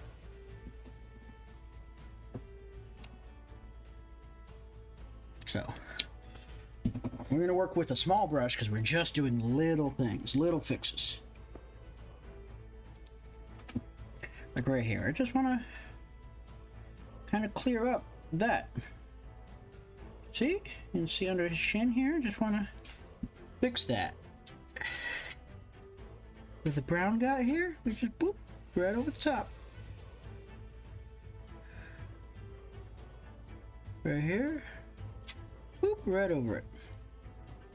No muss, no fuss. Got up in here? Nope. Boop. Get it there.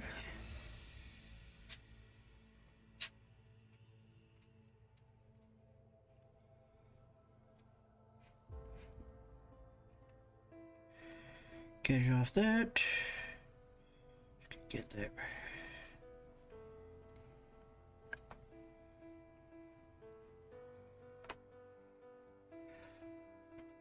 Oh.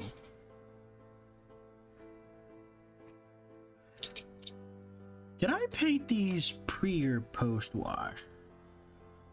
Definitely painted the metal bits post wash. But I actually think I painted the grenades pre-wash. Alright, so I will need some green for that.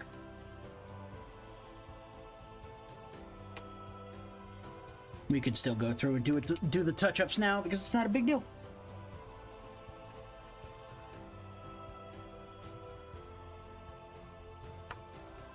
And if we have to do a second pass, we have to do a second pass. It's no biggie. No biggie smalls.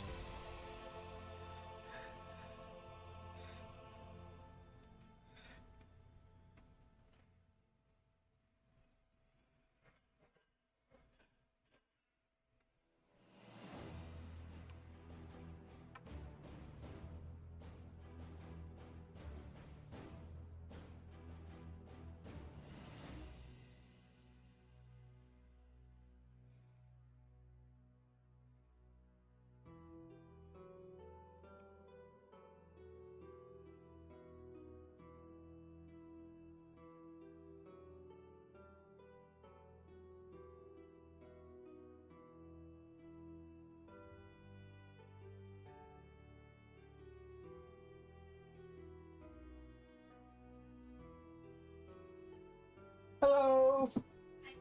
I am streaming. Just informing the other person coming home that I am in fact streaming. She doesn't walk in here and say something that might dox her. I doubt she's gonna do that, but I should do her the courtesy.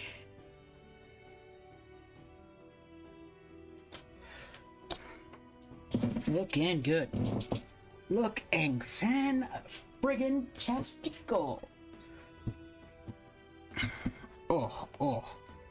Having a good day. Having a good day.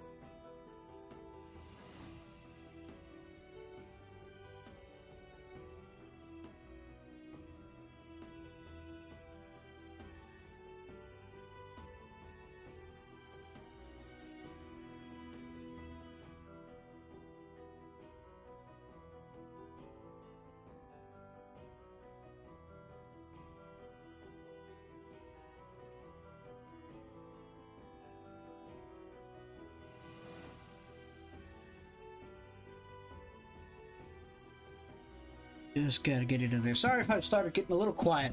This takes some focus to get into some of those tight spaces, but for the most part, this is going well.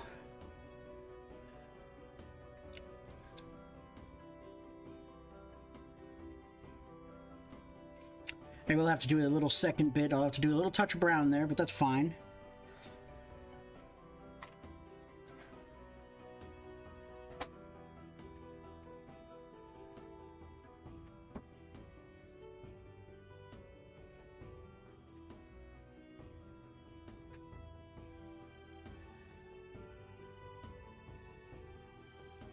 And he needs a little bit on the front of his boot. Perfect. Excellent. Now we can come here. I know he needs a good amount of touch up because I kind of just went ham on his shoulder here. Actually, those don't need to be touched at all because those are be painted later. So, just like this piece. Put there.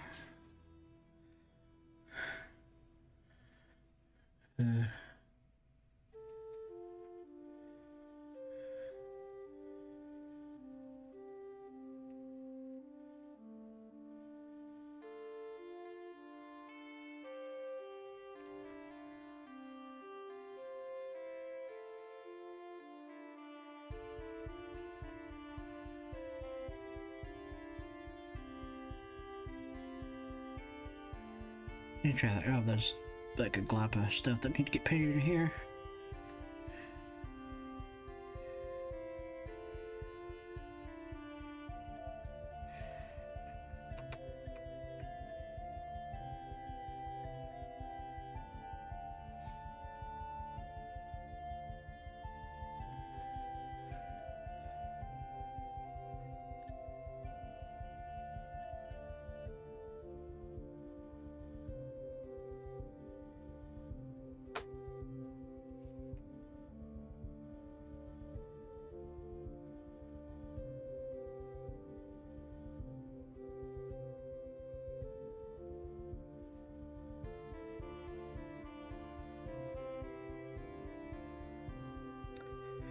Perfect, doing good. Just gonna...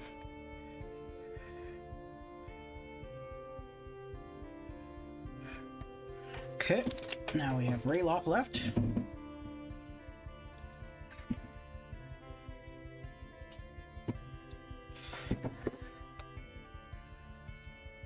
Rub it right here.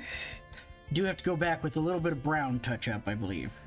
That's the only real touch up I found. Well, a little bit of the fur. The tidal fur touch-up, too.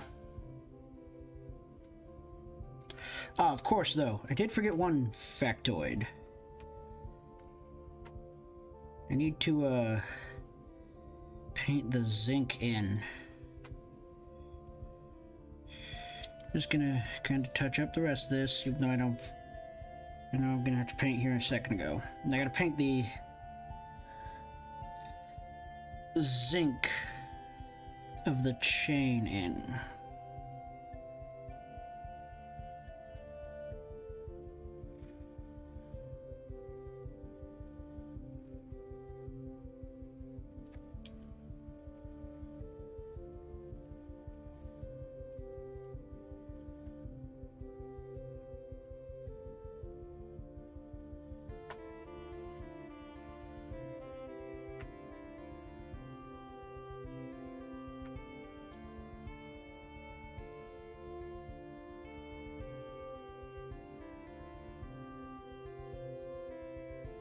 Need a little bit on the backpack here.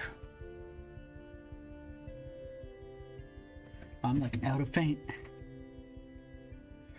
Just gentle. Got it. Okay. Perfect. Oh, hold on. There is one little spot right here. And here.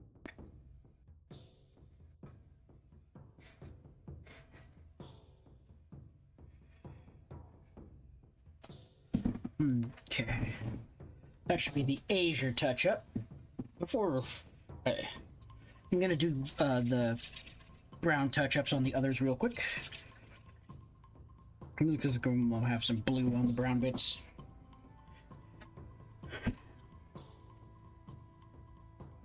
Oh, actually, I missed one Azure touch-up.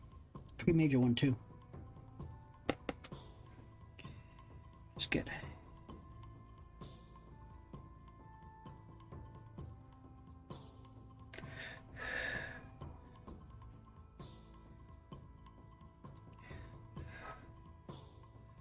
Alright, I think I just straight up didn't do this guy. Whoops.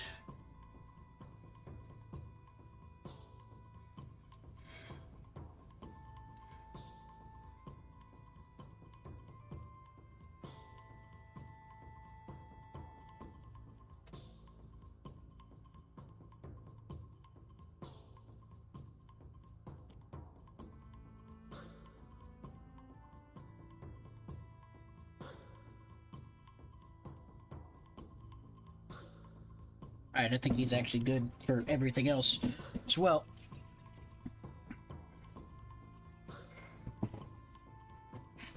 So now, tiny bits of brown touch-up.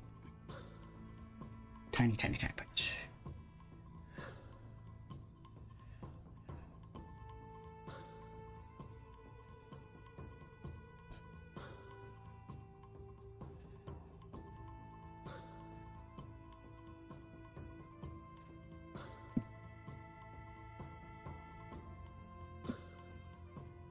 And then I have one other thing that I need to paint.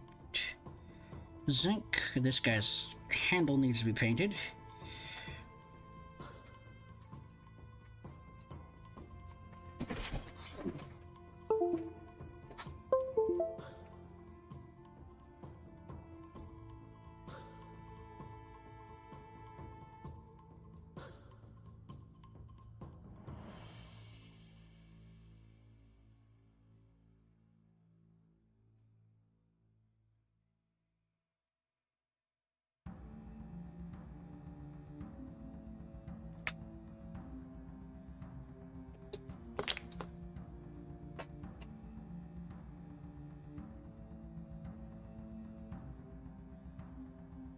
Just a little tappy taps.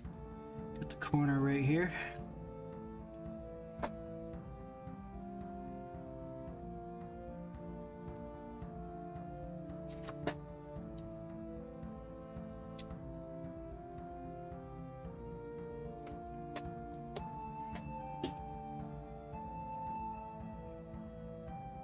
Oh, he legit doesn't need brown touch-ups. I have one tiny Azure touch-up to do. A real small one.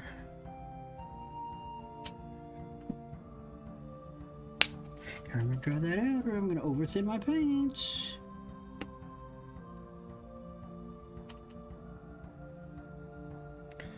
Doop. Okay.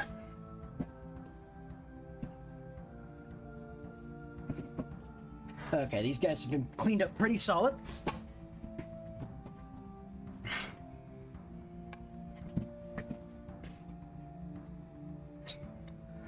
Woo! Oh, stretch, stretch, stretch, stretch. Now, I didn't need any. But the big thing I need to do is I actually do still need to paint zinc. Because he needs zinc painted. Is it him? Him. These two needs zinc painted.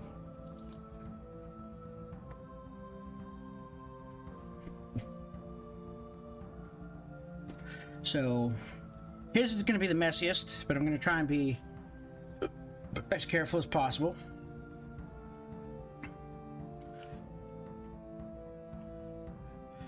Try not to get a ton of it on everything.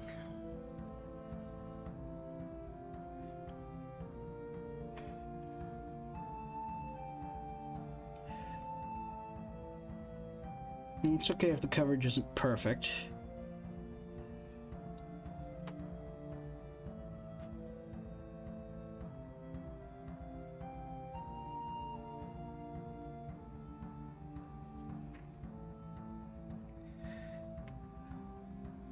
That looks about right. We're gonna do the same thing in the back, though.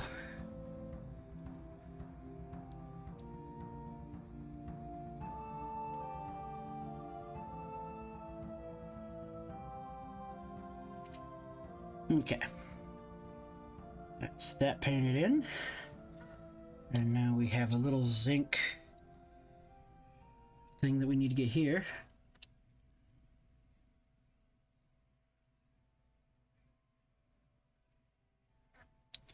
Just get this little metal canister. Move it. Well, okay. Which be the zinc, and I think one of you had a zinc touch-up that required. Because you had one of the canisters.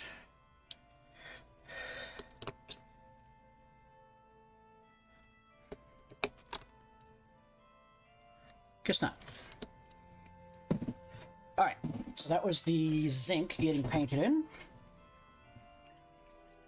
I have one last thing I gotta do, and that is to paint the grenades. So I've got to paint the grenades.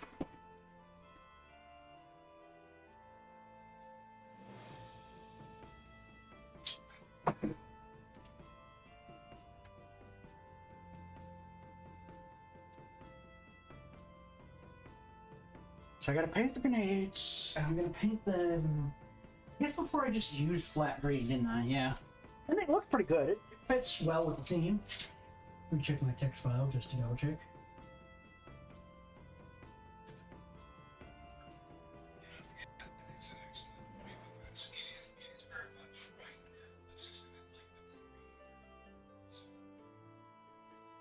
Let's see.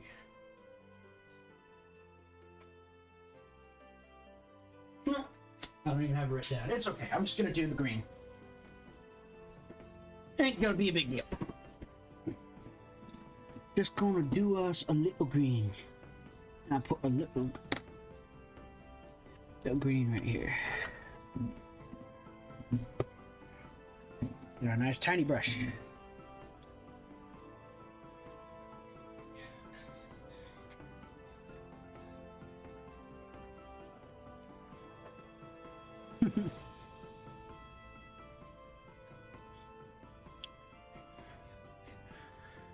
Yeah, they'll be pretty bright right now, but they will get washed down.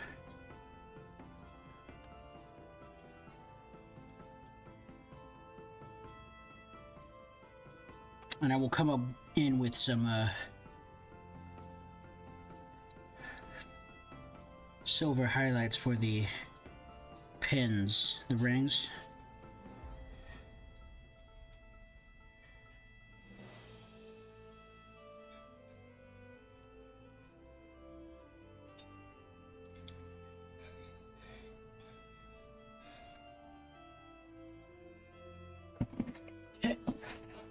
One at a time we go through.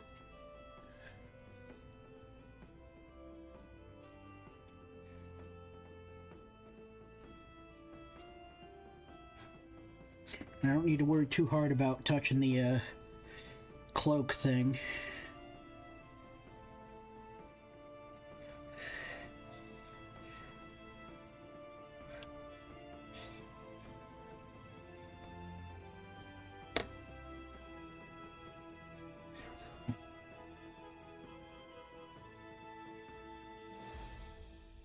For the part of that song right there sounds like part of the Deus Ex theme song.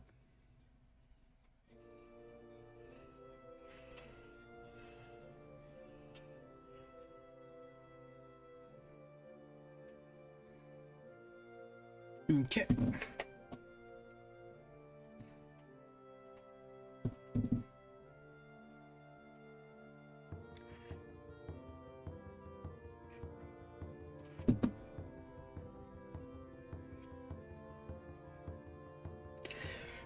Oh, sorry, I'm out of focus for you. Out of frame. Sorry, I'm having to like lean to make sure the light's in the right place.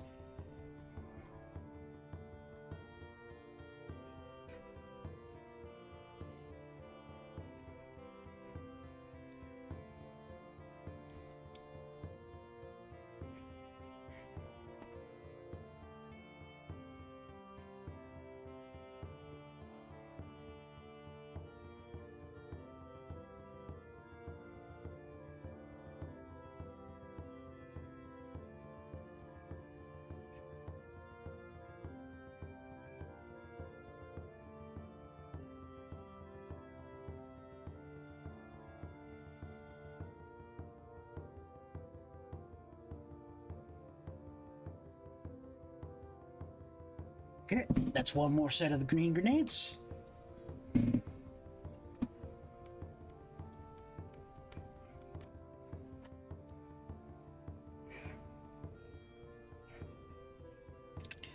Just getting in there, getting them green. Those mean green machine things.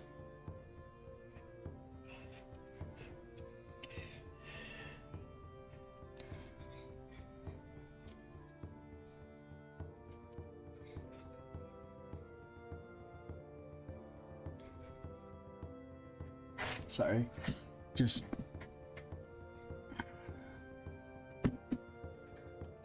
alright, just ralof left. He needs an Azure touch-up. 2 places. Trio will do that in just a moment, once we've painted his grenades.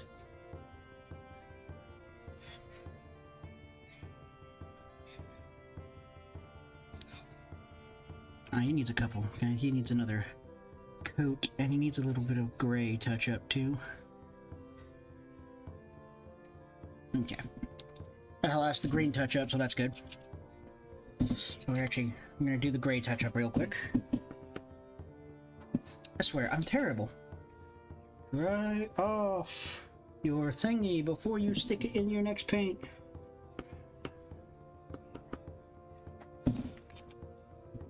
Or else bad things will happen to you. Stop being an empty.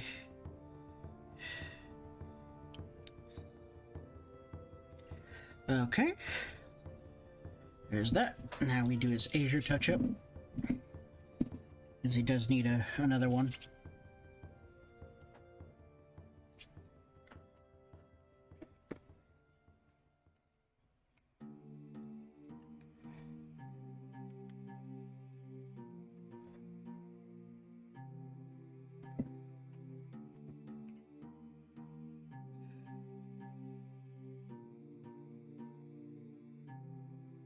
Good.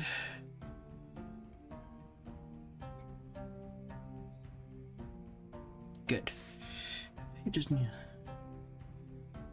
Okay. Otherwise, we're set.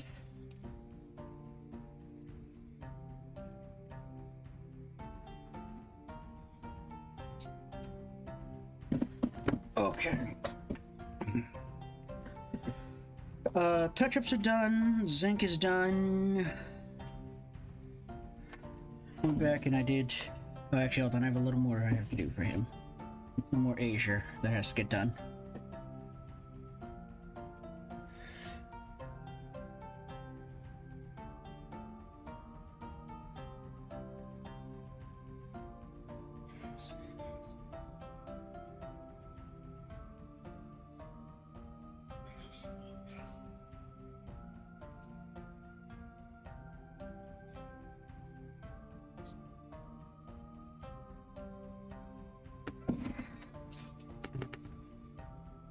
I'm not sure what these are stuck to it, but I'm gonna make exact knife get them off there because there's like these 2 little bits like stuck to the edge of your shoulder blade. I don't know what the heck those were. God, now and they kind of fell off. Hot damn.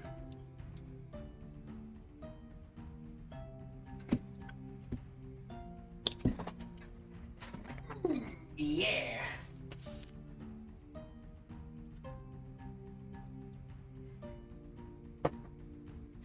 Okay. Oh, we do need to do a little bit of gray touch-up, I think. On him. There's just a tiny bit.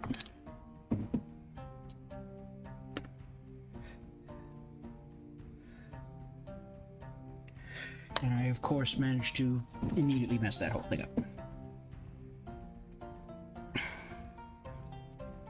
Well, should we just do that? Clean this up and just do an Azure touch-up real quick.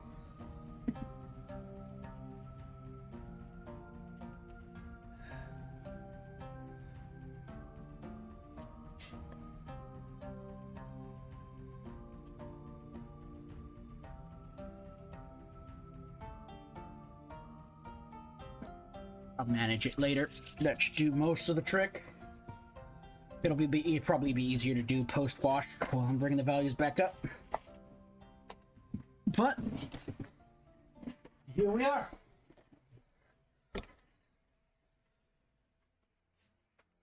This is my... I'm being attacked by dogs. They must want food. This is the pre-wash state. So this is all the way down. We're gonna wash them, and then we do the the rebasing to bring the value back up. We do the other things that we didn't want dulled by the presence of the Agrax Earthshade. We do all of that.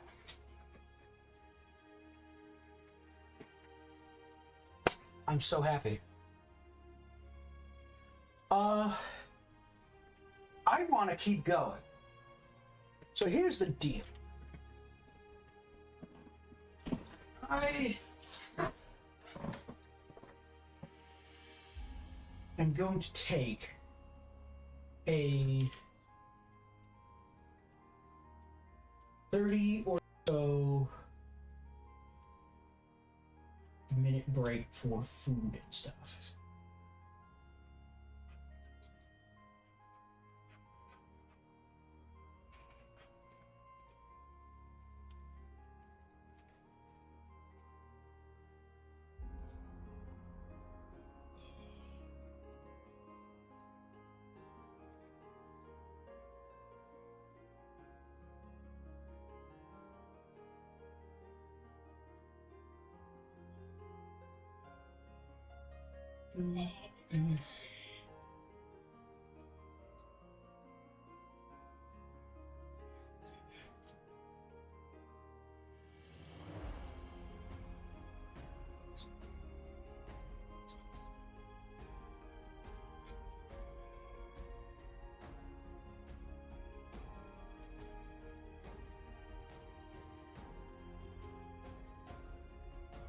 Saved this before, but I guess it's too late for that.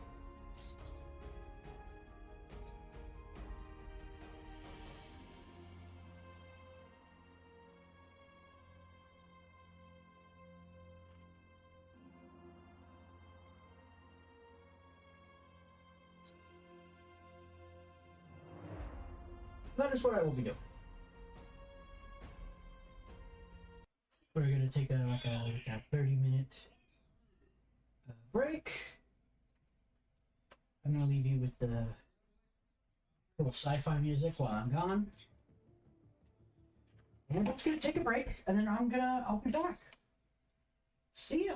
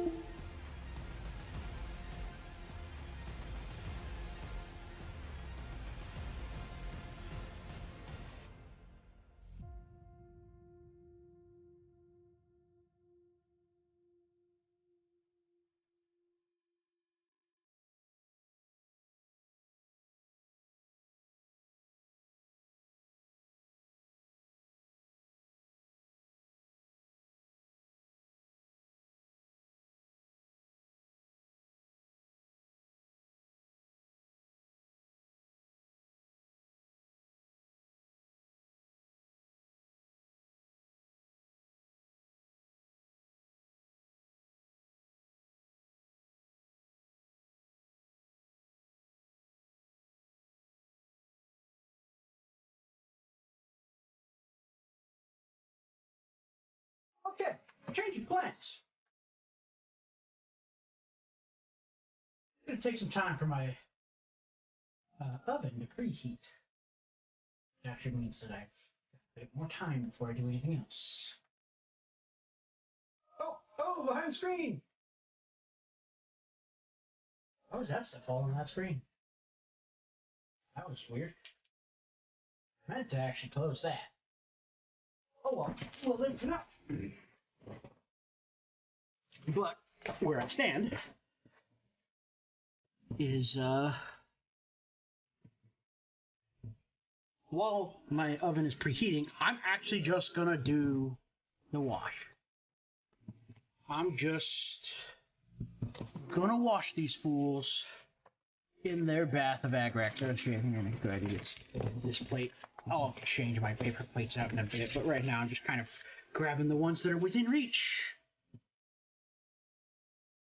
Also, this is my splatter plate where I tested out how to do blood splatter. In retrospect, I kind of want a brighter blood.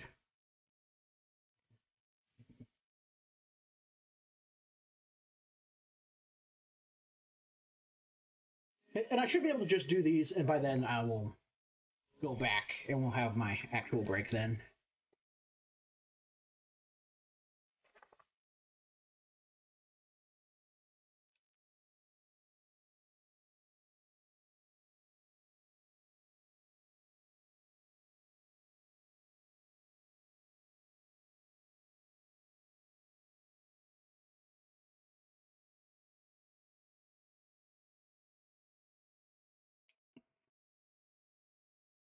We want lots. We want lots. Alright, we'll start with this.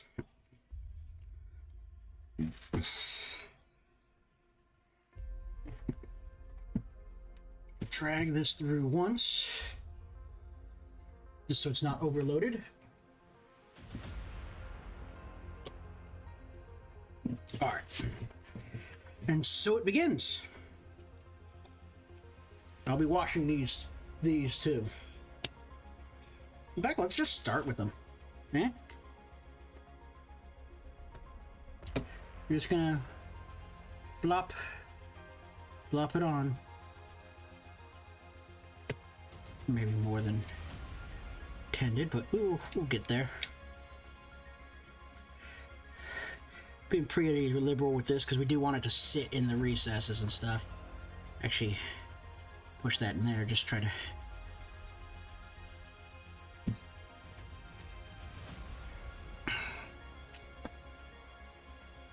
Let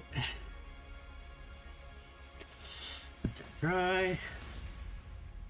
Need some more.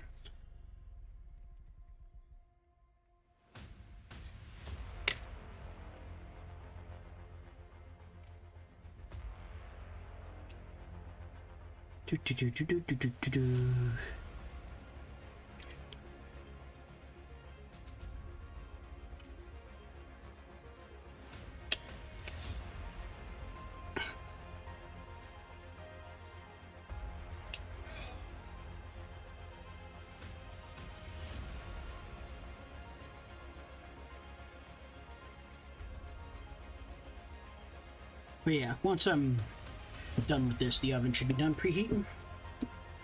It takes a little while to get up so that I can put my pizza in. I'm having pizza today.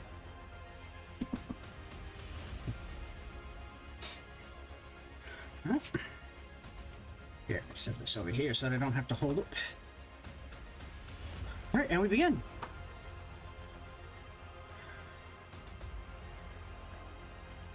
And I just want to run it all over. Even over the leather. I actually like the Agrax Earthshade leather over the Snakebite leather. I think it looks good.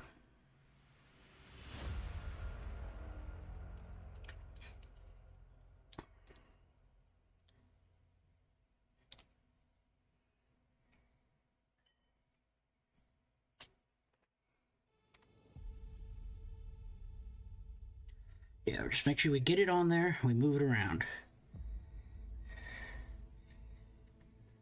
We don't really care if we get it on the skin thing here. I need to put this back here. Get it on there, move it around.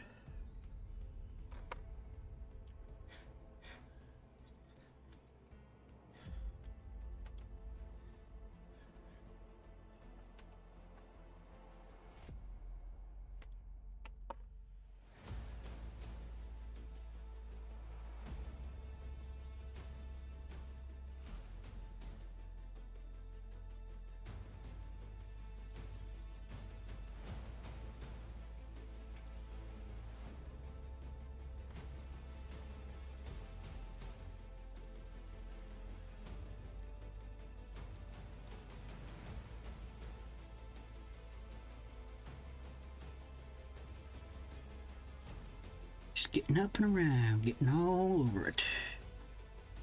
Because we are going to paint back over a lot of this, but this really lets it settle into the details. Plus, I can paint thicker, brighter layers on the tops of things in order to create some volumetric lighting.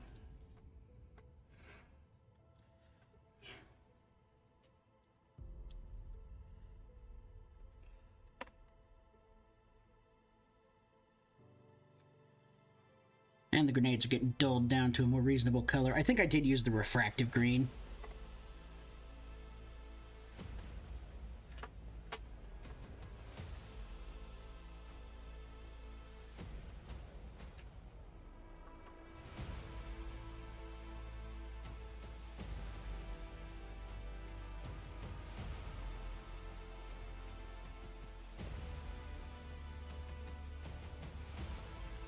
Get around back here. Make sure we get it into the gorget there, because that's actually kind of important to get it down in that. Want to make sure we get it on the backpack. There's lots of recesses on the backpack we want it to pool in. Pay attention to those recesses. Paint it on the material, the zinc material that we will not be bringing back up. We won't be bringing this zinc back up.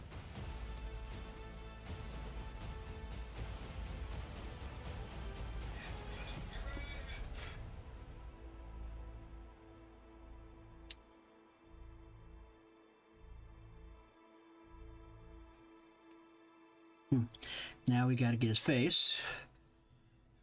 Gotta get in there and get the details.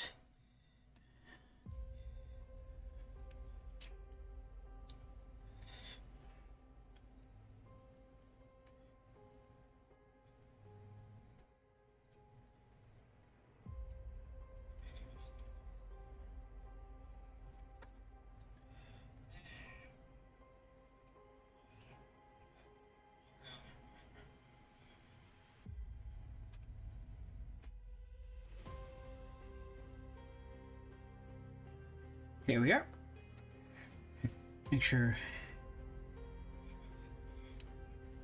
The important part is getting it into the details, but we do kind of want to make sure that most of the azure is washed, so that when we go back over it, we can use the natural dulling effect to our advantage.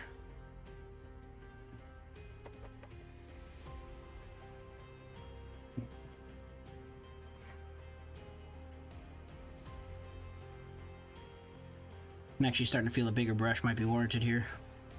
In fact, that's what I'm going to do. I'm going to get a bigger brush.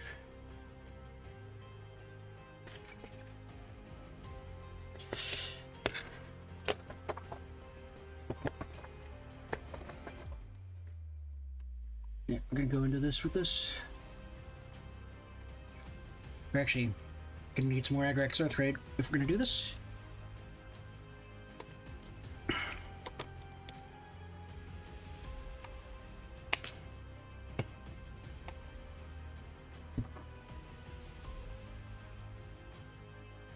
Let me just go.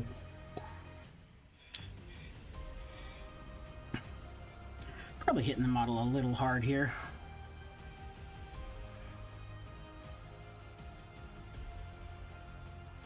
But it should be okay, actually, because as long as I don't refill it, I should be able to get this whole guy.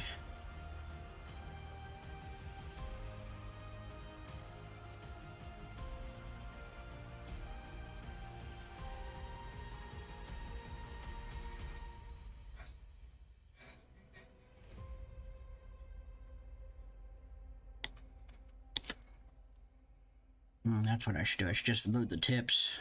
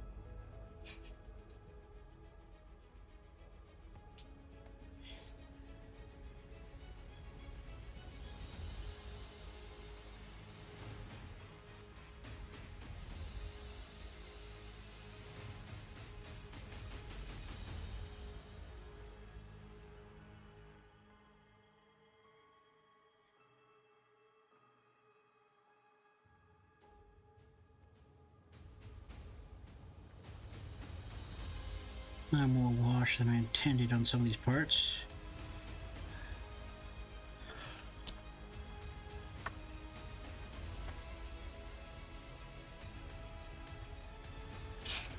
But we'll keep working at it. We keep working, because we are going to bring the value back up. So it's not that big a deal if some of the areas are a little darker than I mean them to be, because we are going to go back over them.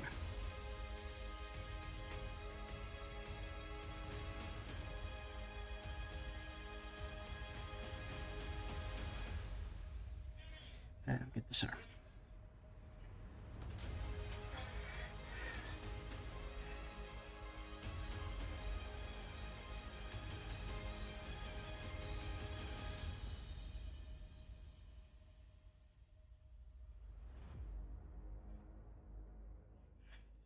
Okay.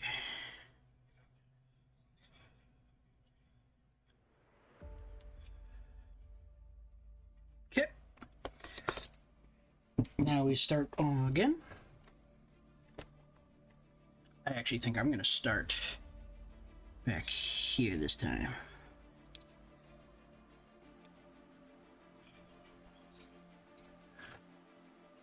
Might need some more Agrax shade.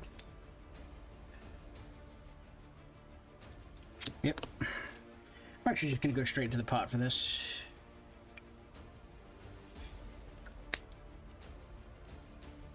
Because I think I might just be overthinking its applications.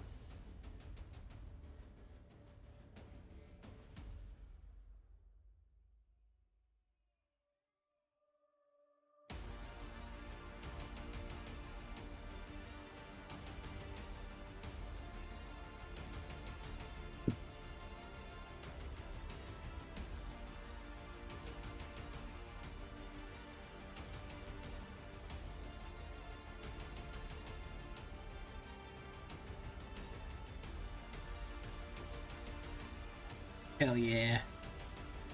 Oh, and of course we're washing the weapon.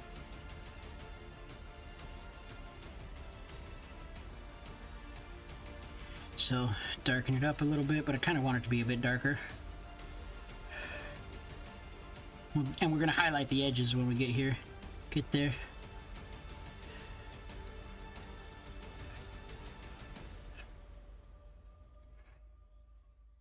Okay.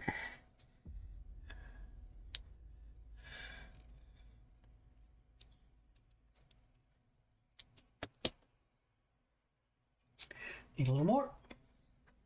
Just a tad. Don't need a ton. Don't need a ton.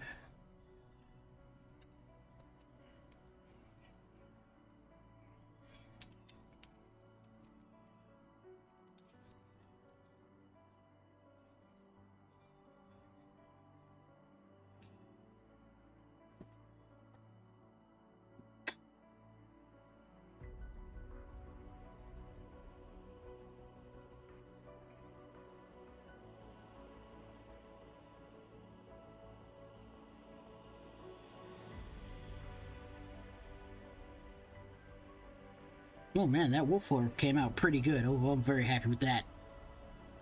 Holy shizzoli.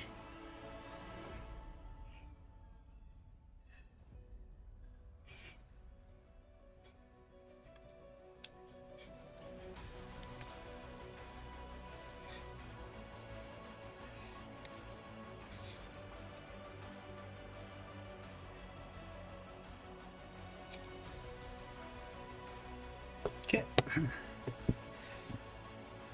I'm gonna reload it for this.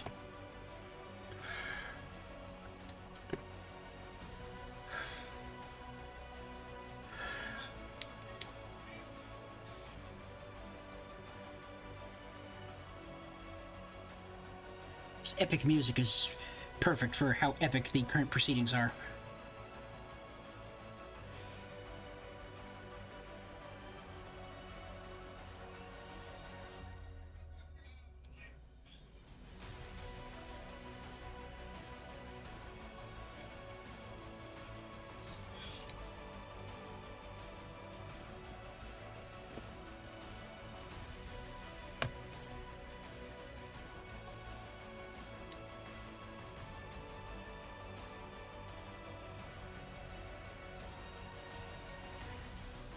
And this really does take the color down quite a bit.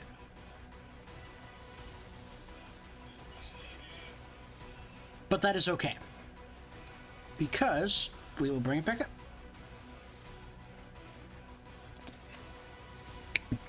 And yeah, I am being pretty heavy-handed with this on purpose, because I want to really get it into the recesses. And I want to use the darkness to my advantage. Whoops, that was too much. Let's give that a little dabby dab. Forgive me.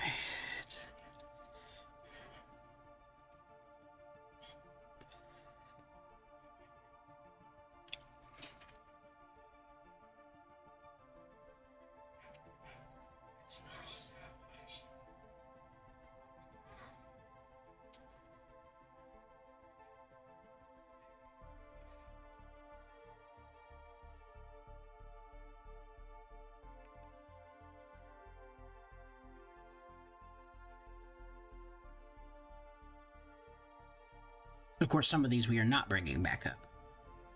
Like the metal of the gun. Or the casing of the gun.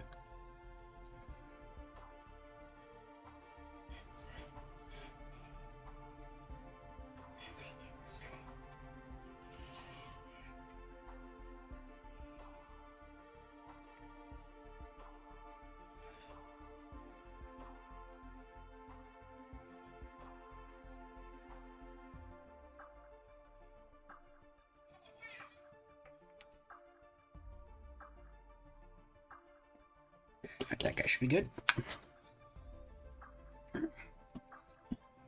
One last dude. Once we're doing this, then I will take a break while they dry.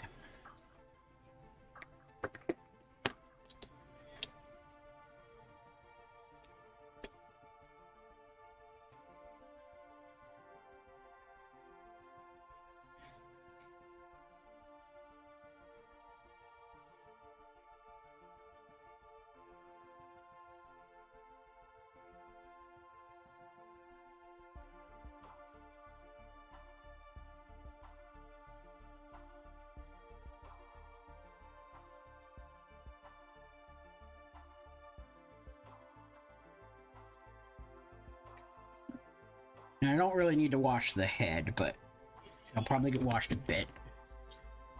I might even end up re-washing it. We'll see.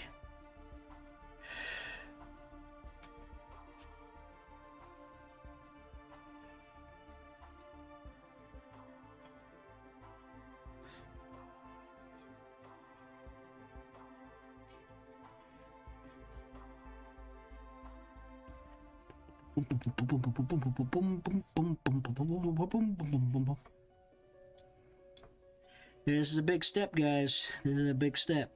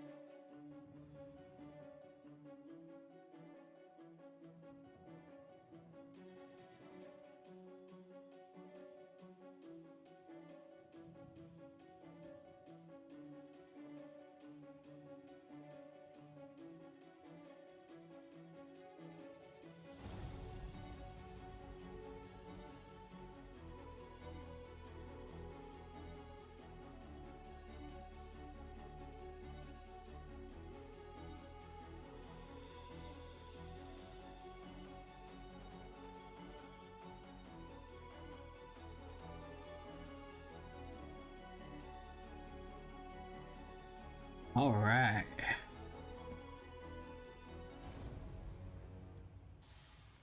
I need a little more, actually. See right where I need some.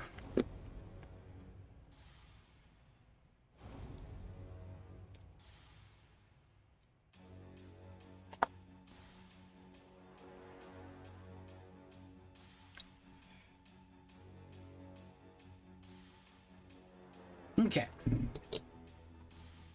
That is the wash.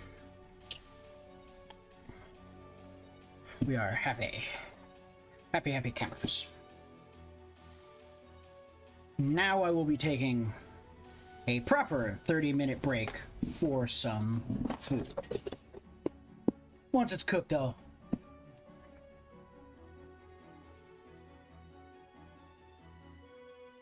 So, thank you.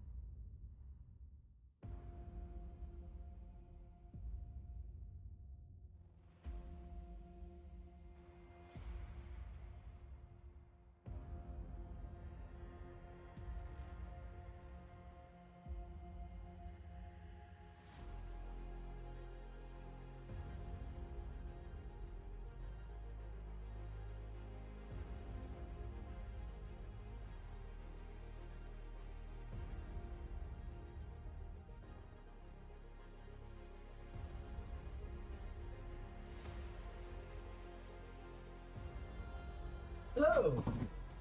Currently waiting for food to cook, so I'm just gonna hang out with you guys. I'm still on my break. If there's anybody here, I can chat. We're still on our break.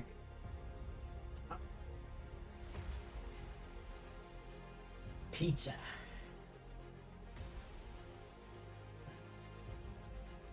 With pepperoni on it. Behold my glorious MS Paint skills that I don't actually have.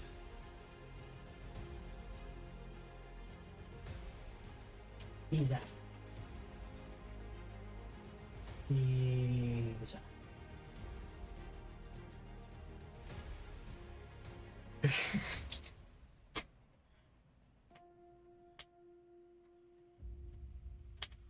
Pizza. Woo!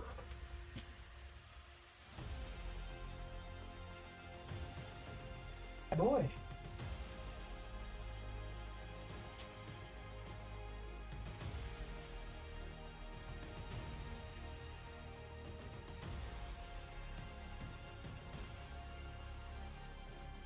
Oh man.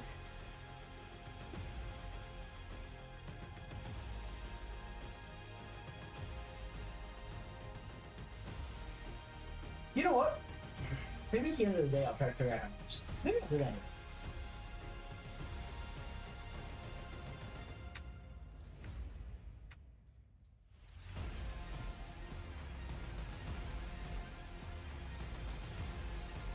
Whew.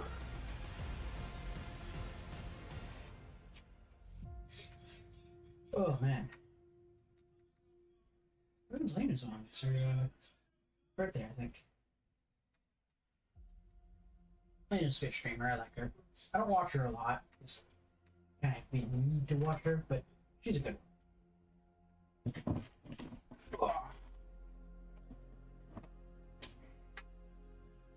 Ooh, stretching out after being hunched over feels good.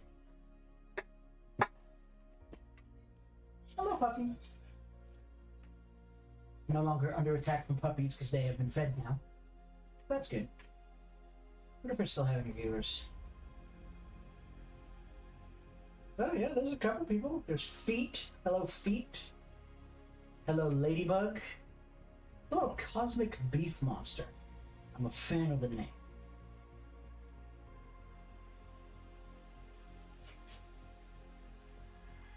Cosmic Beef Monster, Feet. FTO Payer? Don't know how to say that. FTO Payer? FTO Payer? Is the F silent? Who knows?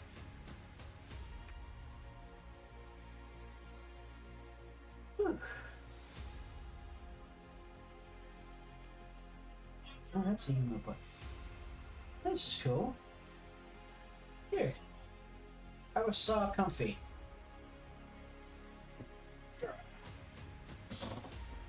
Whew. Man, I'm really excited. It's the wash step is this kind of a big, important transition point in actually making models or paintings, guys. Because it's kind of I kind of have to do all the basics. You saw how much work it was to actually get all that initial stuff set up, right? So you kind of have to be ready to. Tires picking at something. What's up? Except for the changes, right? Because they look super different once they're washed. But I actually kind of want to, paint over a lot of this wash as we go, in order to re-brighten a lot of it. But I want that ink, that pigment, the dark browns in the recesses. I've said this like 20 times because it's what I'm thinking about, and I'm super excited. So I'm thinking sometime later this week, I'm going to do a gaming stream instead of a full-on painting stream. Just to break the flow a little bit. Just to kind of, change it up. I've done several painting streams in a row, and lots of them gotten really long. This one's going long because I intend to finish Squad Ralof today. Squad Ralof, we're going to escape with the help of a dragon.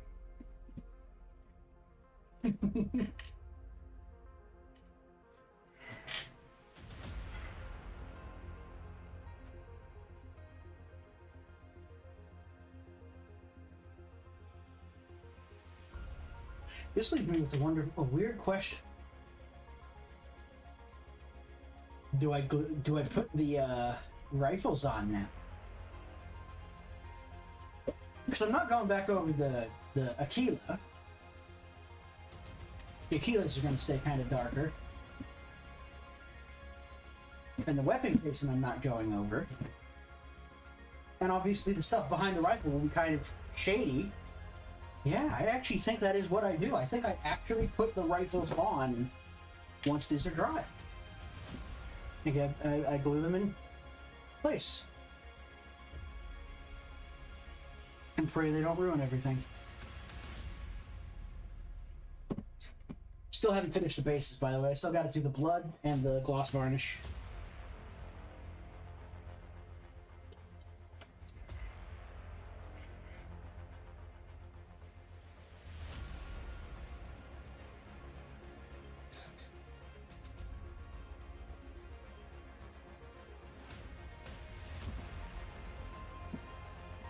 Let's see, what game should I play, huh?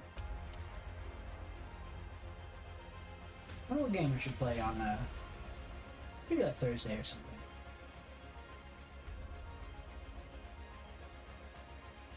Bronze disease.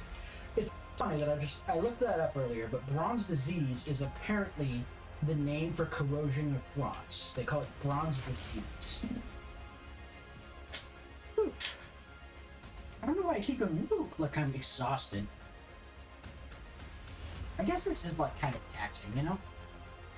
Because it is like a social effort, even if it is just me right now and I don't exactly have any people I'm interacting with. I know that I'm kind of trying to communicate to people who see this or watch the VOD, or perhaps one day I'll get it on YouTube. And I guess it just takes more effort even though I'm right here. I don't feel bad. Just keep going whoop. Like I'm an old man trying to make his way up these steep flight of stairs. Although I guess I am an old man now. I'm an ancient wizard. I mean, when you transcend time and space, are you still old? Is that how that works? Or am I not allowed to be old or young anymore? Because I manifest this magic object through multiple reality. Shifting between planes, but am I old or young now? How does this work? Who would have thought the metamorphosis into a being beyond time and space and ability to manifest as talking wizard hats is maybe got some weird implications.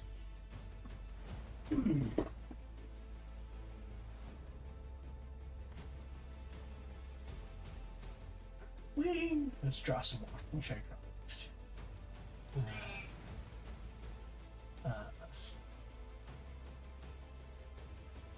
Let's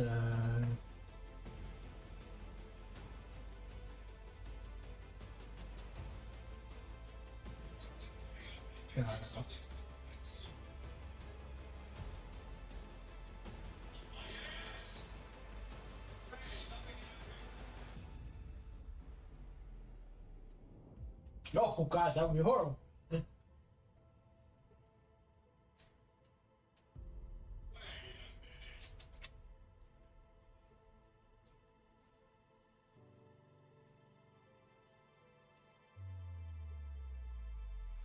There you go, there's a horrible face for you. I can smell that pizza. I'm so hungry, guys. I'm starving.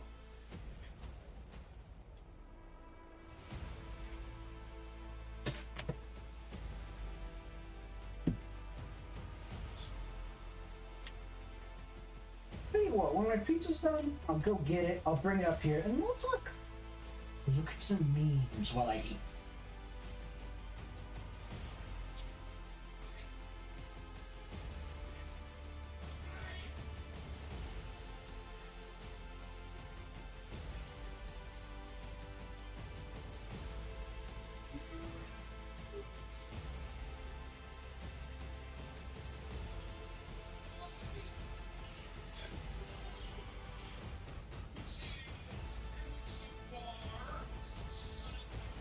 Nice. keep going silent because, like, gotta practice this multitasking.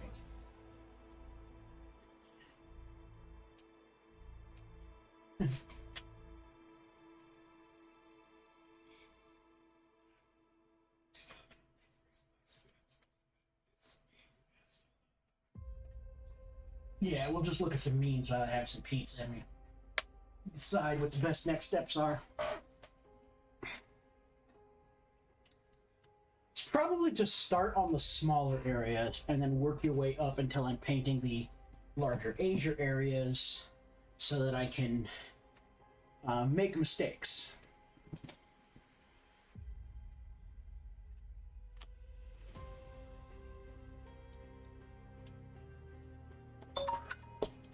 Oh, that's the timer.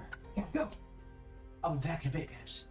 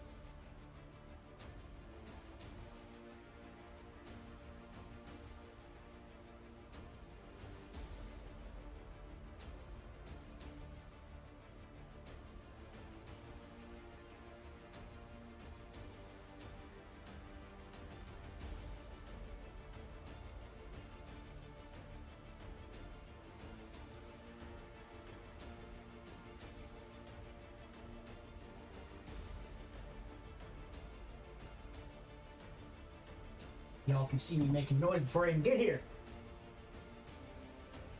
Have returned to pizza. It's good pizza. Here, all. You can have a glimpse at the glorious pizza. Here you go, pizza. See, folks, I ain't lying. No. I kind of need a rest to eat this pizza.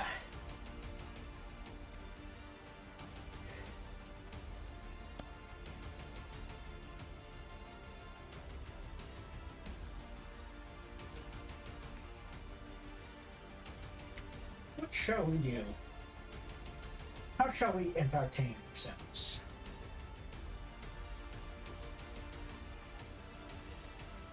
Ugh. First, let's change the music up, shall we? Try this. Steampunk epic battle music.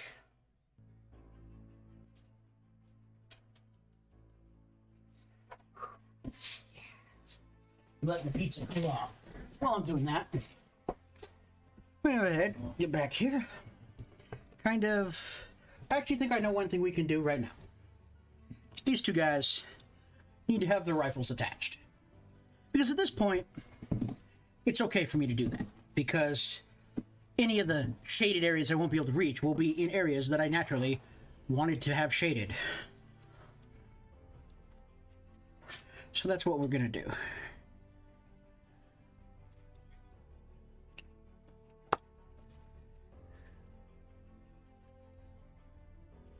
Need to lose a little more.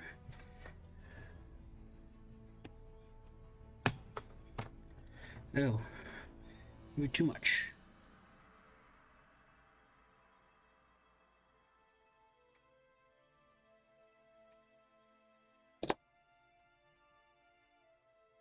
I see. It's not actually too much. I just need to scrape some additional stuff away. And then add just a little glue. Don't need to be hefty about it.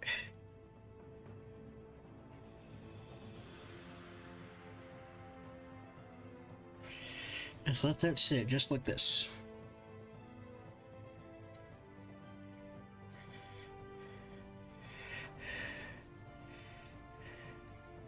You know, while it's still dry, I'm just gonna add a tab to this one because this probably should be glued too. It's okay, I'll be able to clean this up afterwards.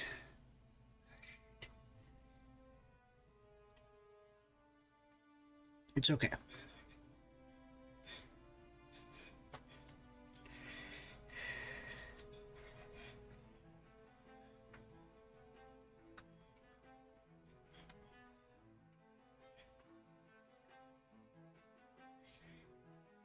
Okay, that should do the trick.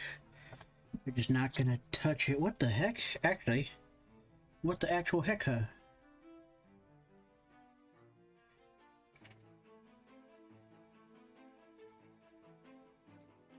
Alright, we're gonna let that dry, but I might actually gap fill that and paint that over. Because that didn't come out right. That wrist right there, that wrist joint's a little weird.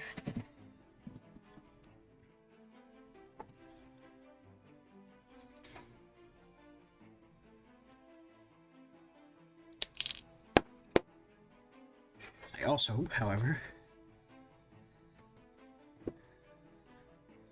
need to shave off some of that bull crap.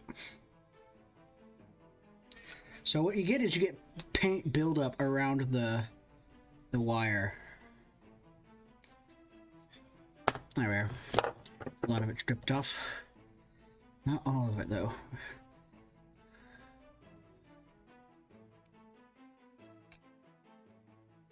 Be gentle with yourself.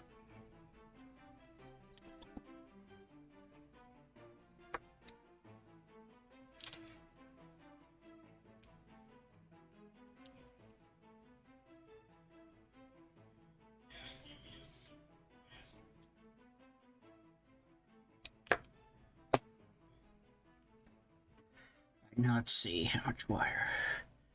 Need to cut that just down a little bit. Too bad there. Yeah, that'll do. Just a dab there, and a dab there.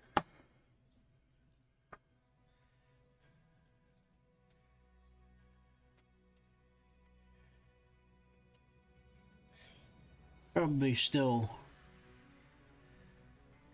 Actually, this looks fine. So now, these guys are finally fully assembled.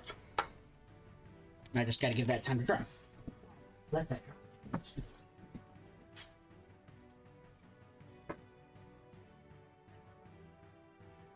Still a little warm, but...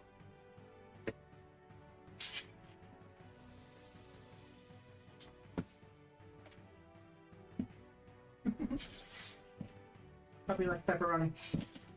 The rest is mine now. You got your pepperoni.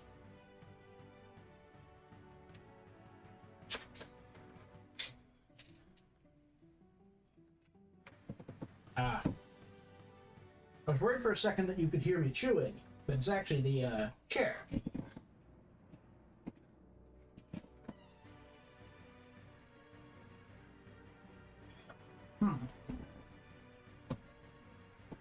Now, sorry, I should drop in my mouth hole.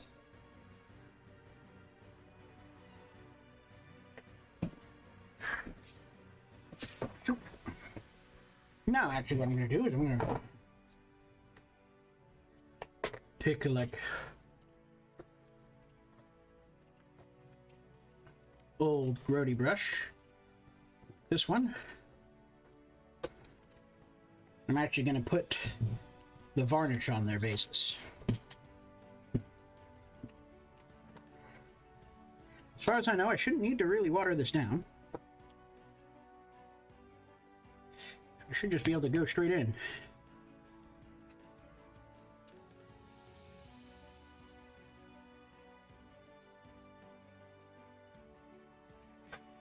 With a couple coats.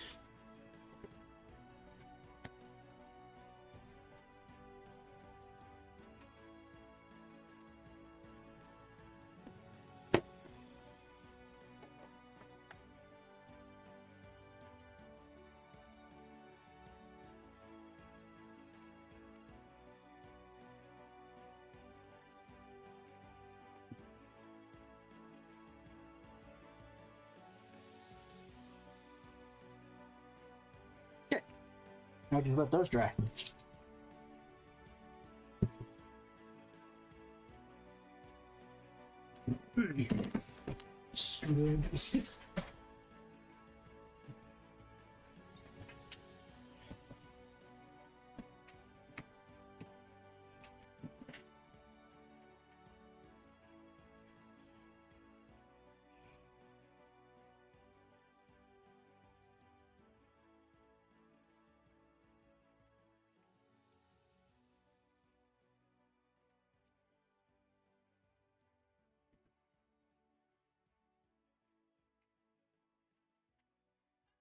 Good pizza.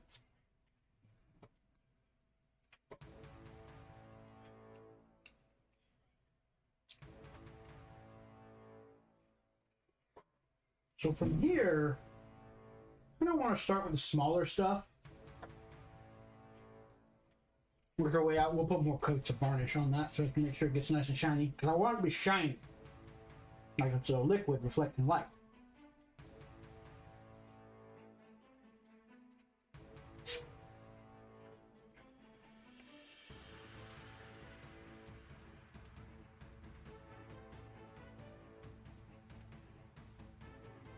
We'll see how many coats it takes to really get it shiny.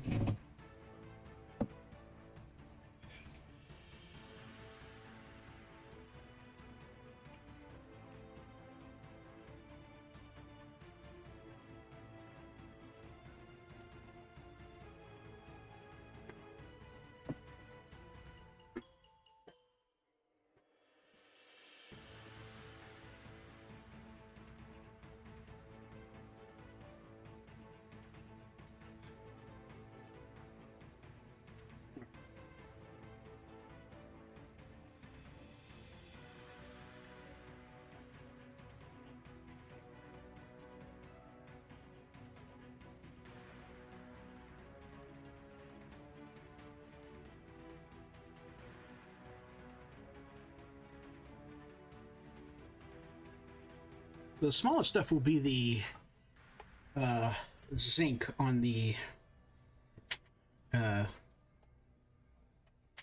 weapons.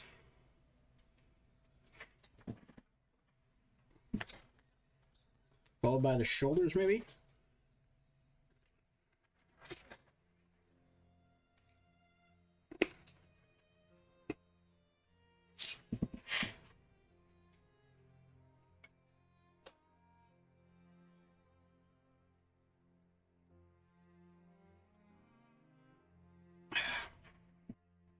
Let's see. Probably want to do the hand, so that way I can paint back over it and when I bring the value back up. Or the head, sorry.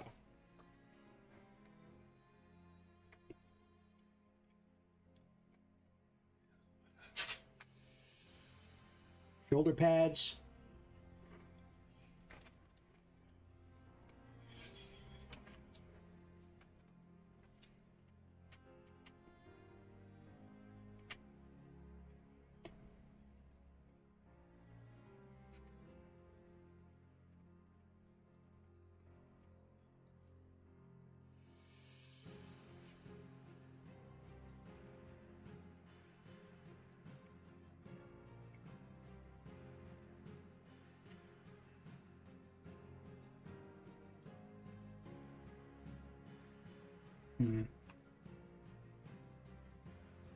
Fur.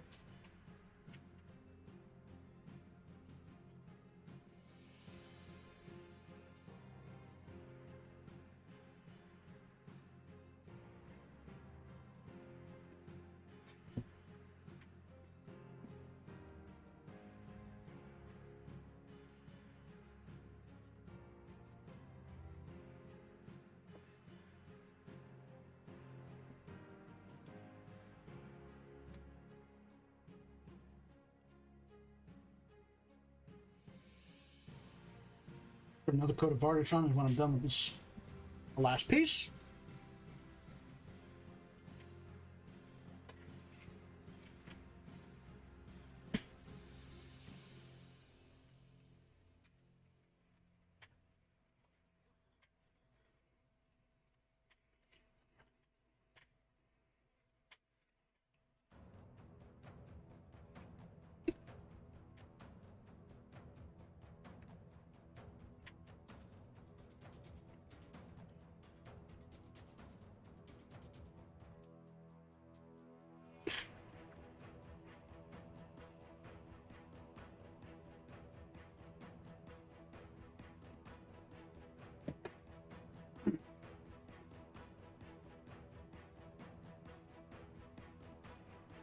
You know what? It's been a very long thing there. I think it's actually wisest that I call it a day.